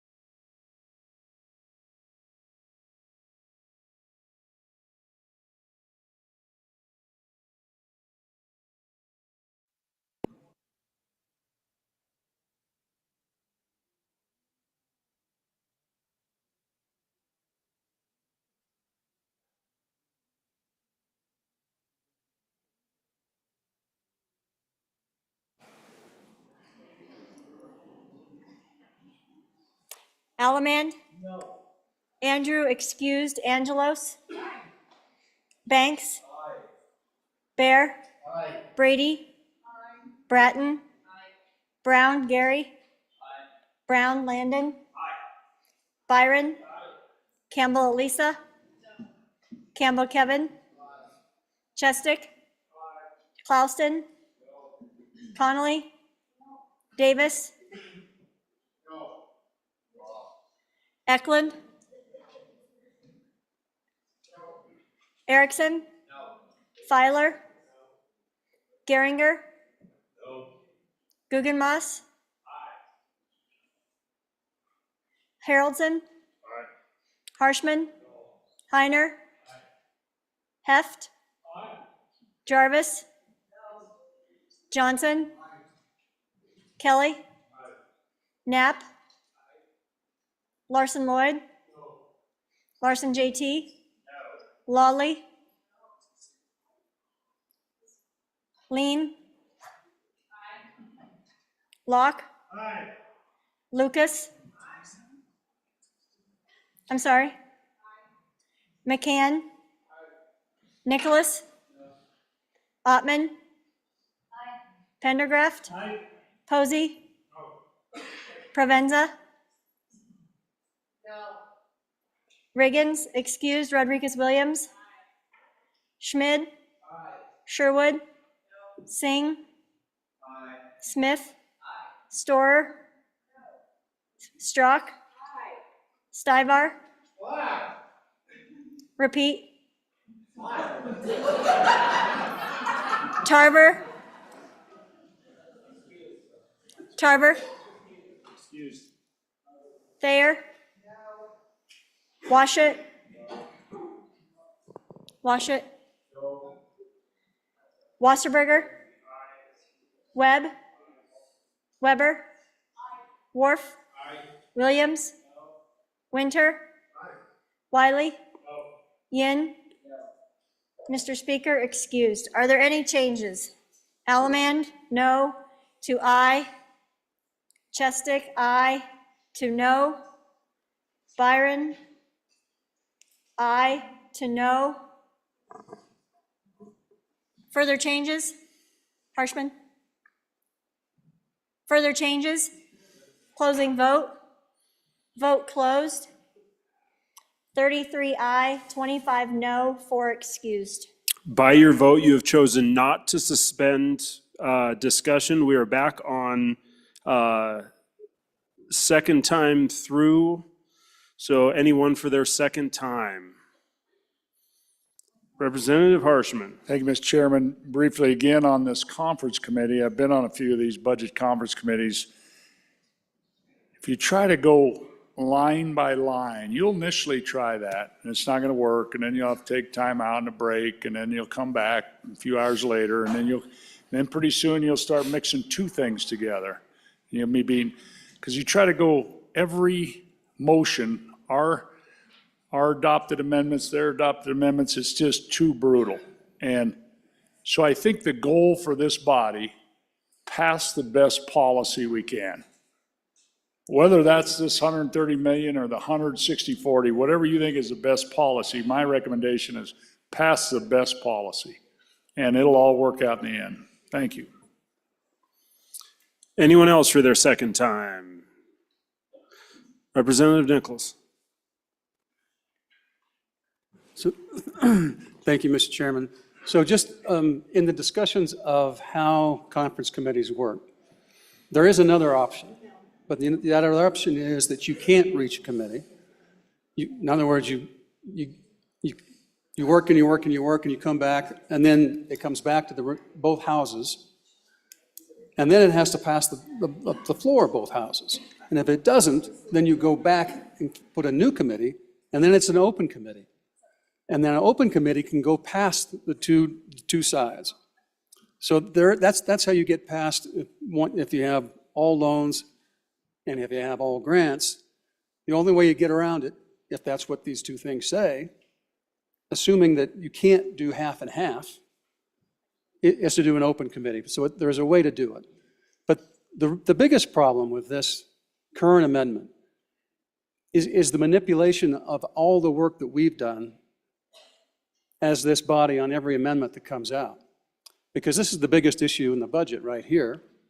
We voted on what we thought was the best position, and now they spilled the beans before we shut down the debates. They only want to do this to give them more power and flexibility to push them around during conference committee. And Frank, that's not what we wanted. And I just don't think that we want to hand over that type of complete authority, because we're not going to get what was the best policy, what we just voted for 2 hours ago. So on and against. Anyone else for their second time? Second time to the bringer.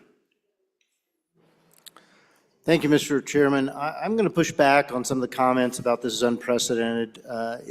You only just have to go back to the last session to see some of this same type of work being done. And I'll call it work because this is what we do. And this is the reason we have a rule that allows for this kind of work. And with that, I'll just call for the question.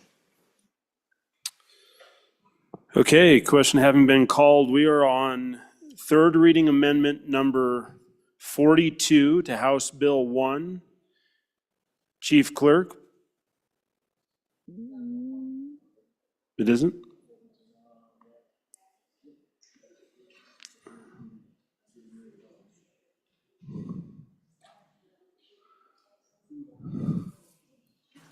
Well, it's not even on the original one. So we'll give the Chief Clerk just a second to call the roll.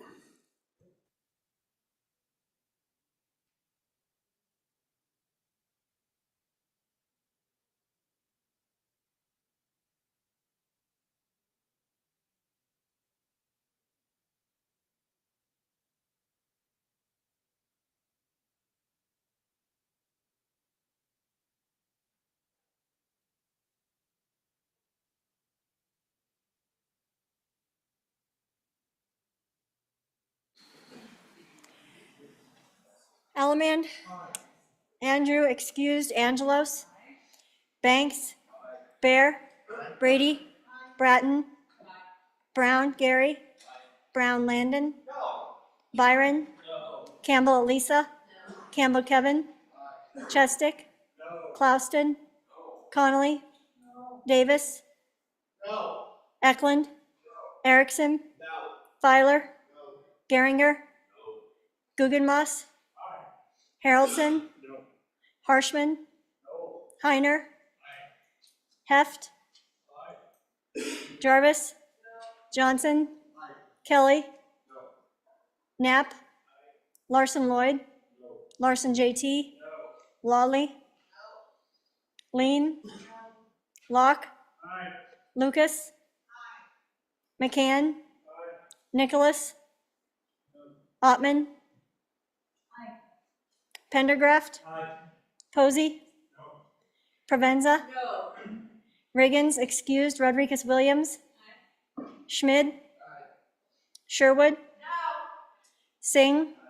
Smith. Storer. Strzok. Stivar. Tarver. Excused. Thayer. Washut. Wasserberger. Webb. Weber. Worf. Williams. Winter. Wiley. Yin. Speaker Nyman, excused. Are there any changes? Are there any changes? Closing vote. Vote closed. 29 aye, 29 no, 4 excused. By your vote, third reading amendment number 42 to House Bill 1 has failed. Moving on to third reading amendment number 30 to House Bill 1.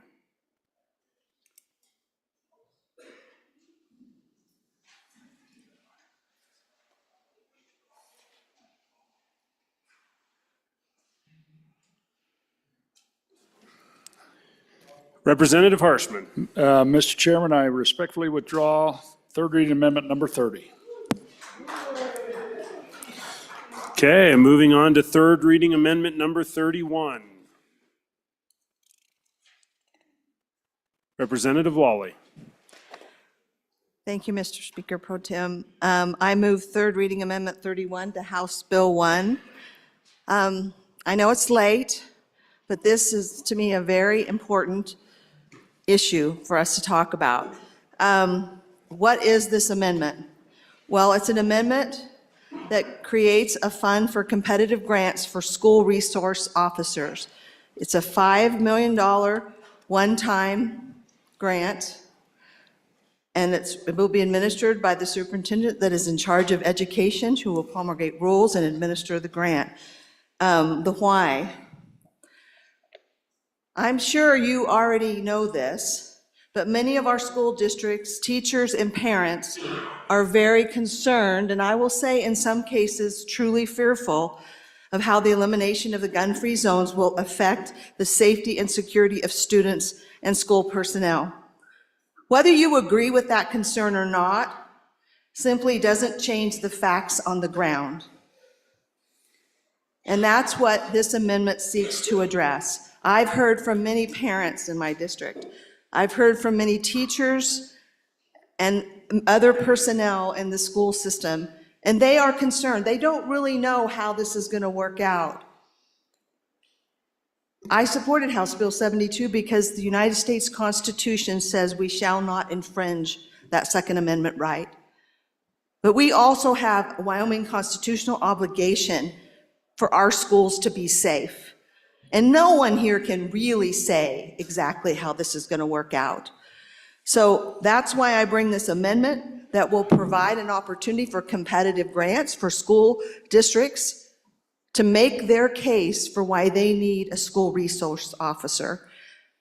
And quite frankly, the case is going to be some schools may need it worse than others, more than others, because of their size, their isolation geographically from other resources of safety and law enforcement support.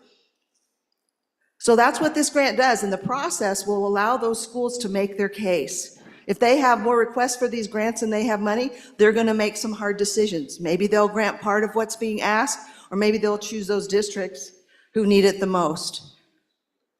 But ladies and gentlemen, I think for us to pretend that that fear is not out there and that concern is not out there is a mistake on our part. We've all heard it. We may want to discount it and tell them it's going to be okay. We may want to say, hey, other states did it and it worked out, and it may well. But we have an obligation to address this concern, and it's within our power to do so. And I would suggest to you this is a modest proposal to do so, and even perhaps a first step. So I'll ask for an aye vote. And again, I know you know what we're talking about and what we're doing, so please support your school districts in this matter as we make this transition. Representative Larson for your first time. When the bringer of the amendment comes back, I appreciate a little help and understanding after the first year what. So we've got this funding for 1 year and they get it out and there's no funding in there ongoing. And there's nothing we're planning on doing. So it's hard to, I guess you get an employee for 1 year and then hope that something's going to happen. Is that the plan, I guess, is what I'm trying to get my head around, because it seems like it's putting a Band-Aid on a much bigger wound, perhaps. Representative Smith. Thank you, Mr. Speaker Pro Tem. I would just push back against this. We have given a lot of our school districts other opportunities, 4 of which are already allowing teachers to carry. And in my mind, grant program having one individual carrying is not as beneficial as having other staff all throughout that work with the kids every day, know the kids, and are willing to protect them. So the state offers training and grants for that. Representative Byron. Thank you, Mr. Chairman. I guess I would ask the bringer, and I'm not sure where I'm going to go on this one. I could ask the bringer, if this goes through, do we have folks that want to fill these spots? Do we have law enforcement that now knows they're going to walk into these situations and potentially not be covered from liability, potentially have folks with weapons say in the front of elementary school doors? Is that something I think a law enforcement, I mean, I guess if I was a law enforcement officer, I'd rather be driving in a car on I-80, pulling people over for speeding. I'm not sure I'd want to put myself in harm's way. Not sure I'm going to land on this, but I think it's an appropriate question. Do we think we can actually fill these positions in your school districts and be effective at dealing with the problem we've created? Chairman Bear. Thank you, Mr. Chairman. The bringer of the amendment said, we need this until we know what's going to happen. Folks, we know what's going to happen. We've got 4 districts that already allow their staff to be armed. So we know, we can look across the country where this has been done before. And we also know from FBI statistics that those who carry legally are the most law-abiding citizens amongst us. So we already know the outcome. Throwing $5 million at this issue is not going to assuage the fears of those people who are hysterical about guns. Guns don't kill people, it's bad guys with guns that kill people. So the hysteria will not stop with $5 million more. On and against the amendment. Representative Lean. Thank you, Mr. Chairman. My question for the bringer of the amendment is, if that legislation does not pass and we do pass this amendment, what happens to all of that money? Or are we then just funding SROs? Representative Davis. On and for this amendment, over there in my little corner of Wyoming, we don't always have police officers. And this is something that our school districts are looking at as a temporary so they can come up with a plan, a device on how to implement this in our small rural areas. It may not be as applicable in our larger areas, but in our small areas, this is something big, and we're having meetings in our school boards now. You know, they're trying to come up with a plan. So I think this would be just something that could allow them some time to develop what we are ruling, where we pass the laws. These school districts are the ones that have to implement what our intention is. So I think they need this and a little bit of consideration as this rolls out. So all in for it. Minority Floor Leader Yin. Mr. Chairman, thank you. So there are folks that said, you know, we already let people volunteer to be armed in the schools. Not every school district has those people to volunteer. And also, if you have one volunteer, they're not going to cover the whole school. They're going to focus on teaching their class first. If something happens on the other side of the school, they're not necessarily going to even know that something's happening.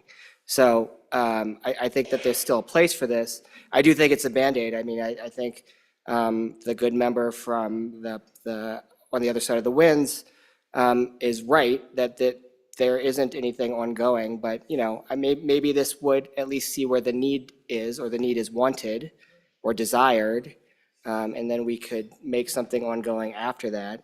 But it might be something that we should take into consideration with recalibration, because it's not something that we ever had to consider in the same way before. Representative Thayer. Thank you, Mr. Chairman. On and for this amendment, I can tell you our school district has one school resources officer. We have a very large district, and through the PD, there is a wait list. The officers would love to spend the time in the schools protecting the kids. So that has not been a problem in our school district. Thank you. Representative Pendergraph. Thank you, Mr. Chairman. If you look inside the budgets for each schools, there is an allowance for an SRO that's already been provided for. We got a lot of things that we could be afraid of in this society. But the most peace-loving, least offensive, safest individual on the streets is the concealed carry holder, and it's been shown over and over. Representative Wiley. Thank you, Mr. Chairman. This idea that we have a crystal ball and we can tell the future, poppy wash. Don't agree with it at all. Zero. Representative, please careful on how you're moving forward. I'm sorry, with this. Mr. Chairman. I think it's short-sighted at best. So the way that we passed the law from this body, the legislation, and the age requirements we have there, I looked at other states that are similar. Ours is unique. The age limit at 18, in most other states, it granted that same law to those folks and let them carry inside the schools, have to be part of the military. I couldn't find one to where it just said, okay, all 18-year-olds, you can carry. I mean, we're creating a situation to where it could be a problem. And when we put something in front of it to maybe limit the liability or limit the possibility of something bad happening, and then we're chastised for bringing it, poppy wash. Representative Wiley, please, okay? Let's go Representative Heft. Thank you, Mr. Chairman. I'll push back a little bit on that last little bit. In order to have a concealed carry permit in the state of Wyoming, you have to be 21 years old. In my school district, they're talking about this right now. We have highly trained, retired military folks who want to help. And right now, they're trying to figure out how to put that all together. But those folks are going to volunteer. I think we should let them figure this out. But let's be accurate on what's really going on with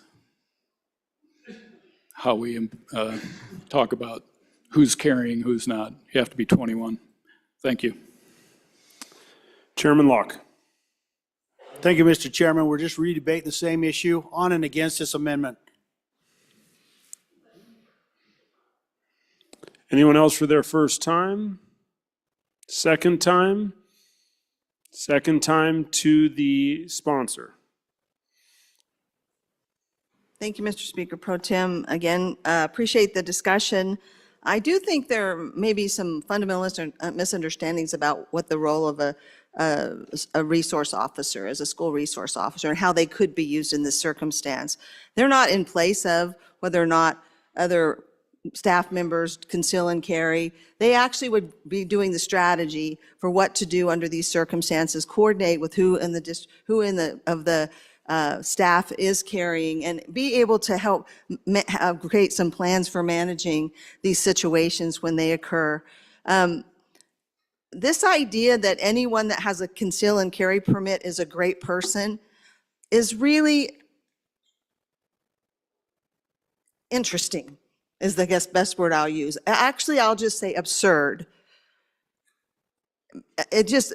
There are good and bad people everywhere, and some of them have conceal and carry permits. So let's just kind of understand that. That's where this fantasy world is kind of become detached from the reality of what these school districts are dealing with.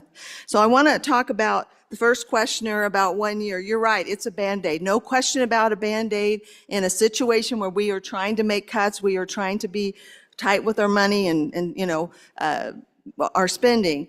But the idea is this gives the schools a chance, a fighting chance, really, to figure out what their strategy is going to be, to bring some sense of security and safety for them as they navigate this new space for them. To not admit this creates new challenges for them is really fascinating to me.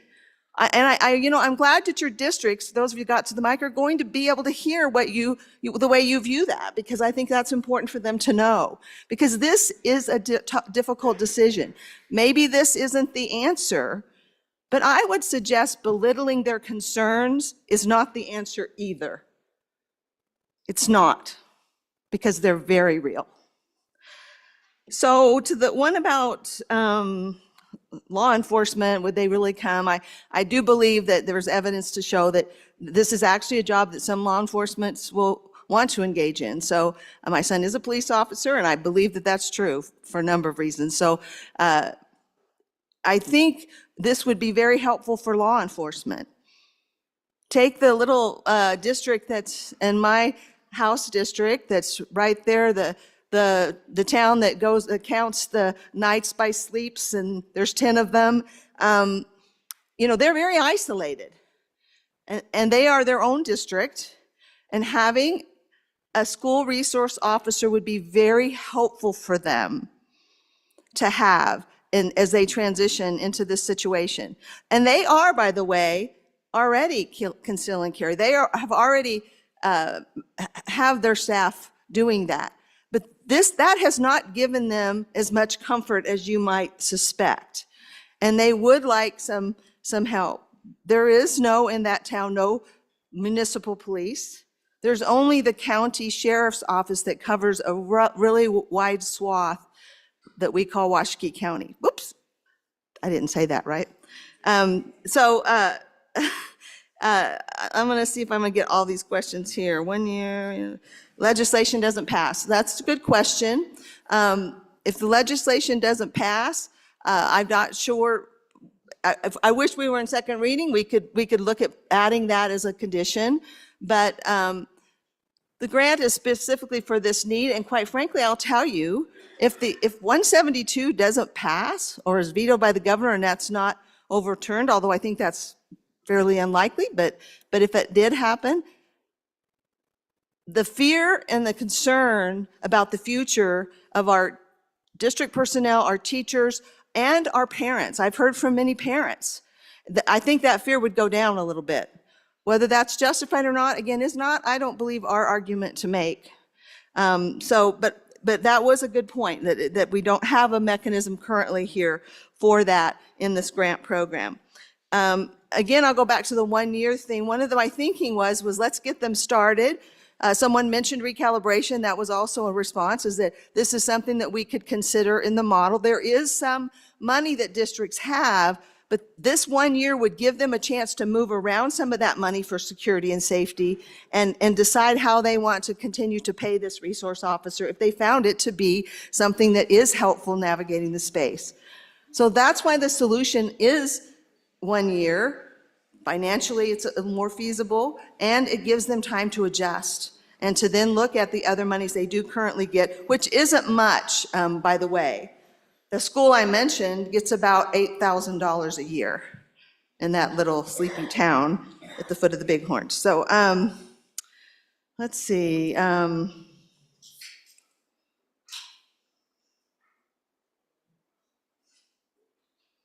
Most of the other comments seem to relate to the fact that their fear is unfounded. Their fear is real. Their concerns are real. And I'll just say this in closing. Ladies and gentlemen, we hold two things in our hands here. We hold this constitutional right, which we've acknowledged, and we passed a bill acknowledging that, in one hand. And then we hold our constitutional obligation to the safety of the kids in public schools in Wyoming. We hold these. And quite frankly, I'm a little disturbed by the flippancy with which some deal with this subject, because I have received calls, texts, letters, had personal interaction when our district was here. It's real. and you're ignoring it, those of you who want to push it aside or diminish it, it's really disturbing to me. So again, I ask for your support. So I'd ask members again, let's not go after people's intentions. That's not what we can call on the floor here. We are here to discuss policies. We are here to vote on third reading amendment number 31 to House Bill 1. Chief Clerk, please call the roll. Allemande? No. Andrew, excused. Angelos? No. Banks? Aye. Bear? No. Brady? No. Bratton? Brown, Gary? No. Brown, Landon? No. Byron? Aye. Campbell, Elisa? Aye. Campbell, Kevin? No. Chestick? No. Clauston? Connolly? Aye. Davis? Aye. Eklund? Erickson? Erickson? Aye. Filer? Geringer? Guggenmoss? Haroldson? No. Harshman? Heiner? Heft? Heft? Jarvis? Johnson? Kelly? Knapp? Larson Lloyd? Larson JT? Lawley? Lean? Locke? Lucas? McCann? Nicholas? Ottman? Pendergraft? Posey? Provenza? Riggins, excused. Rodriguez Williams? Schmid? Sherwood? Singh? Smith? Storer? Strock? Stivar? Tarver? Excused. Thayer? Washut? Wasserberger? Webb? Weber? Worf? Williams? Winter? Wiley? Yin? Speaker Nyman, excused. Are there any changes? Chestick, no to aye. Further changes? Further changes? Closing vote? Vote closed. 21 aye, 37 no, 4 excused. By your vote, third reading amendment number 31 to House Bill number 1 has failed. Moving on to amendment number 32. Representative Weber.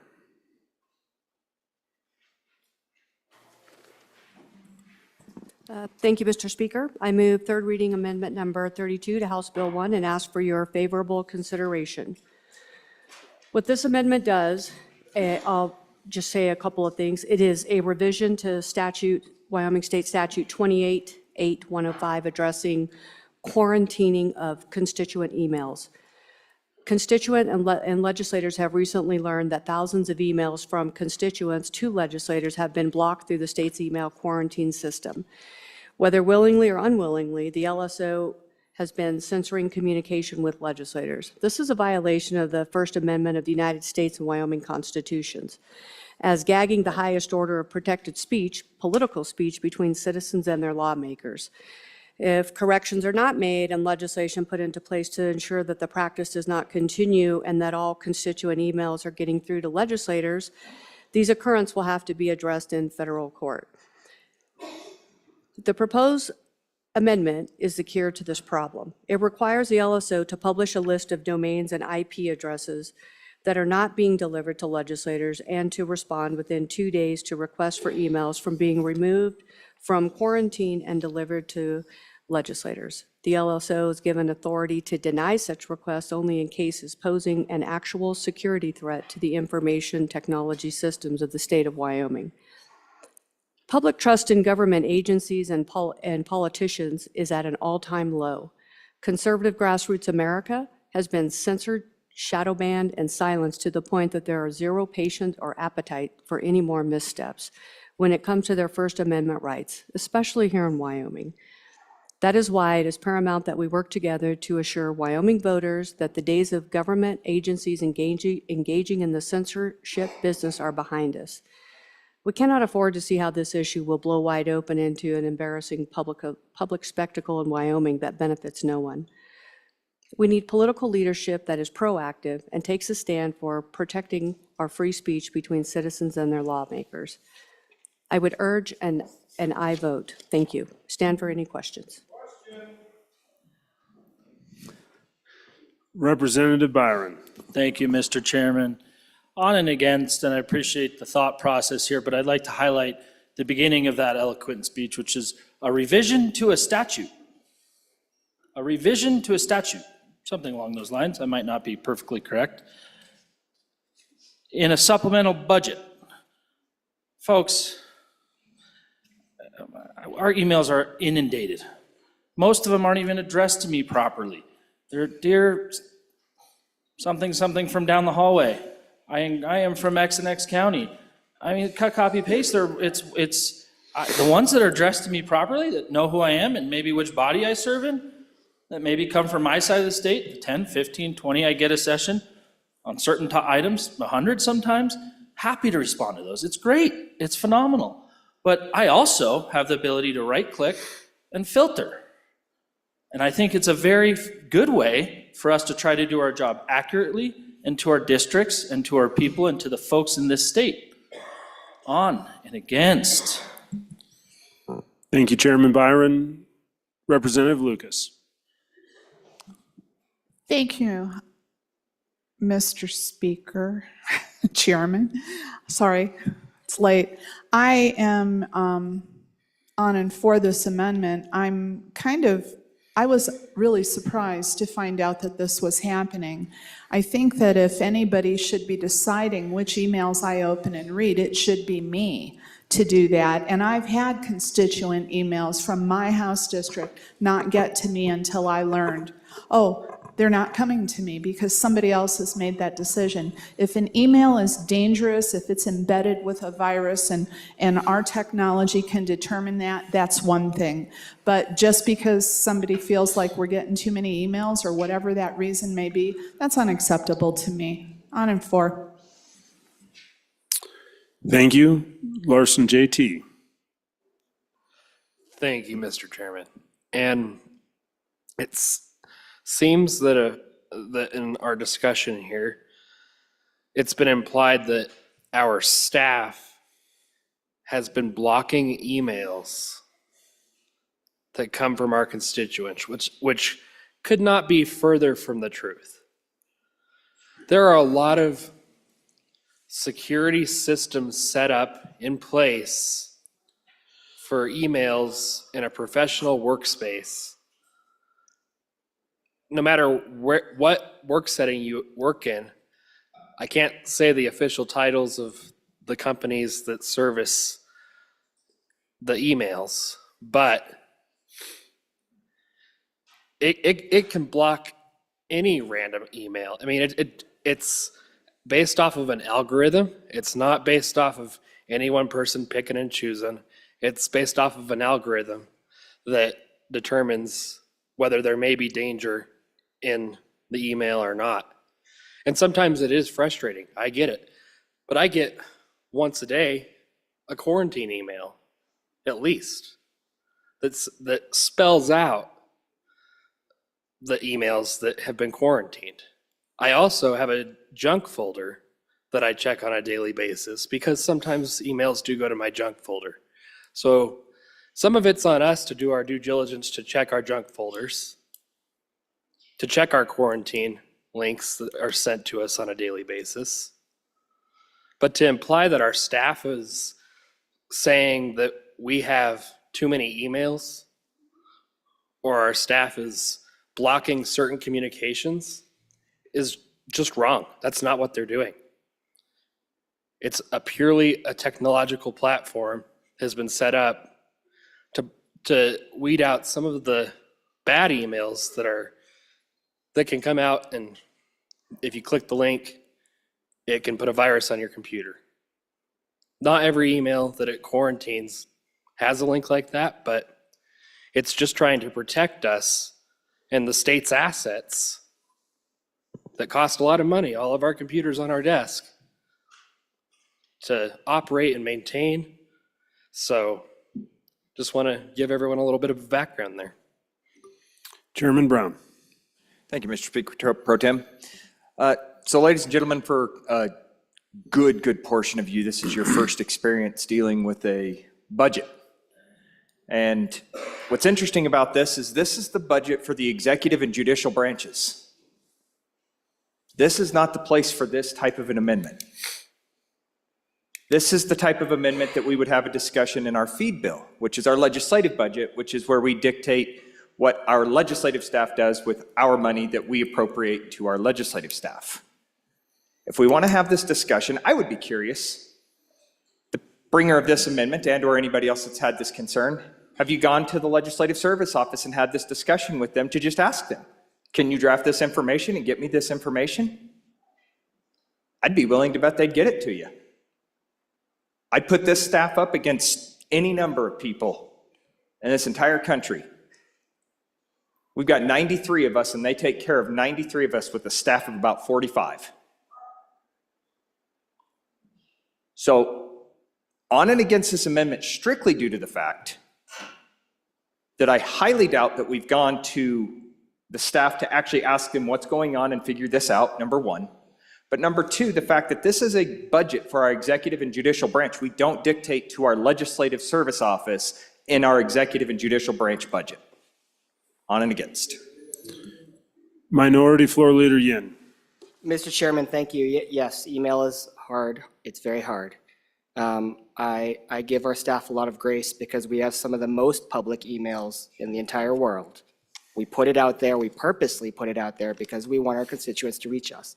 But that means, especially because of our status, we are in a position of threat, and so there has to be security systems in place. And so there's that balance, right?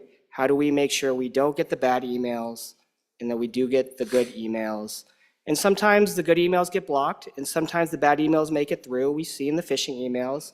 I've seen in the quarantine list good emails that I didn't think should be blocked. And then there's also a mix, right? So we have a lot of grassroots organizations, and they want their members to reach out with us, but they use services that are also used by bad actors, and so they end up getting blocked sometimes. And so they end up in that quarantine list, and I'm thankful for that quarantine list because then I'm able to inspect it. If there's an email that I think shouldn't belong in that quarantine list, I go to our LSO staff, say, look, these folks have been trying to reach out to us. Can you make sure that those get through in the future? And they say yes. That's all it took. I just had to ask them. The second part is we can just do this as management council policy. We don't need a bill. We don't need it in the budget amendment. If you want to get this done, just go to management council, ask if there is any policy that we need our staff to do. But this is kind of airing dirty laundry, which I don't recommend doing because it actually hurts both our morale, but also our staff's morale. So if there are issues with our legislative staff, come to the staff, come to your leadership, we'll deal with it. Don't do this. Larson Lloyd. Thank you, Mr. Chairman, and I appreciate the conversation defending our staff and the debate on the technology and stuff, but I think the really heart of the issue is can this amendment be in a budget bill? There's nothing to do with an appropriation of funds. It doesn't deal with anything that we do inside a budget bill. When we can't legislate and change statutes in the budget bill. And so as valid of concern, and I'm sure the bringer of this feels very passionate that it is, and I respect that, and others not, but we just can't do it in the budget bill. And so I'd ask you to vote no, because that's the rule, is we can't do that, and when it goes We just can't do that. Representative Wiley. Thank you, Mr. Chairman. To question our LSO staff, you know, and have the idea that they're doing something nefarious without evidence or proof that they're actually doing it it's not right. At the same time, folks at home that are watching on YouTube, if you really want to reach us, address an email to us. Don't use questionable bots or websites that aren't from your domain. And most likely your emails will come through because we're getting hundreds, if not thousands a day. And then above and beyond everything else, we don't legislate through the budget. Bring a bill, we can hear it next year.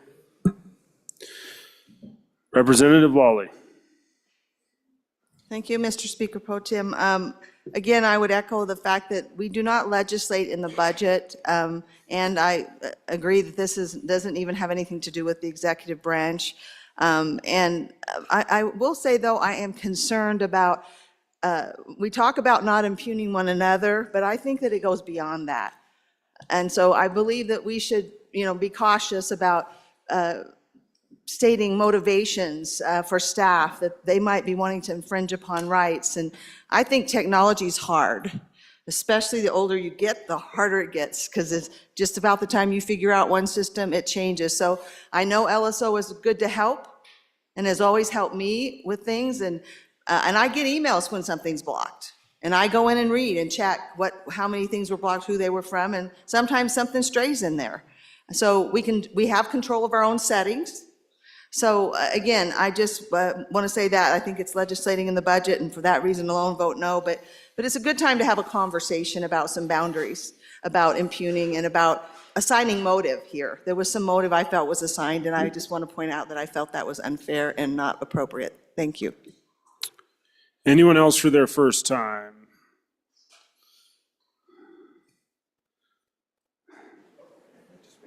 I was doing really good too.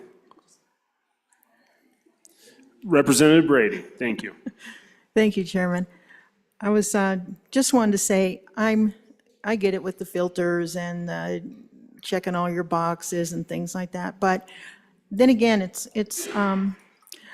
I see LSO and I thank them for all their work. There are gatekeepers to our IT and incoming.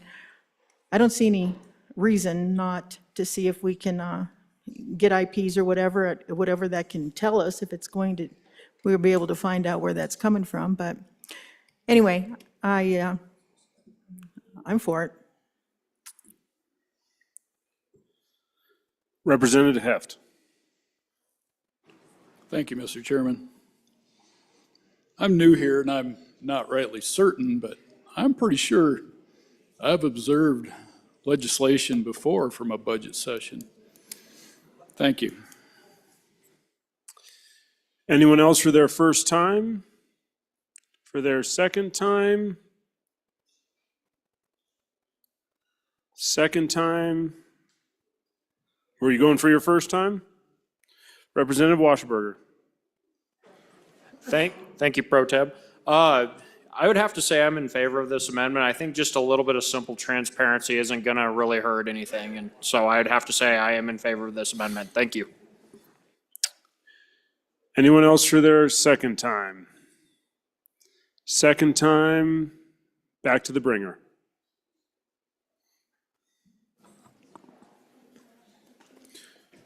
Thank you all for the discussion. I have listened to what you have said, and I still do not believe that it's okay to ask for transparency. We've been doing that for 3 weeks. I urge an aye vote. Thank you. Okay, we're voting on third reading amendment number 32 to House Bill number 1. All those in favor, please signify by saying aye. Aye. Opposed, no? No. That amendment has failed. Moving on to third reading amendment number 33.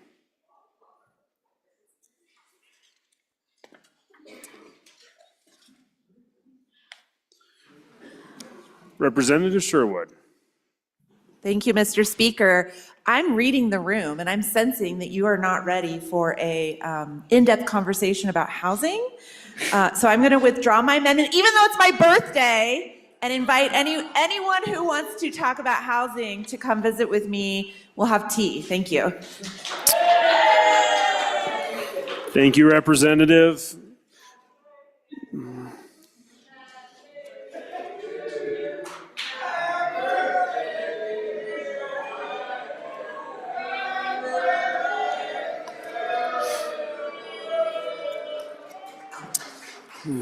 And there you have it, folks. Okay, so we are moving on to third reading amendment number 34 to House Bill number 1. Representative Bear, Chairman Bear. Thank you, Mr. Chairman. I move amendment number 34 to House Bill number 1 and ask for your favorable consideration.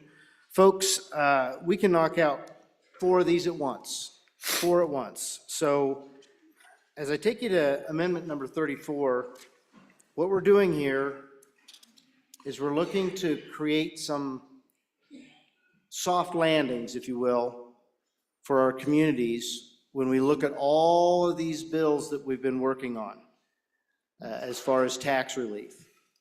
I made a good commitment to the representative from the eastern border that we would bring this in the budget. And here it is, folks. We've had time to really work out a good solution.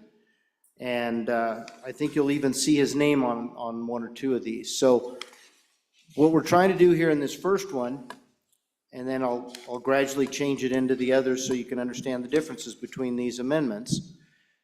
And as soon as one passes, I'll withdraw the others. But this one here has the highest price tag on it. I'm a little hesitant to bring this one since we have spent quite a bit of money today. But I think that our communities and our special districts deserve this opportunity, and you deserve this opportunity to make a decision on how you'd like to deal with some of the consequences of tax relief on our local governments. So this First Amendment, 34, comes with a price tag of $72 million. You'll find this on line 12 of page 1. You'll see on line 25, and the other amendments are very, very similar, so it's almost the same place. You'll see not more than half. So what we're doing is that dollar amount's getting divided up in half so that we can address 2 years in a row. That's what that paragraph B does. Flipping over to page 2. Now we're going to talk about where it's going to be applied. And so if you look at Romanet 2, it's subject to the counties, cities, and towns that are located within the counties with the 8 lowest total assessed valuations. So these are what are sometimes termed hardship counties. And then if you go to Romanet number 3, that's repeated, but now down to Romanet number 4, any special district, so this is your hospitals, your community colleges, your EMS, but this is not restricted to those 8 counties. In this particular amendment, this first option, it covers the special districts for the entire state. That's why the price tag is so high. And how much is it backfilling? You'll see this on line 33 of page 2. This is a 75% backfill. 75%. So some of the later amendments, if we reject this one, will be lower. There'll be lower dollar amounts and lower backfill. This one is 75%. If you flip over to page 4, you'll see it addresses that at least one of these bills has to pass that has tax relief. And you'll see there's also Romanet 2 ensures that they can't go over 100%. We're not going to backfill them more than they would have gotten had the tax relief not occurred. So having said that this is the most expensive one, the other 3, the first one is $12 million. It eliminates the statewide special districts. It still does the special districts in those 8 hardship counties. And that one is still 75%. And the price tag on that is 12 million, and that's amendment number 35. Amendment number 36 is 8 million, and all it does is takes it down to 50% on those 8 counties and their special districts. And the last one, number 37, is 25%. So with that, I'm going to ask for the vote on this one. We can debate it if you'd like a little bit. I would say if we debate one, we've debated them all, but your vote is what's going to make the decision of how much relief we're going to give to these special districts, counties, cities in these special, or these 8 counties. So with that, I'll stand for questions, and if there are none, we'll ask for the vote. Anyone on there for their first go? Representative Banks. Mr. Speaker Pro Tem, thank you. On in support of this amendment, I think we finally reached the bridge to the gap that we're trying to reach here. You know, we did a good job in this body giving some tax relief, and now we have the opportunity to make up for those hardship counties, the difference of what it's going to bring down. And my people are very happy that we brought them that relief. And now the ability to fill up and make up for those lost services and keep our special districts whole. I mean, my county's got the most special districts in the state. And the ability to be able to make sure those functions still remain whole while also offering tax relief. I think this is the mechanism to do it, and I commend the bringer for it, and on and in support. Thank you. Representative Williams. Thank you, Mr. Chairman, and thank you to Chairman of Committee Number 2 for this amendment. This will not make us whole, but this gets us closer to being whole than any other amendment we'll look at this evening. And I would appreciate your aye vote, and the hardship counties of our great state would certainly appreciate your aye vote. Majority Floor Leader Heiner. Thank you, Mr. Speaker Pro Tem. Members of the body, we came here this year with one of our highest priorities is property tax relief. We have worked on that. There's a number of bills going throughout the different chambers, but I think everyone realizes there's not an appetite for any backfill in some of the other parts of this building. Zero backfill. I believe there's a lot of members here in this chamber that want to have backfill, myself included. Will we get 100% backfill? I would bet a stale donut we won't. But let's get something. Let's make it a soft landing. Let's get as much as we can for these distressed communities, for our people back home, for our special districts. And will we get it in the bill that actually gives property tax relief? Probably not. I don't think we will. This is the avenue where we can do it, is right here.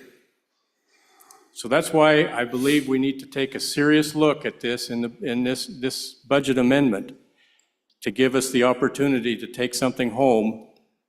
When we give them property tax relief on one hand, we tell them, okay, we're also looking out so you don't have a crisis, as it's been described, when there's no backfill.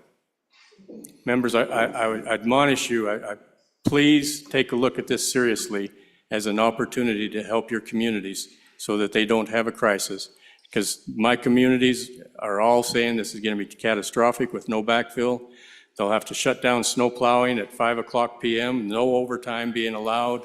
They will have to shut down the rec center for, make the hours of the rec center a lot shorter. It's going to be hard for especially some of the distressed communities. So let's think seriously on how we want to do this. But right now, we've all heard in the building, there's no appetite for a backfill in other parts of this building. So we have cookies, cake, and stale donuts now. So Representative Wiley. Thank you, Mr. Speaker Pro Tem. I don't want a stale donut, I don't want a cookie, and I don't want this amendment. We're talking equity here. We're talking soft landings. We're talking, this is not a social experiment. Looks like a social experiment to me. If you're one of the bottom 8, that's great. Okay, we have some of our special districts in there. That's great. But I've been listening from all of my towns, my county, and they're saying, hey, we need some backfill. We need help. This is not going to work for us. This amendment doesn't work for us. This amendment doesn't work for Sweetwater. I can't support it. This is not equitable. No. Representative Larson JT. Thank you, Mr. Chairman. We had an opportunity in this body to pass full backfill. We chose not to. And now we're sitting here trying to give an unequitable form of backfill to only the small counties when all counties are deserving. We shouldn't be in this situation. But people have chose to play political games. So I'm honestly not sure where I'm voting on this amendment, but I'm not really happy with the situation we're in because it could have been avoided. Representative Wally. Thank you, Mr. Speaker Pro Tem. I really applaud the efforts on this amendment. Of course, I will be on and for it. I come from a hardship county. I represent 2 hardship counties. And I think the effort that was put in to meet their unique situations. I mean, there is great disparity among the counties and where we stand in the effects of these bills. So I appreciate the effort on and for it. And I also appreciate the recognition of how, for every county, these special districts are uniquely vulnerable to some of these tax bills. So I do appreciate it, and I thank you for your good work. Representative Conley. Thank you. I'm kind of thick-headed on this. Thanks. On page 2D, line 20, where I just need some clarification, because this doesn't sound like it's going to be very well thought of in my county or for my cities and small towns. Counties qualified under subsection C of this section and any special district located outside of a county qualified under subsection C of this section shall prepare a grant application to the Department of Revenue on behalf of the county and all cities and towns and qualifying special districts in the county. So am I reading that? So like my district folks then would have to go through some kind of a grant process to get some backfill? Can somebody clear that up for me? Because if that's the case, I don't think my county's district's gonna be too happy with it. Representative Larson Lloyd. Thank you, Mr. Chairman, and I've been expecting this point of the conversation to arrive for some time, because I think that we're kind of at this precipice of what we're trying to do for property tax relief, and then we've got our general budget. And, you know, yes, if you're going to give this kind of property tax relief,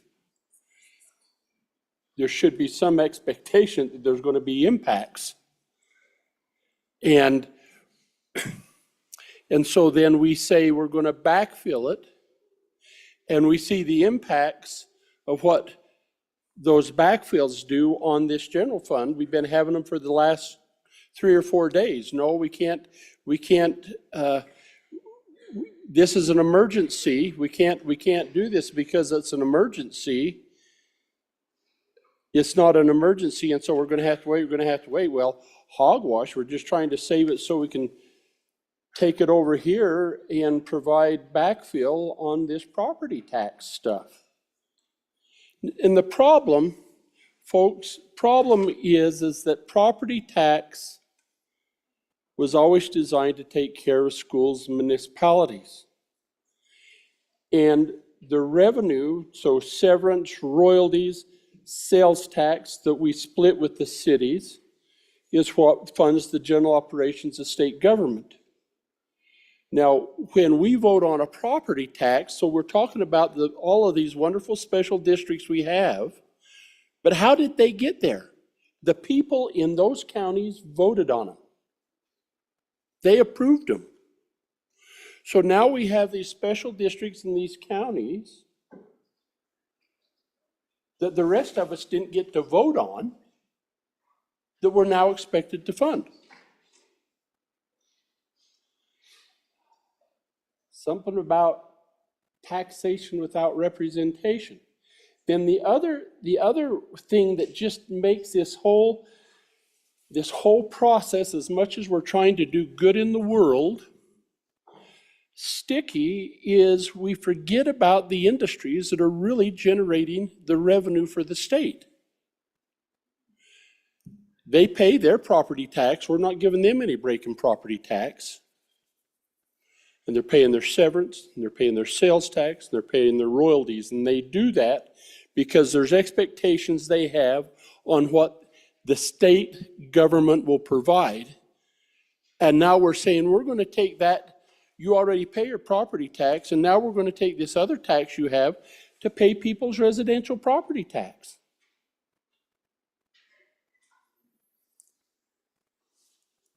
That's problematic. Now, I know that I'm the odd man out on this conversation, but I just feel like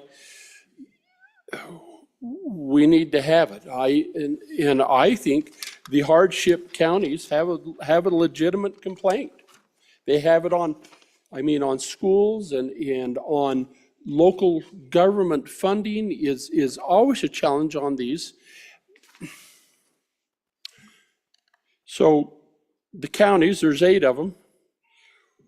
With this, the counties will get anywhere from 79,000 in the one county here to the east, and I think that the highest will get 671,000.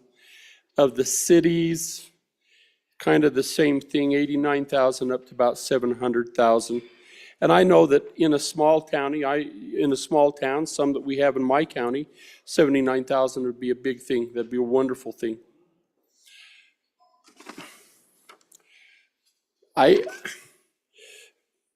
But I think voting for this amendment at this much, $72 million, when we've been told all week long we just can't do this.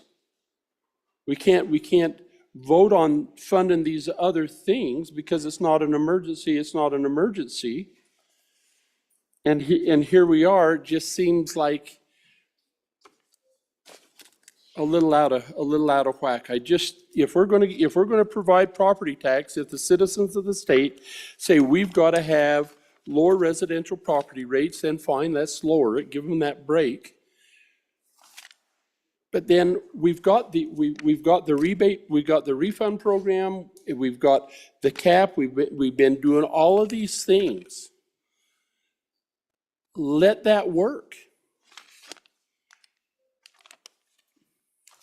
Mr. Chairman, well, and let me say this, Mr. Chairman, if I may. You folks in this body that have been passionate on property tax relief, I love you. And I think that I know that you have this, you're not doing this to be malicious in any way, shape, or form. And I respect what you're trying to do to try to help the people. But I just think we're mixing up how the state was designed to try to fix it. I think we put into place some things. We ought to let the dust settle, see how it works, and then move forward. It just seems like you're force feeding a starved calf, and pretty soon you're going to have a bloated belly, and it's going to be a mess. So, thank you. Vote against this budget, please. Representative Pendergraft.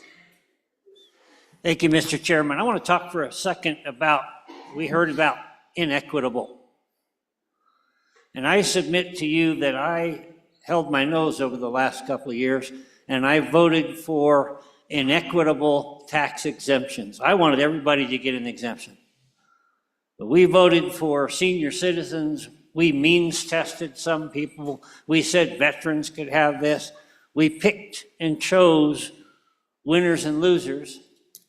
We did one bill that I thought was pretty even and equitable, and the executive vetoed that one, so we can't go there. Yes, what we're attempting to do here right now with this amendment, and I do ask you to vote aye on this amendment, is not purely fair, nor has anything else we've done been so far. Nothing we've done has been perfect, but this helps make it better. Please vote aye. Representative Jarvis. Thank you, Chairman. So I'm wrapping my brain around this. The majority of my district they felt that property taxes were too high. But when I went and talked to them, it was because of the crazy inflation that happened. It wasn't because they were totally against paying property taxes. And then I looked at this pandemic property tax relief, and I actually voted no. Because to me, that's not a long-term solution. That was a ploy to put our state in a financial crisis so that we had to respond. And here it is. Here it is. Now, after that lovely little ploy, because it was a 2-year Band-Aid, it wasn't a real property tax relief bill, now we're being asked to front the cash from our savings accounts and backfill because there's this crisis that would have never occurred without this ploy of a facade of a property tax. I'm kind of with the Senate here. Ken? Nope, I'm not. Okay. I'm kind of with, you know what? You want to do this for the next 2 years? Let the people of Wyoming feel what you just did. Let the people of Wyoming feel what you just did. But don't you dare touch the savings account that is the backup plan when people don't get reelected because it didn't work out as planned. We are not in a financial crisis. It is a bill that was really bad. And I hope that an executive vetoes that baby, because then problem solved and we actually don't even need to be having this conversation right now. Okay, members, I'm going to say again, let's try to keep it from where we go on direct attack to someone's bill or what they've brought. You at that point are calling someone's work into question, and I challenge you not to do that. Representative Brady. Thank you. It's been so long, I kind of forgot half my thoughts, but I did support the 50%, and I'll stand on that the whole time. My thing is, I don't think this created the hardship towns. They have been for a long time. So I don't want to see that as an excuse or that, our attempt to give relief is for some reason causing us, or the hardship towns to be hardship towns. So however the vote goes down, I'm sure we'll just vote our conscience and what's best for these, what's on this amendment. So, but thank you for letting me voice my concerns. Representative Storr. Thank you, Mr. Chairman. There's 10 bills listed. Just one of them passes, then this amendment would go into place. But if you look at the fiscal notes on those 10 bills, I haven't added them all up, Might be a little too much math for me, but at least one of them is 254 million. 254 million, just like that. Just like that. And that's because we have this rush to go figure this out and do it like yesterday, even though we've done a lot. We have actually done what we've needed to do. We've helped the people who are most in need. We've kept prices from going up, escalating too far at once. We have solved this problem. We've solved this problem. But instead we have 10 bills to keep, just to tell our constituents that they might have to pay a little bit more tax because their home is more valuable. And in order to give them a break, we're going to give everybody a break. We're going to give second homeowners with $20 million homes 50% off in some cases. Go back to acquisition value in 2019. You want to see what that looks like for school funding at the state level? You just blew off $85 million coming from Teton County to pay for your schools across the state. Meanwhile, 21 of 23 counties already assess the total amount of mills that the Constitution allows them to, 21 of 23. But somehow we're only going to help out 8?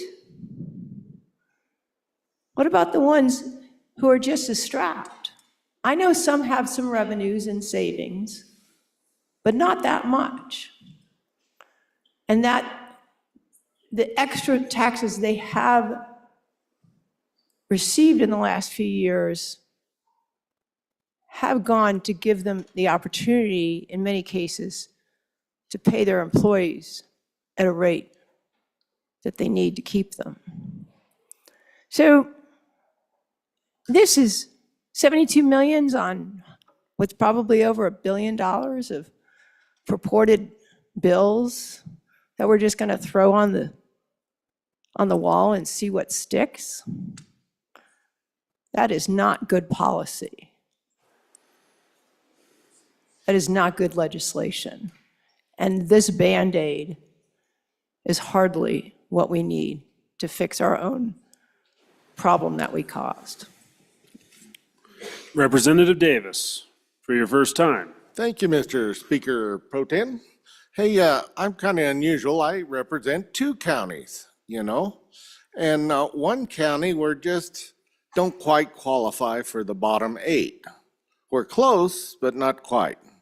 So we don't get that discount in there. The other county is just above that, so I don't get anything there. Our reserves in our counties are not tremendous because we're active in our counties. So I'm just not sure how this is going to work out for my boys at home. So I don't know if it's door 1, 2, 3, or 4, but I think none of the above is my vote.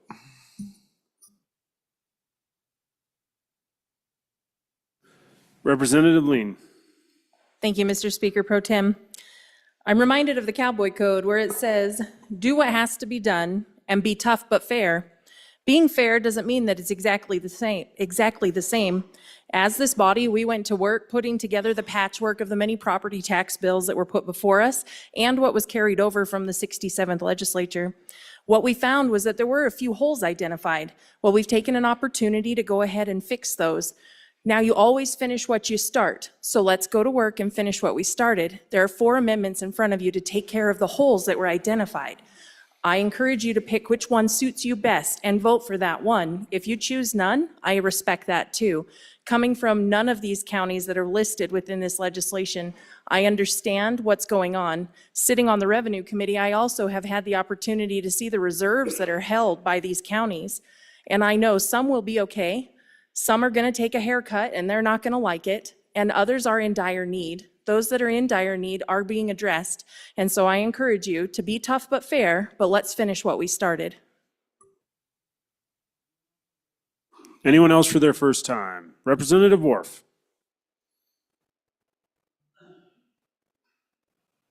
Thank you, Mr. Chairman. I rise in support of Amendment 34. I believe that's the best option we have available. And I do, as the last speaker said, is this perfect? It's not perfect, but it's probably the best we're going to get. And I do think the people I spoke with as I was going around door to door, you know, I made the commitment to them that we would take a hard look at this. I also made a commitment to the lady that does our books at home, and I told her, I said, I don't think there's any way we can stop property taxes from being cut. All I can do is do my best to minimize the impact to our local governments. And I aim to keep my promise, therefore I'm going to support Amendment 34, and I would urge your support as well. Thank you. Representative Nicholas. Thank you, Mr. Chairman. On and against, ladies and gentlemen. This reminds me of if you get on a bus and you go to a third world country where they don't have any food, and you stand out there with peanuts, and you say, who wants peanuts? When they're starving to death. It doesn't make any sense to me. You're holding out a carrot when we've got 10 bills that if you add them all up, or 2 or 3 of them together, it's over $1.5 billion. Just the acquisition bill. In 3 years, that alone is $1.2 billion down. And you think $72 million to just the hardship, primarily the hardship counties and special districts is going to fix that problem? Not even close. It's a drop in the bucket. We did better than that on 169 when we backfilled at least half of it. That was $150 million. So it's kind of like dangling this little morsel because we're all starving to death. How many know what the actual impact of these 10 bills are and where it's going to end up? And why don't we have a spreadsheet? And why aren't we figuring all that out instead of just doing this one thing at a time and just shooting doves as they go over our head? It just doesn't make sense to me. I would concur from the good representative from Teton County that, man, this is a horrible way to make sausage or to starve ourselves, basically. So who's going to benefit the most and why? I mean, the real question is, who got hurt the most? And who's the most needy? Our good friends in Sweetwater County, 19% growth over the same period of time when another county was 155% increase in property taxes. Why don't we look at the facts and figure out what the right thing to do is instead of dangling carrots? That just makes no sense to me. On and against. Representative Harshman. Thank you, Mr. Speaker Pro Tem. Members on the second page of that amendment, I think we're seeing something that has never been used in statute. And we have a definition of hardship counties, and it's in the green books, and it was named after a former revenue chairman that we introduced up here from Johnson County. It's named after him, the formula, and it's based on, sales tax per capita. And so now we're bringing this assessed valuation in. So these are the 8 counties: Bighorn, Crook, Goshen, Hot Springs, Niobrara, Platte, Washakie, and Weston. And then it says the cities in those counties, but cities, and then it goes on to say you have to have the max mills. Well, let's take Washakie County as they do the 12 mills. But the city that's the county seat, named after a great chief leader, they only do 5. 8's the max. They're going to have to raise taxes to get this money. How's that going to work? So that's probably not going to work. And then this part on lines 16 through 18, any special district. So around the state, now think about special districts. Our state is so diverse. If you go to Bighorn County, it is like the poster child for special districts, hundreds of them. It's crazy. And I mean, it's not crazy, it's unique. It's so different than the rest of the state, where some counties hardly have a special district.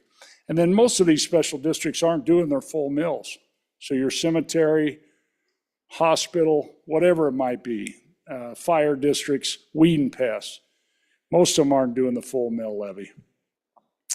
To randomly pick out qualifiers that has never been tested before by this legislature Doesn't make any sense to me. And so then I heard one of the leaders of this House saying, we want to avoid a crisis. Yeah, I hear you. And why did we pass a bill knowing it's going to cause a crisis? So I think we keep working somehow on this. I don't know, but this certainly isn't the answer. And so please vote no. Representative Locke, Chairman Locke. Thank you, Mr. Chairman. And everybody's throwing out that all these 10 bills or however many bills. Everybody knows that on many occasions we've done this where we floated different bills to kind of see what the different, how people are being, what people are comfortable with, what's the best approach. It's a very common practice. Everybody in this room probably knows that there's never any intent for us to pass 10 bills. By the same token, most of the people in this room, many of you, not all, I'm sure, but many of you knew we came here to give some element of property tax relief. And part of that property tax relief, some of these bills had backfill in them, others did not, okay? So we're trying to solve this problem many different ways.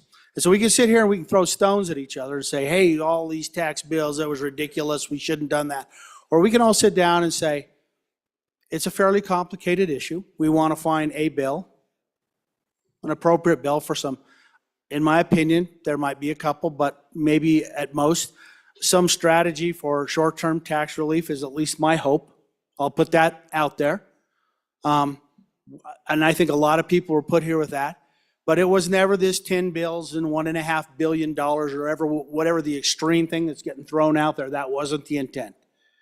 And that's not what's going to happen with these bills. And everybody in this room knows that. But they're doing all this to create the confusion. The bottom line in here, though, is we're going to try to find a bill that makes some sense. I hope we do. I hope we try to find a bill that makes some sense, that gets some property tax relief out there, probably short term, to be honest with you. We probably continue to look for a good long term, what we might all call reform. It's been said that there's some reform out there. We may have to look at that. Maybe there's some enhancements to those things. But at the end of the day, if you don't want to backfill these counties because, well, my county's not getting it, so we're not going to backfill these other counties, then don't vote for this bill. I personally think I like the backfill. I like the backfill from the beginning. You guys saw that at least on some of the initial bills I pushed. It's always been I don't know what the percent is. Maybe that percent is whatever the percent, 50%, whatever people are comfortable with. But at the end of the day, I'm a fan. I'm on and for this amendment to put some relief out there for our folks where we can.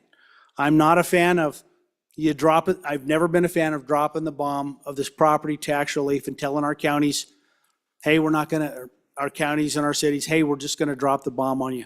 We are trying to leave some money in some people's pockets, the people's pockets. Yeah, for some of you, I understand the protection sometimes is to protect the government. For some of us, protecting the state is trying to protect the people's pockets too. And we're looking out for the kitchen tables, there's no doubt about it. Does that bring some complications? Absolutely it does. And we can sit here and we can throw stones around the room, or we can sit down and say, let's find a good solution, or at least a solution, and let's work through it. That's my opinion. I'm on and for the amendment. Anyone else for their first time?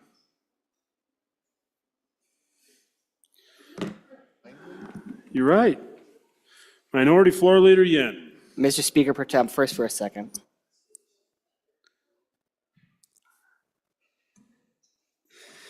Okay, Representative Campbell. Thank you. Thank you, sir. Mr. Chairman, so I have probably been one of the most vocal about leaving our cities and our counties and our towns intact, and the damage that we're going to do with them. So you would think I would be the most excited about backfill, and I would. Here's what concerns me with each one of these. On the second page, and this has been pointed out, so this property tax cut, 25 to 50%, is a statewide, right? We are affecting every county, every city, every town, every municipality with this cut. With the options in front of us, the first criteria is that they are the 8 lowest total. Those are our hardship counties, right? That's the first criteria you have to meet. So of course, my isn't going to meet it, and that's okay.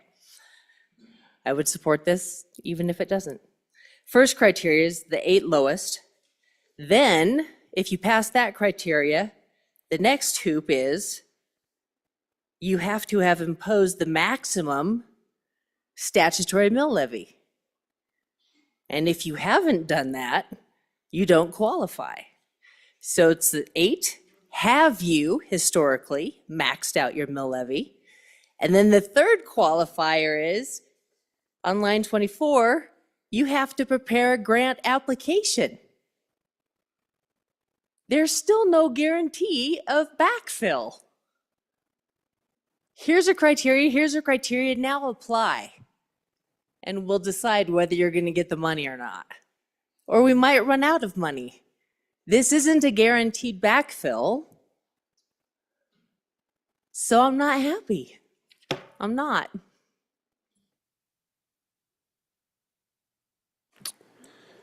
Representative Weber. Thank you, Mr. Speaker. I would like to say that I am so impressed with the amount of detail and thought that was put in from our Appropriations Committee to bring this bill.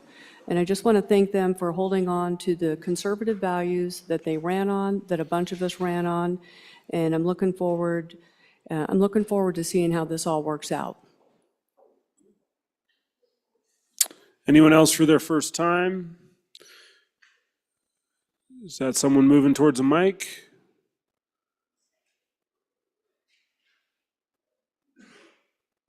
Second time. Representative Wiley. Thank you, Mr. Speaker Pro Tem. Equitable, hypocrisy, we use a lot of words on this floor. You know, if we wanted to bring forth a bill that had backfill in it, we've had opportunity after opportunity after opportunity to support that legislation on this floor. We've had hours and hours of debate to support that strategy on this floor. And what we did was take a chainsaw to it instead of a scalpel. And we've ripped and we've cut and we've torn. And I apologize to the bottom 8 counties. We shouldn't even have to be using the word hardship county right now. I shouldn't have to stand up there and advocate for my county because it's not one of the lower 8 counties. We should have come up with a solution that didn't leave Wyomingites behind. Since we've been talking about property tax relief and reform, I said I want to help folks. I don't want to leave Wyomingites behind. This legislation leaves Wyomingites behind. We've had the opportunity to help all of our constituents in all of our communities, but we chose to push it to the extreme. And we've dang near made the bed, ladies and gentlemen, and pretty soon we're going to have to lay in it. Please, vote no on this. Let's figure out a way to move forward. Let's not leave Wyomingites behind. Representative Pendergraft, for your second. Thank you, Mr. Chairman. It's been said there's 3 kinds of people, those that do things and those that wonder what happened. And we've got some others here. We have thrown a lot of things against the wall, so it said, to see what sticks. Somebody had to write those ideas. Somebody had to think down and put pen to paper and go to work and stick something out there and try it. And a lot of us have sat here, and as soon as somebody comes up with an idea and sticks it up there, throw rocks and boo, boo, horrible idea. If you don't like what's been offered, where's your offer? Where's your idea? Where's your contribution? We've spent a lot of time. We've spent a lot of effort trying to come up with a solution, and this is what we've come up with. Is it perfect? No. But I think it's pretty good. And if you can't come up with something better and present that, maybe silence is golden. Representative, let's make sure we do not impugn people's intentions nor their character. We want to try to keep this clean. Let's discuss the topic and not the person, guys. Representative Conley, for your second time. Thank you, Mr. Pro Tem. Good evening. And I just want, Good evening, Representative Conley. It is good to see you too. all right. So I'm glad we had some property tax reform in this body since I've been down here. I'm happy about that. And I'm ecstatic for the, I think it's 8 counties that are going to be able to benefit from the backfill. But I can't stand up here and not go after this a little bit because of what it will do in my district. I just can't wrap my head around how it's going to be okay for 8 counties and not okay for the other counties. And as far as the counties in my district being frugal and conservative with their finances and having some money in reserve in case we have a flood or we have whatever it might be, fires that would take that reserve away in the blink of an eye. I just can't figure out how there can't be a way to backfill for all the counties. But I'm very happy that we did get some property tax relief, and I'm really happy for the other counties. I'm just You muted. make it work for everybody. Thank you, Representative. Representative Larson, JT. Second time. Thank you, Mr. Chairman. We have brought other ideas in the form of amendment. And this body has continued to shut those ideas down. So to say that we haven't tried is just wrong. Vote no on these amendments. This is not fair to all of the counties in our state. We have to support all of the counties, not just 8. They're all important, equally important to support and make sure that they have backfill. I brought that idea. Apparently the body didn't like it. But to say that we aren't trying to come up with other ideas is just wrong. Vote no on the amendments. Representative Davis. Second Thank you, time. Mr. Speaker Pro Tem. You know, we've about beat this backfill to death, but my question is, we have an obligation to the schools. So what are the dollar amounts at 75, 50, 25 that we have to deal with? Or do we have an idea?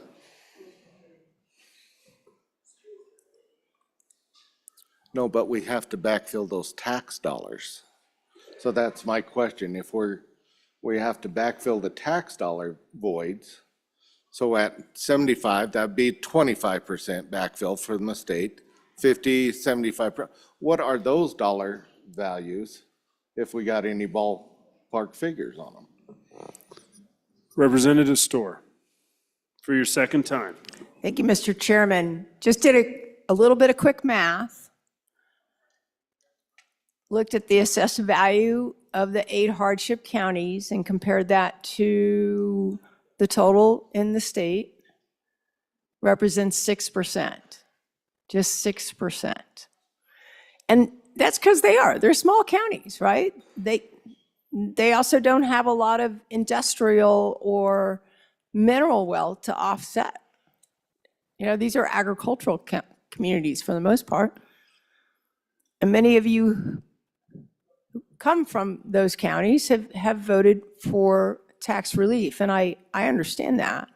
But it doesn't make sense to me to give 100% of the backfill to 6% of the state. That math just doesn't work. It just doesn't work. I suggest we not pass these amendments. Let's go back. Let's figure out what bills we really want to support. Let's look at what the Senate's going to send us. Let's be a little more picky about what our property tax policy looks like. And then we can maybe figure out something that makes sense if we need to do that. But, I would agree with the former speaker. This isn't about property tax relief. This is about shrinking government. That's what this is about. And that suddenly costs something. You guys act like the people who run our counties and cities are from my party, like they're just spendthrifts. That's not who these people are. Point of order. What's your point? We don't discuss parties. Point taken? Thank you, sir. Point taken. In any case, I don't think the people that run our local communities are spendthrifts. I think they're awfully conservative with what they spend their money on, but they do have services they have to provide. Let's figure out how to make them whole. And let's not just do that for a few of them. Thank you. Thank you. Representative Larson Lloyd, for your second time. Thank you, Mr. Chairman, and it was suggested that perhaps if we had some ideas or recommendations that maybe those ought to be shared, and I think to some degree they have, but have not fallen or been considered completely as much as we would perhaps hope. But let me just share with you, probably the biggest thing we've done is pass a constitutional amendment. And we've let that set and not really, we focused on all of this stuff this year when we should have been focusing on how to make that constitutional amendment work for us for the better. So that's one plan. Last year, we passed a couple of things that really helped immediately. Point of order. What's your point? We're getting far afield of our amendment now. We can discuss certain bills, I assume, because there are certain bills addressed in these amendments, but now we're getting off into the topics of theory of where the state should go in taxation and revenue. Yep, we're about an hour and a half into this. Let's try to keep it a little bit cleaner. Mr. Chairman and Mr. Chairman, point taken. I think we can summarize it by saying we passed 5 bills, and a constitutional amendment that addressed immediate tax relief last year, and the plan was we ought to let those see how it works. Point of order. What is your point? We're still not getting back on the amendment? I think we are. We'll continue. Thank you, Mr. Chairman. And if we would let those work, it negates the need for this amendment. Now, my folks elected me to come down here and lobby on their behalf. Lobby you for their best interests, and that's what I'm trying to do. And I'd encourage you to vote no on this amendment. Chairman Locke, second time. Thank you, Mr. Chairman. I'll make this quick. Hey, listen, we probably need to take a little bit of the heat out of the room. If people don't like these amendments, vote your heart. Vote what's appropriate. Vote what you feel is right. If this doesn't work, I get it. We all have different perspectives, 62 different opinions in this room right now that have a vote. That's fantastic. I'm trying to take the heat out of it because the truth is the session isn't over, okay? We're going to continue to work as hard as we can to try to find ways to leave some money on the kitchen tables, and at the same time, look out for each layer of government and come up with a good approach. We're not trying to cut anybody's legs out, but we're certainly trying to live a little bit more on the kitchen table. Hopefully we could deal with the counties, the cities, on all these local entities. I say take the heat of it, quit throwing stones at everybody across the aisle because you say, I didn't like your approach. I think we're open to different approaches. Anyway, I hope everybody vote your heart, but I ask everybody, try to keep a positive attitude. Let's go find a solution. Thank you. Representative Harshman for your second time.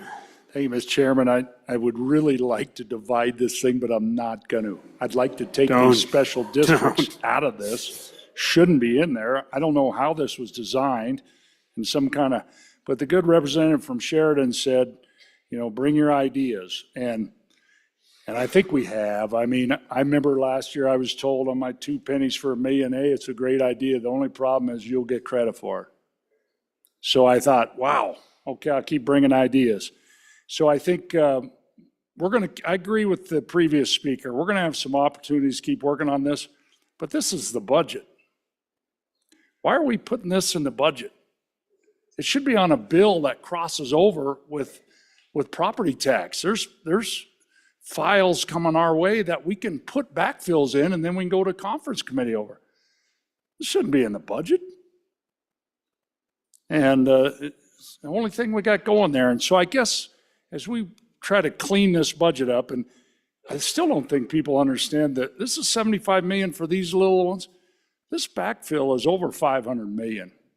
And if you look at your goldenrod today, the number on the general fund is 0. So it's coming out of the LSRA. And so that'll put it down to about $700 million when this happens. And then we're going to be in a real crisis because you can't fund anything. And I think conservative people don't claim bankruptcy. They actually pay their bills. And so that's what we want to do. And so another one of those cowboy ethics that my good representative from my county, Natrona County, I would like to bring up is take pride in your work. And I don't think this is great work, so please vote no. And we'll keep working on it the second half of this session. Thank you, Mr. Speaker Pro Tem. And I'd just say, Mr. Speaker Pro Tem, I think you're doing an outstanding job working this debate on the floor, so thank you. Okay, anyone else for their second time? Representative Brady for your second time. Thank you. Here's a question, if maybe you can help. How does the recapture work into the equation? Oh. Can you explain how recapture works in this, in the equation, what we're discussing tonight? Okay, anyone else for their second time? Second time? Representative Lean for your Thank you, second time. Thank you, Mr. Speaker Pro Tem. Just a number out there, you can find this on the Department of Revenue. In 2024, the state collected as a whole $10,146,507,230. I think we can make some property tax relief happen and backfill these counties. Thank you. Anyone else second time? Second time to the bringer. Bring us home, Chairman Bear. Thank you very much, Mr. Chairman. Appreciate the debate. Hopefully now we can get through 1, 2, 3, or 4 votes real quickly and make our determination. A couple of things I'd just like to address before we close this out. This body passed a 50% backfill, tax relief. It's House Bill 169. So we've already dealt with, and across the board, everybody gets some, as fair as you can be, backfill. To the charge of hypocrisy, it's the same answers I just gave. We have been trying in this body to provide a backfill since day one. That cardinal piece of legislation for tax relief that this body passed out had a 50% backfill. So there's no hypocrisy here. This has been very consistent. Why is it in the budget? Because I made a commitment to put it in the budget. The good representative from the eastern side, Niobrara County, tried to bring a solution during the bill debate. I asked him to resist it, I asked this body to resist it, and I offered to do that. And there was much grumbling. Oh, there's no guarantee it will happen. There's no guarantee that someone will bring that to the budget. Well, here it is, folks. It's here. We're keeping our word. I'm keeping my word anyway. So now, as the good representative from the center of the state said, if this doesn't work for you, vote no. It's up to the body, and I'm giving you 4 different options too. So if this one's not a good fit, maybe one of the others will. If none of them are a good fit, I understand. Nobody's being forced to vote for any of these. But every county gets 50% back in House Bill 169. This bill is not, or this amendment, and none of these 4 amendments are 100% backfill. They're not.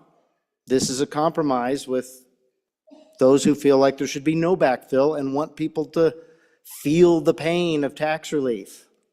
I think that's a bad way of looking at this, folks. Because the state, the counties, the cities have all had, not all, but most have had a pretty nice influx of revenues over the last couple of years. And it's not based on inflation. It's based on property assessments going up because of demand for those properties and them being purchased at higher prices. So again, these amendments start out at 75% backfill, the first one and the second one. Third one is just a 50% backfill on just those 8 hardship counties.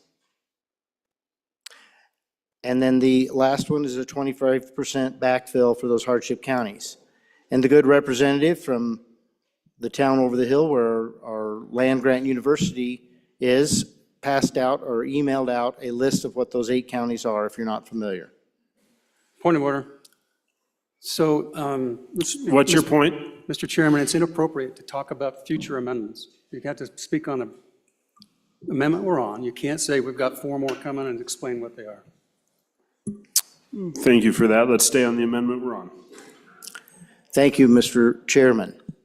So with that, I'll ask for an aye vote here, and we'll go from there. Okay, so before us now is third reading amendment number 34 to House Bill number 1. Chief Clerk, could you read the roll call, or give us the roll call vote? Allemand? Andrew, excused. Angelos? Banks? Bear? Brady? Bratton? Brown, Gary? Brown, Landon? Byron? Campbell, Elisa? Campbell, Kevin? Chestick? Clauston? Connolly? Davis? Eklund? Erickson? Filer? Geringer? Guggenmoss? Haroldson? Harshman? Heiner? Heft? Jarvis? Johnson? Kelly? Knapp? Larson Lloyd? Larson JT? Lawley? Lean? Locke? Lucas? McCann?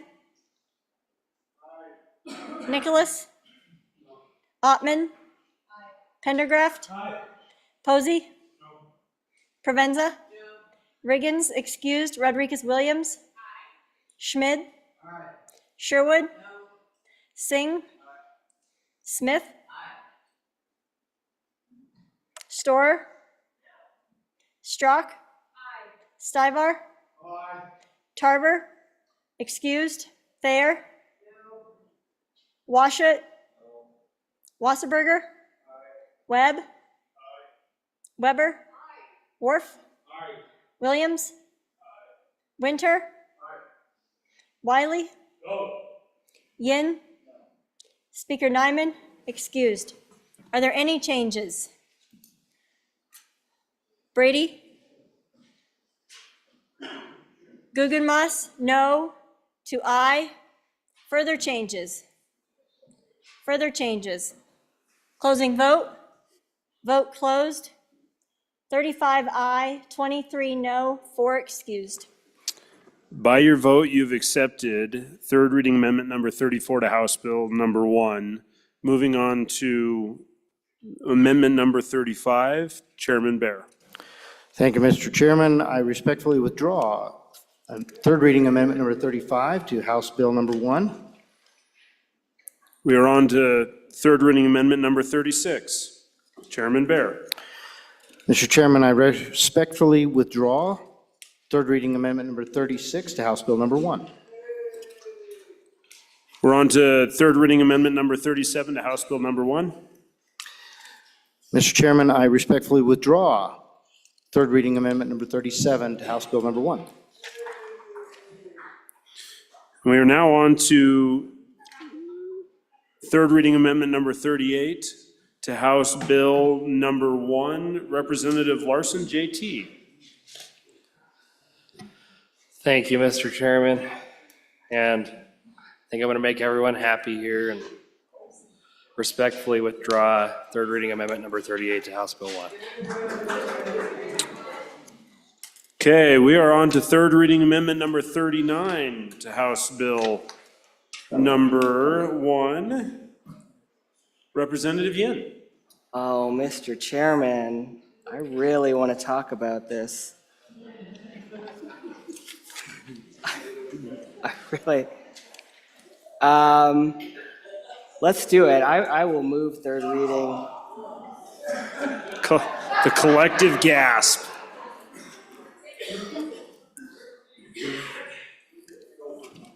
I will move third reading number 39 to House Bill 1. And maybe I'll withdraw it, but I will definitely ask for your favorable consideration. So members, I think that there is a real need, and so, you know, we have this conversation a lot about what is the role of government? Why would we build something where we might be competing with private business? But the answer to that is that regulation has put a stranglehold on this industry. So it is completely infeasible for a private company to put one in Wyoming. And so if we want to help our producers, this is one way we can do it.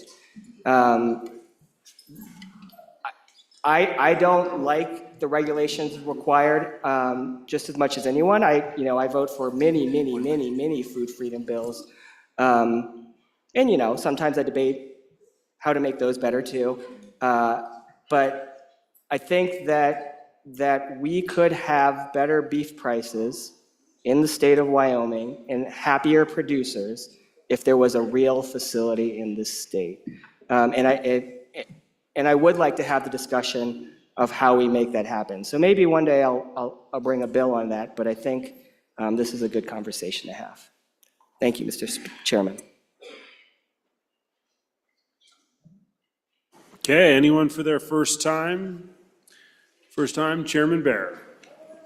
Thank you, Mr. Chairman. I would urge you to resist this. This is not the time or place to be bringing this type of basically legislation. I do appreciate the bringer wanting to debate this issue, and that's the proper way to do that. We'll do it in a bill or during the interim. Let's debate it. Let's find a real good solution for it rather than throwing money at it. On and against the amendment. Anyone else for their first time? First time, seeing no one. Second time? Second time to the bringer of the amendment, Minority Floor Leader Yin. Mr. Speaker Pro Tem, thank you. To save us all from a vote, I respectfully withdraw third reading amendment number 39. Okay, it has been withdrawn. Seeing no objection, we are moving on to third reading amendment number 40. Oh, sorry. Representative Harshman. Thank you, Mr. Speaker Pro Tem. I'd move amendment number 40 to, third reading amendment 40 to House Bill 1. Members, what this is, and it's got a $25,000 appropriation, I'll move to divide that out, but get my directions right. It's right over here. There's a massive parking lot, and it's owned by the state of Wyoming, and the idea originally, let me get my directions, it's right over here, yeah, to the west. And the idea was to move the building named after our governor, who was elected 4 times, because when this Capitol was designed, Mr. Speaker Pro Tem, it was like a giant park.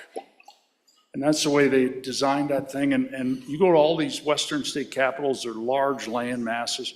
So the idea we were going to move that old building off its site, because it was in really bad shape, and it was actually impacting the stability of this building because of the underground parking garage that we're all parked in. Long story on all that, but that building was going to move to that parking lot. And then the new governor then vetoed that, one of his first actions. And so we could have this parking lot. Our only option then was to redo this building. If you were ever in it before it was redone, you know, it's considerably different. So we've got this, I think, a pretty valuable piece of ground over here, Mr. Speaker Pro Tem. And I'll just say, and the whole idea is to generate some more funds for our schools to put that vacant lot to work.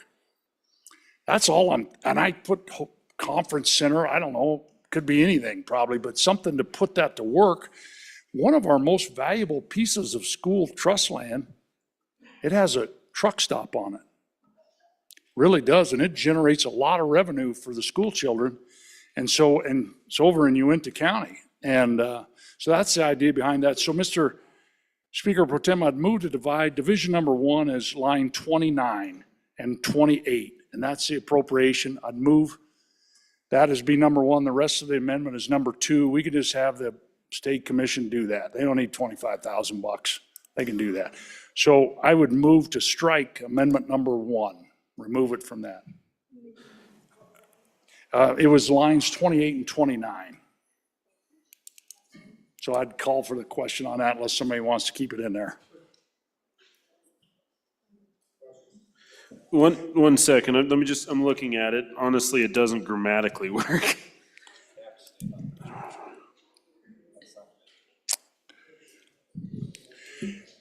Mr. Chairman, I can be more specific. All of line 28 through general fund, through the word to, the State Building Commission would be where it starts. So delete all of 28 and 29 through fund.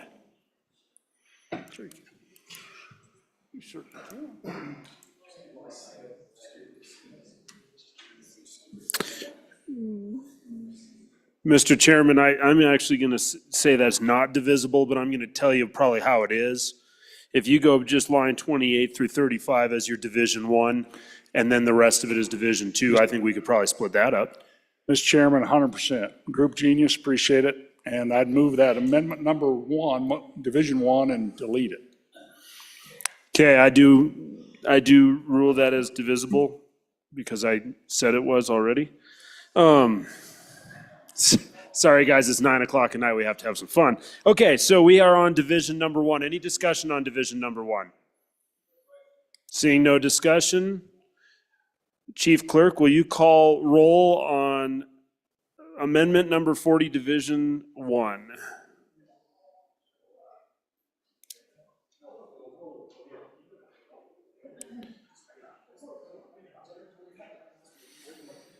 It's under...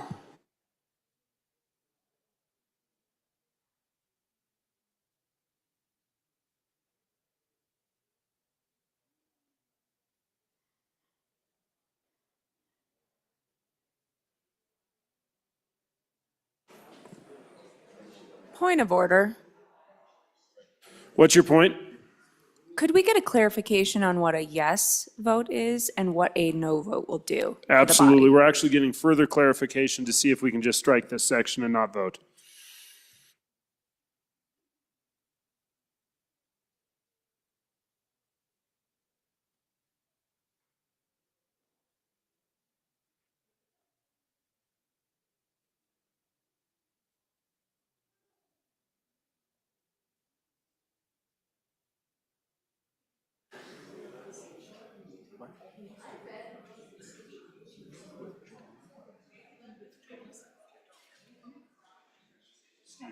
Steve.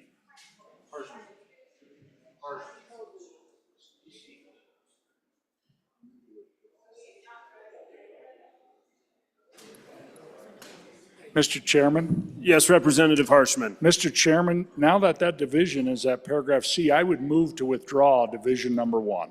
We have a motion to withdraw division number 1. Is there anyone that would object? Seeing no objections, we've withdrawn division number 1, which was line 28 through 35. Back on division number 2, Representative Harshman. Mr. Chairman, and on some side conversations, this is not a publicly owned hotel or, this would be a private business on our public land that would lease that land, much like the truck stop does in Uinta County. And so we could generate some revenue, hopefully, if it could work. Maybe it won't work. Nobody will want to do it. But at least let's kind of find out so we can turn that burnout lot maybe into something that'll work for the children. Okay, thank you, Mr. Speaker Pro Tem. Representative Larson JT for your first time. Thank you, Mr. Chairman. I was thinking, on a dark desert highway with cool wind in my hair, I decided I was not going to support this amendment. Thank you, Representative. Chairman Bear. I wasn't going to say smell of colitis drifting through the air. Thank you, Mr. Chairman. No, this is now, since we've withdrawn part of this amendment, an unfunded mandate. So there's one issue with it. Another issue, I just don't think this is appropriate for the state government to be doing this, to use our resources even to do a feasibility study. You know, if there's a private entity that wants to use state land for something, they should be able to figure out whether it works or not and bring that idea to us. And then we go through our SLIP board and determine if we're going to lease the property for that. On and against the amendment. Representative Stivar for your first time. Just quick clarification. In the county at the other end of the state where the state hospital's at, on that piece of property you're talking about, didn't the state have to pay property tax to the county on that?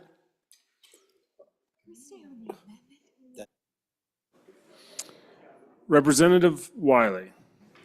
What is this, welcome to Hotel California? I don't know. Anyone else for their first time? Second time? To the bringer. Thank you, Mr. Speaker Pro Tem. It is a lovely place. Such a lovely place.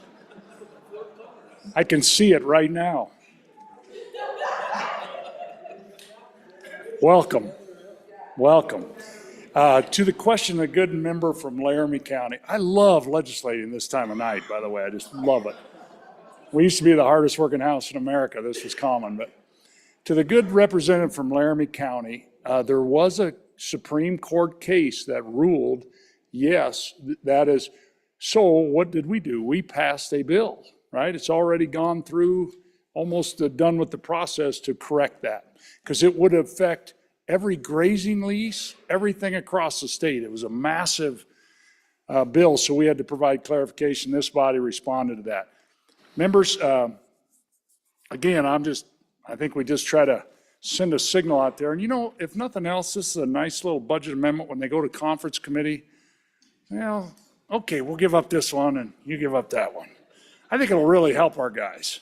And it sends a nice message to the people that, hey, that lot is open for business. Please vote aye. Thank you. Okay, we are voting on third reading amendment number 40, division number 2. All those in favor, please signify by saying aye. Aye. Opposed, no? No. The noes have it. Division number 2 has died.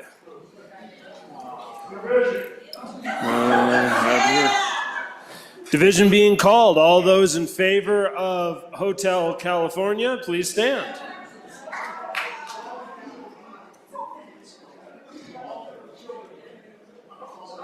All right.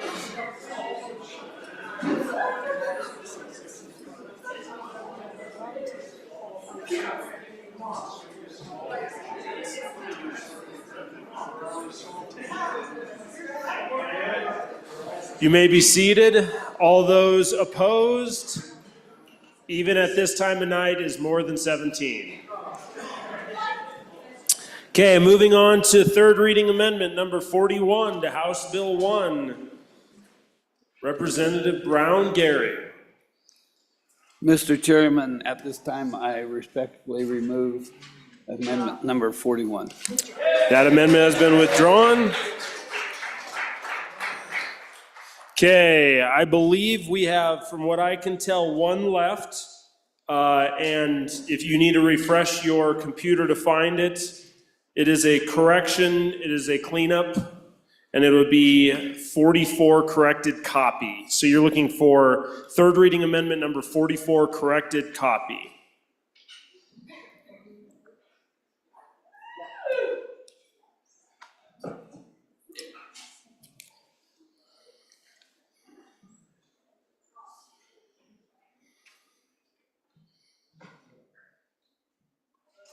Give you just a moment to get that found.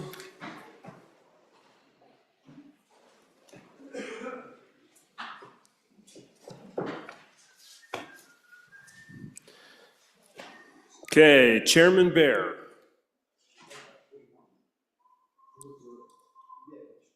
Yep, so we are on 44 corrected copy, Chairman Bear.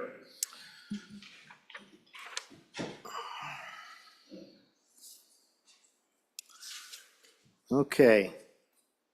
Thank you, Mr. Chairman. I have a number 106, so create a little confusion there. I'll go with 44.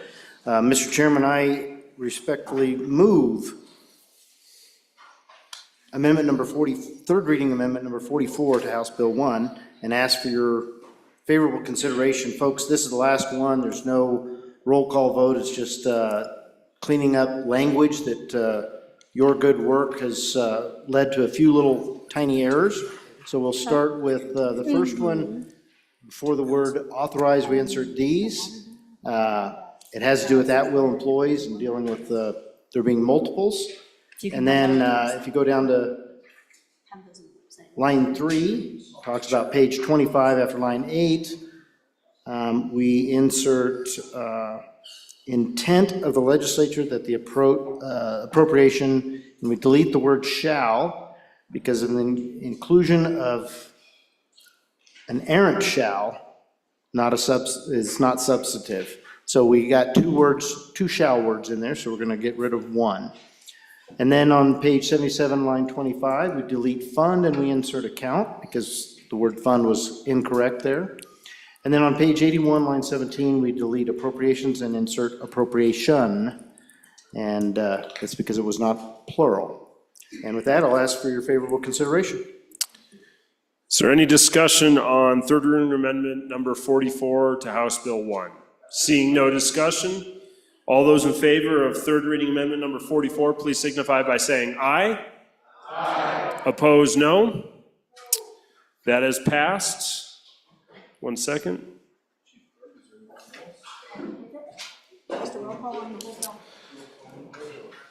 House Bill number 1 having been read 3 separate times, the question is, shall the bill pass? Chief Clerk, please call the roll.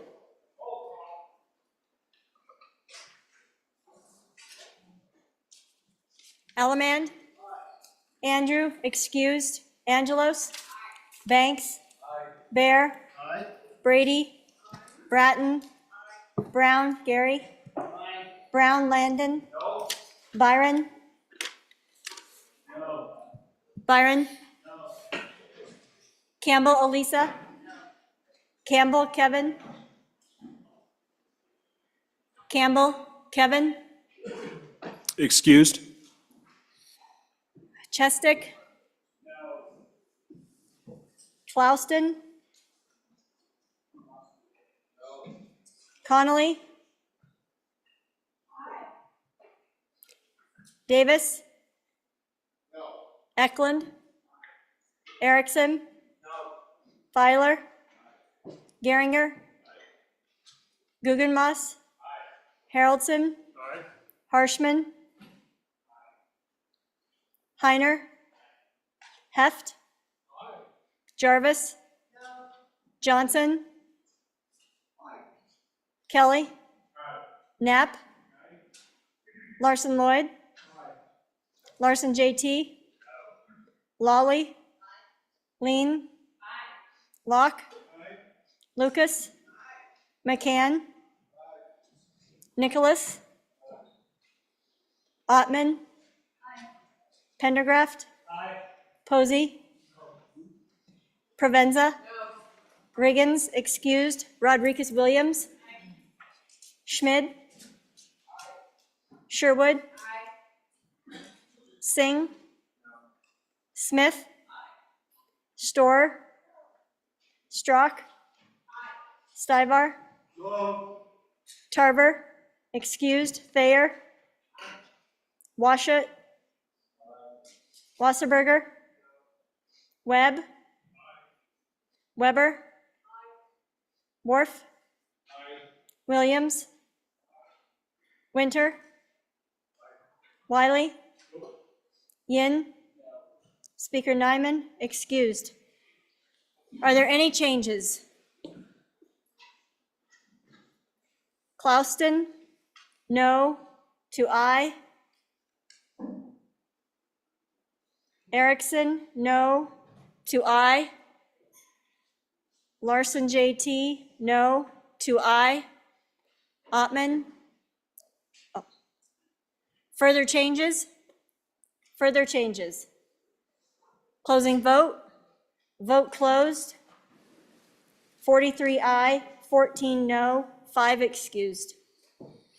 House Bill number 1, having received the affirmative vote of the majority of the members elected to the House, House Bill 1 has passed the House. Congratulations, you guys. Good job.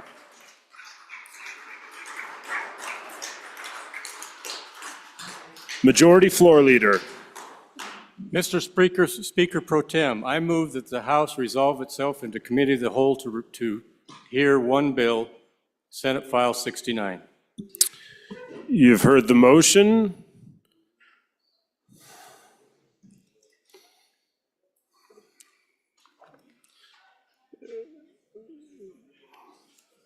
One second.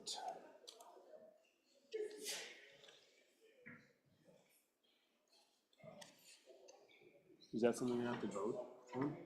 Do we have to vote to go into committee of the whole?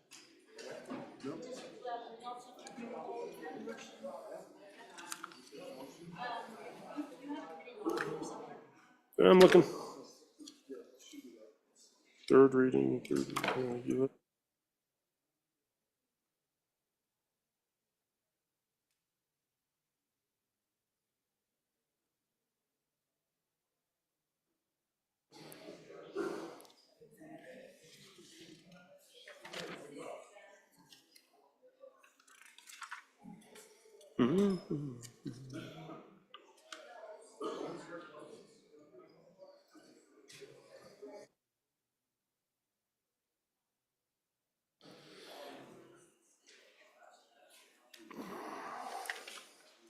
Point of order, Mr. Speaker Pro Tem.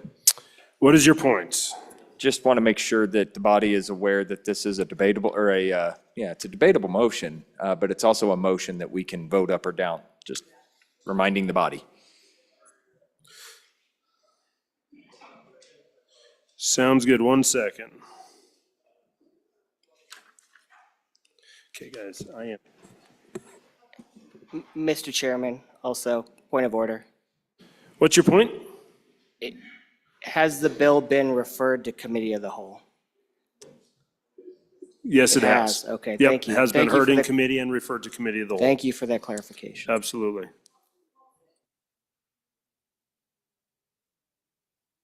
One second, we're getting a script real quick, guys.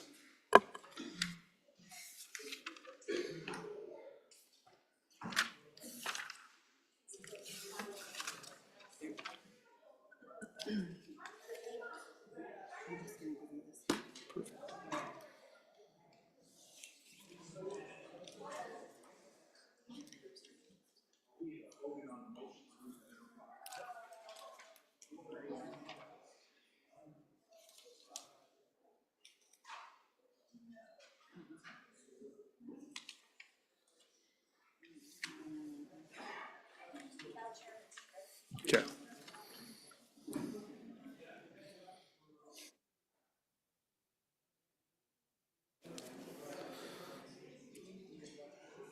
Okay, so we have a motion on the table to go into committee of the whole. Is that debatable? So all those in favor of going into committee of the whole, please signify by saying aye. All those opposed? No. I believe the motion stands. Majority division having been called. All those in favor of going into committee of the whole, please rise.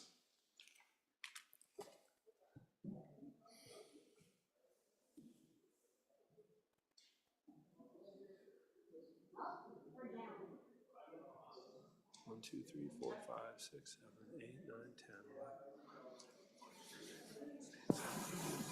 11, 20, 21, 23,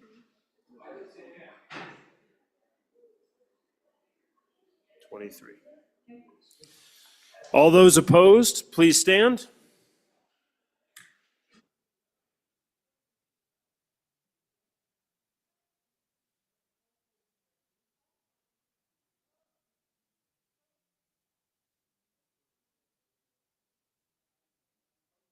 Okay, you cannot be counted twice. So if you stood on the first one, you got to be seated on the second one.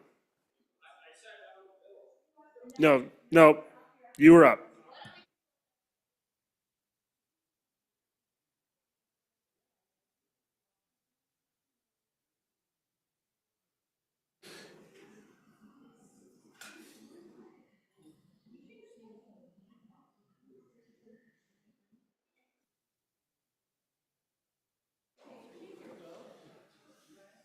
You may be seated.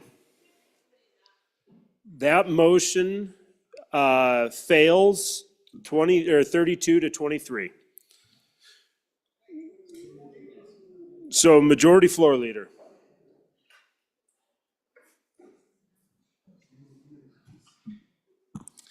Okay, standing committee announcements.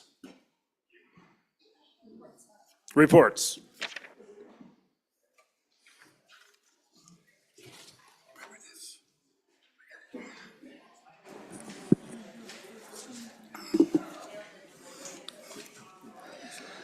House Bill 106, sponsored by Representative Harshman, Monument to America, an act relating to administration of government. Mr. Speaker, your committee number 6, Travel, Recreation, Wildlife, Cultural Resources, to whom is referred House Bill 106, Monument to America. Respectfully report, same back to the House with the recommendation do pass with the following amendments. Ayes, Representatives Byron, Campbell, Connolly, Harshman, Jarvis, Provenza, Storer, Thayer. Noes, Representative Wharf. Representative Byron, Chairman. This bill was re-referred to Committee Number 2, Appropriations. Mr. Speaker, your Committee Number 2, Appropriations, to whom is referred House Bill 106, Monument to America. Respectfully report, same back to the House with the recommendation that it do pass amended, do pass fail. Ayes, Representatives Angelos, Sherwood. Noes, Representatives Alaman, Bear, Haroldson, Pendergraft, Smith. Representative Bear, Chairman. House Bill 111, sponsored by Representative Smith, hit and run responsibility and penalties, an act relating to motor vehicles. Mr. Speaker, your Committee Number 1 Judiciary, who was referred to House Bill 111, hit and run responsibility and penalties, respectfully report, same back to the House with the recommendation that do pass. Ayes, Representatives Brady, Bratton, Chestick, Filer, Kelly, Lean, Singh, Washit, Webb. Representative Washit, Chairman. House Bill 120, sponsored by Representative Strzok. Administrative procedure, jury trial for penalties, an act relating to the administrative procedure. Mr. Speaker, your Committee Number 4, Education, to whom is referred House Bill 120. Administrative procedure, jury trial for penalties. Respectfully report, same back to the House with the recommendation that do pass with the following amendments. Ayes, Representatives Bratton, Erickson, Guggenmoss, Kelly, Lawley, Singh, Strzok, Williams. Excused, Representative Andrew. Representative Lawley, Vice Chairman. House Bill 130, sponsored by Representative Heiner. Homeowners Tax Exemption Amendments, an act relating to taxation. Mr. Speaker, your Committee Number 2, Appropriations, to whom is referred House Bill 130, Homeowners Tax Exemption Amendments. Respectfully report, same back to the House with recommendation that it do pass. Ayes. Representative Zalman, Angelos, Bear, Haroldson, Pendergraft, Smith, Sherwood. Oh, excuse me, Representative Sherwood's a no. Representative Bear, Chairman. House Bill 140, sponsored by Representative Filer, Continuity of Permitting Act, an act relating to cities and towns. Mr. Speaker, your Committee Number 2 Appropriations, to whom is referred House Bill 140, Continuity of Permitting Act, respect the report, same back to the House with the recommendation that do pass. Ayes. Representative Zalman, Angelos, Bear, Haroldson, Pendergraft, Sherwood, Smith. Representative Bear, Chairman. House Bill 190, sponsored by Representative Lean, Bond Election Language Process, an act relating to elections. Mr. Speaker, your Committee Number 2 Appropriations, to whom is referred House Bill 190, Bond Election Language Process, respect the report, same back to the House with the recommendation that it do pass. Ayes. Representative Zalman, Angelos, Bear, Haroldson, Pendergraft, Smith. Noes. Representative Sherwood. Representative Bear, Chairman. House Bill 223, sponsored by Representative Ottman, preventing strategic lawsuits against public participation, an act relating to civil procedure. Mr. Speaker, your Committee Number 7, Corporations, Elections, and Political Subdivisions, to whom is referred House Bill 223, preventing strategic lawsuits against public participation, respect the report, same back to the House with the recommendation do pass with the following amendments. Ayes. Representatives Brown, Heft, Johnson, Knapp, Locke, Lucas, Webb, Weber, Yin. Representative Knapp, Vice Chairman. House Bill 224, sponsored by Representative Banks, prohibiting foreign adversary property ownership. Mr. Speaker, your Committee Number 5, State and Public Lands and Water Resources, to whom is referred House Bill 224, prohibiting foreign adversary property ownership. Respect the report, same back to the House with the recommendation do pass with the following amendments. Ayes. Representatives Banks, Davis, Eklund, Johnson, Ottman, Schmid, Strzok. Noes. Representative Provenza. Excuse. Representative Winter. Representative Banks, Vice Chairman. House Bill 250, sponsored by Representative Nyman, defining life and the rights of natural persons, an act relating to status and rules of construction. Mr. Speaker, your Committee Number 10, Labor, Health, and Social Services, to whom is referred House Bill 250, defining life and the rights of natural persons. Respect the report, same back to the House with the recommendation that do pass. Ayes. Representatives Klauston, Guggenmoss, Heft, McCann, Ottman, Rodriguez-Williams, Wasserberger. Noes. Representative Yin. Excuse. Representative Stivar. Representative Rodriguez-Williams, Chairman. House Bill 278, sponsored by Representative Locke, Elections, Voting Machine and Voting System Tests, an act relating to elections. Mr. Speaker, your Committee Number 7, Corporations, Elections, and Political Subdivisions, to whom is referred House Bill 278, Elections, Voting Machine and Voting System Tests. Respect the report, same back to the House with the recommendation that do pass with the following amendments. Ayes. Representatives Brown, Heft, Johnson, Knapp, Locke, Lucas, Webb, Weber, Yin. Representative Knapp, Chairman. House Bill 289, sponsored by Representative Geringer. Certificate of Need, Repeal 3, an act relating to public health and safety. Mr. Speaker, your Committee Number 10, Labor, Health, and Social Services, to whom is referred House Bill 289, Certificate of Need, Repeal 3. Respect the report, same back to the House with the recommendation that do pass. Ayes. Representatives Klauston, Guggenmoss, Heft, McCann, Ottman, Rodriguez-Williams, Wasserberger, Yin. Excused. Representative Stivar. Representative Rodriguez-Williams, Chairman. House Bill 318, sponsored by Representative Lucas, Maintenance of Voter Lists, an act relating to elections. Mr. Speaker, your Committee Number 9, Minerals, Business, and Economic Development, to whom is referred House Bill 318, Maintenance of Voter Lists. Respect the report, same back to the House with the recommendation do pass with the following amendments. Ayes. Representatives Campbell, Heiner, Knapp, Larson, Lawley, Schmid, Tarver, Weber. Excused. Representative Riggins. Representative Tarver, Vice Chairman. House Bill 321, sponsored by Representative Lucas, Election Judge Selection, an act relating to elections. Mr. Speaker, your Committee Number 9, Minerals, Business, and Economic Development, to whom is referred House Bill 321, Election Judge Selection. Respect the report, same back to the House with the recommendation that do pass with the following amendments. Ayes. Representatives Campbell, Heiner, Knapp, Larson, Lawley, Schmid, Tarver, Weber. Excused. Representative Riggins. Representative Tarver, Vice Chairman. House Bill 336, sponsored by Representative Weber, Waiver of Parental Rights, Financial Responsibility, an act relating to children. Mr. Speaker, your committee number 2, Appropriations, to whom is referred House Bill 336, Waiver of Parental Rights, Financial Responsibility. The respective report, same back to the House with the recommendation that do pass. Ayes, Representatives Alaman, Angelos, Bear, Haroldson, Pendergraft, Sherwood, Smith. Representative Bear, Chairman. House Bill 337, sponsored by Representative Weber, prohibiting foreign funding of ballot measures, an act relating to elections.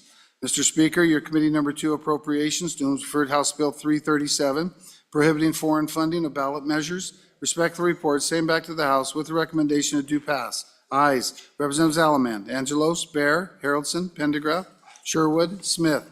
Representative Bear, Chairman. House Bill 341, sponsored by Representative Larson Lloyd, Summer Nutrition Assistance for Children, an act relating to public assistance and social service.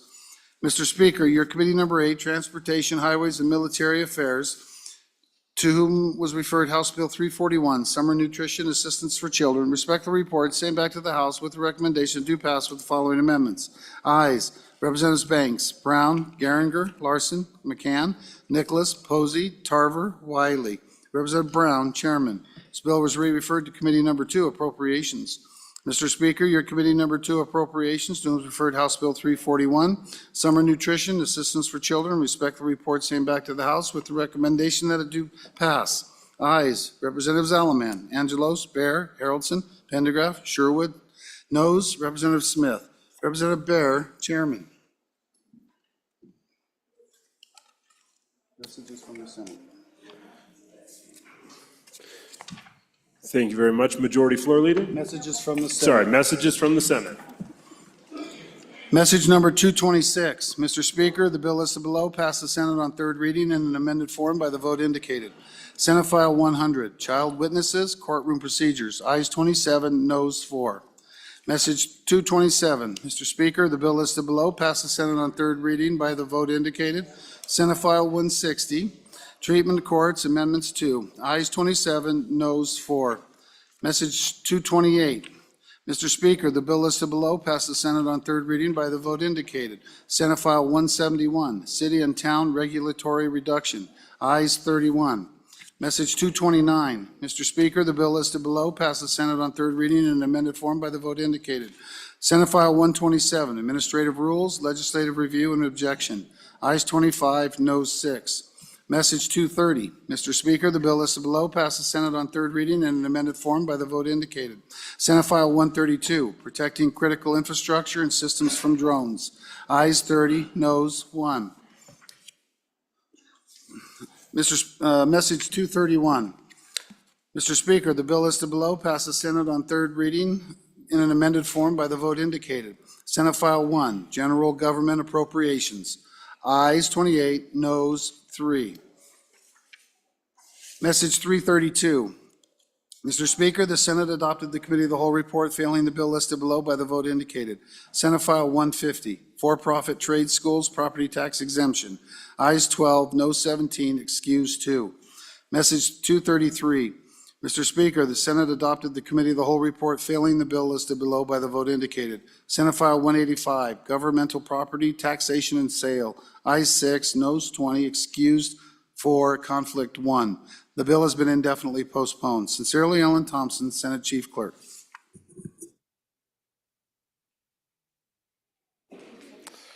Okay. Majority Floor Leader.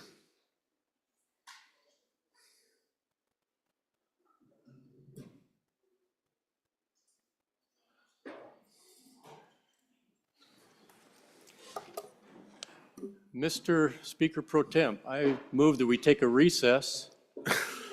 No, I'm just kidding. I move that we adjourn until Monday morning, 10 o'clock, whatever day that is.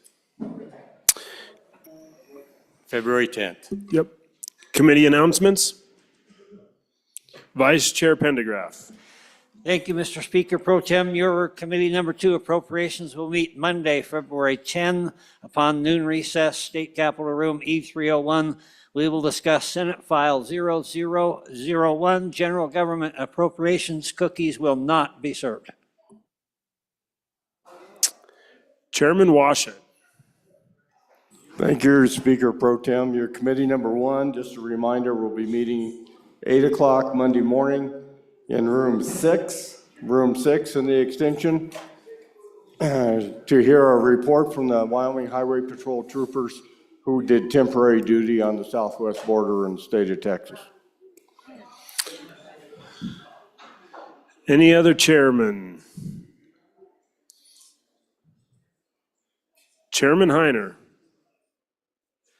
Mr.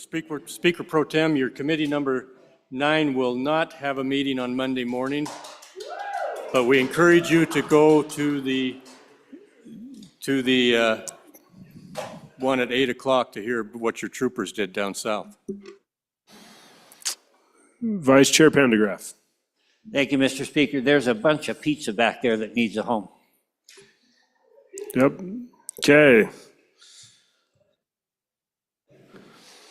You've heard the majority floor leader's motion. All those in favor, say aye. Opposed, no. Motion carries. The House is adjourned until Monday, February 10th, the 20th day of the legislative session at 10 a.m.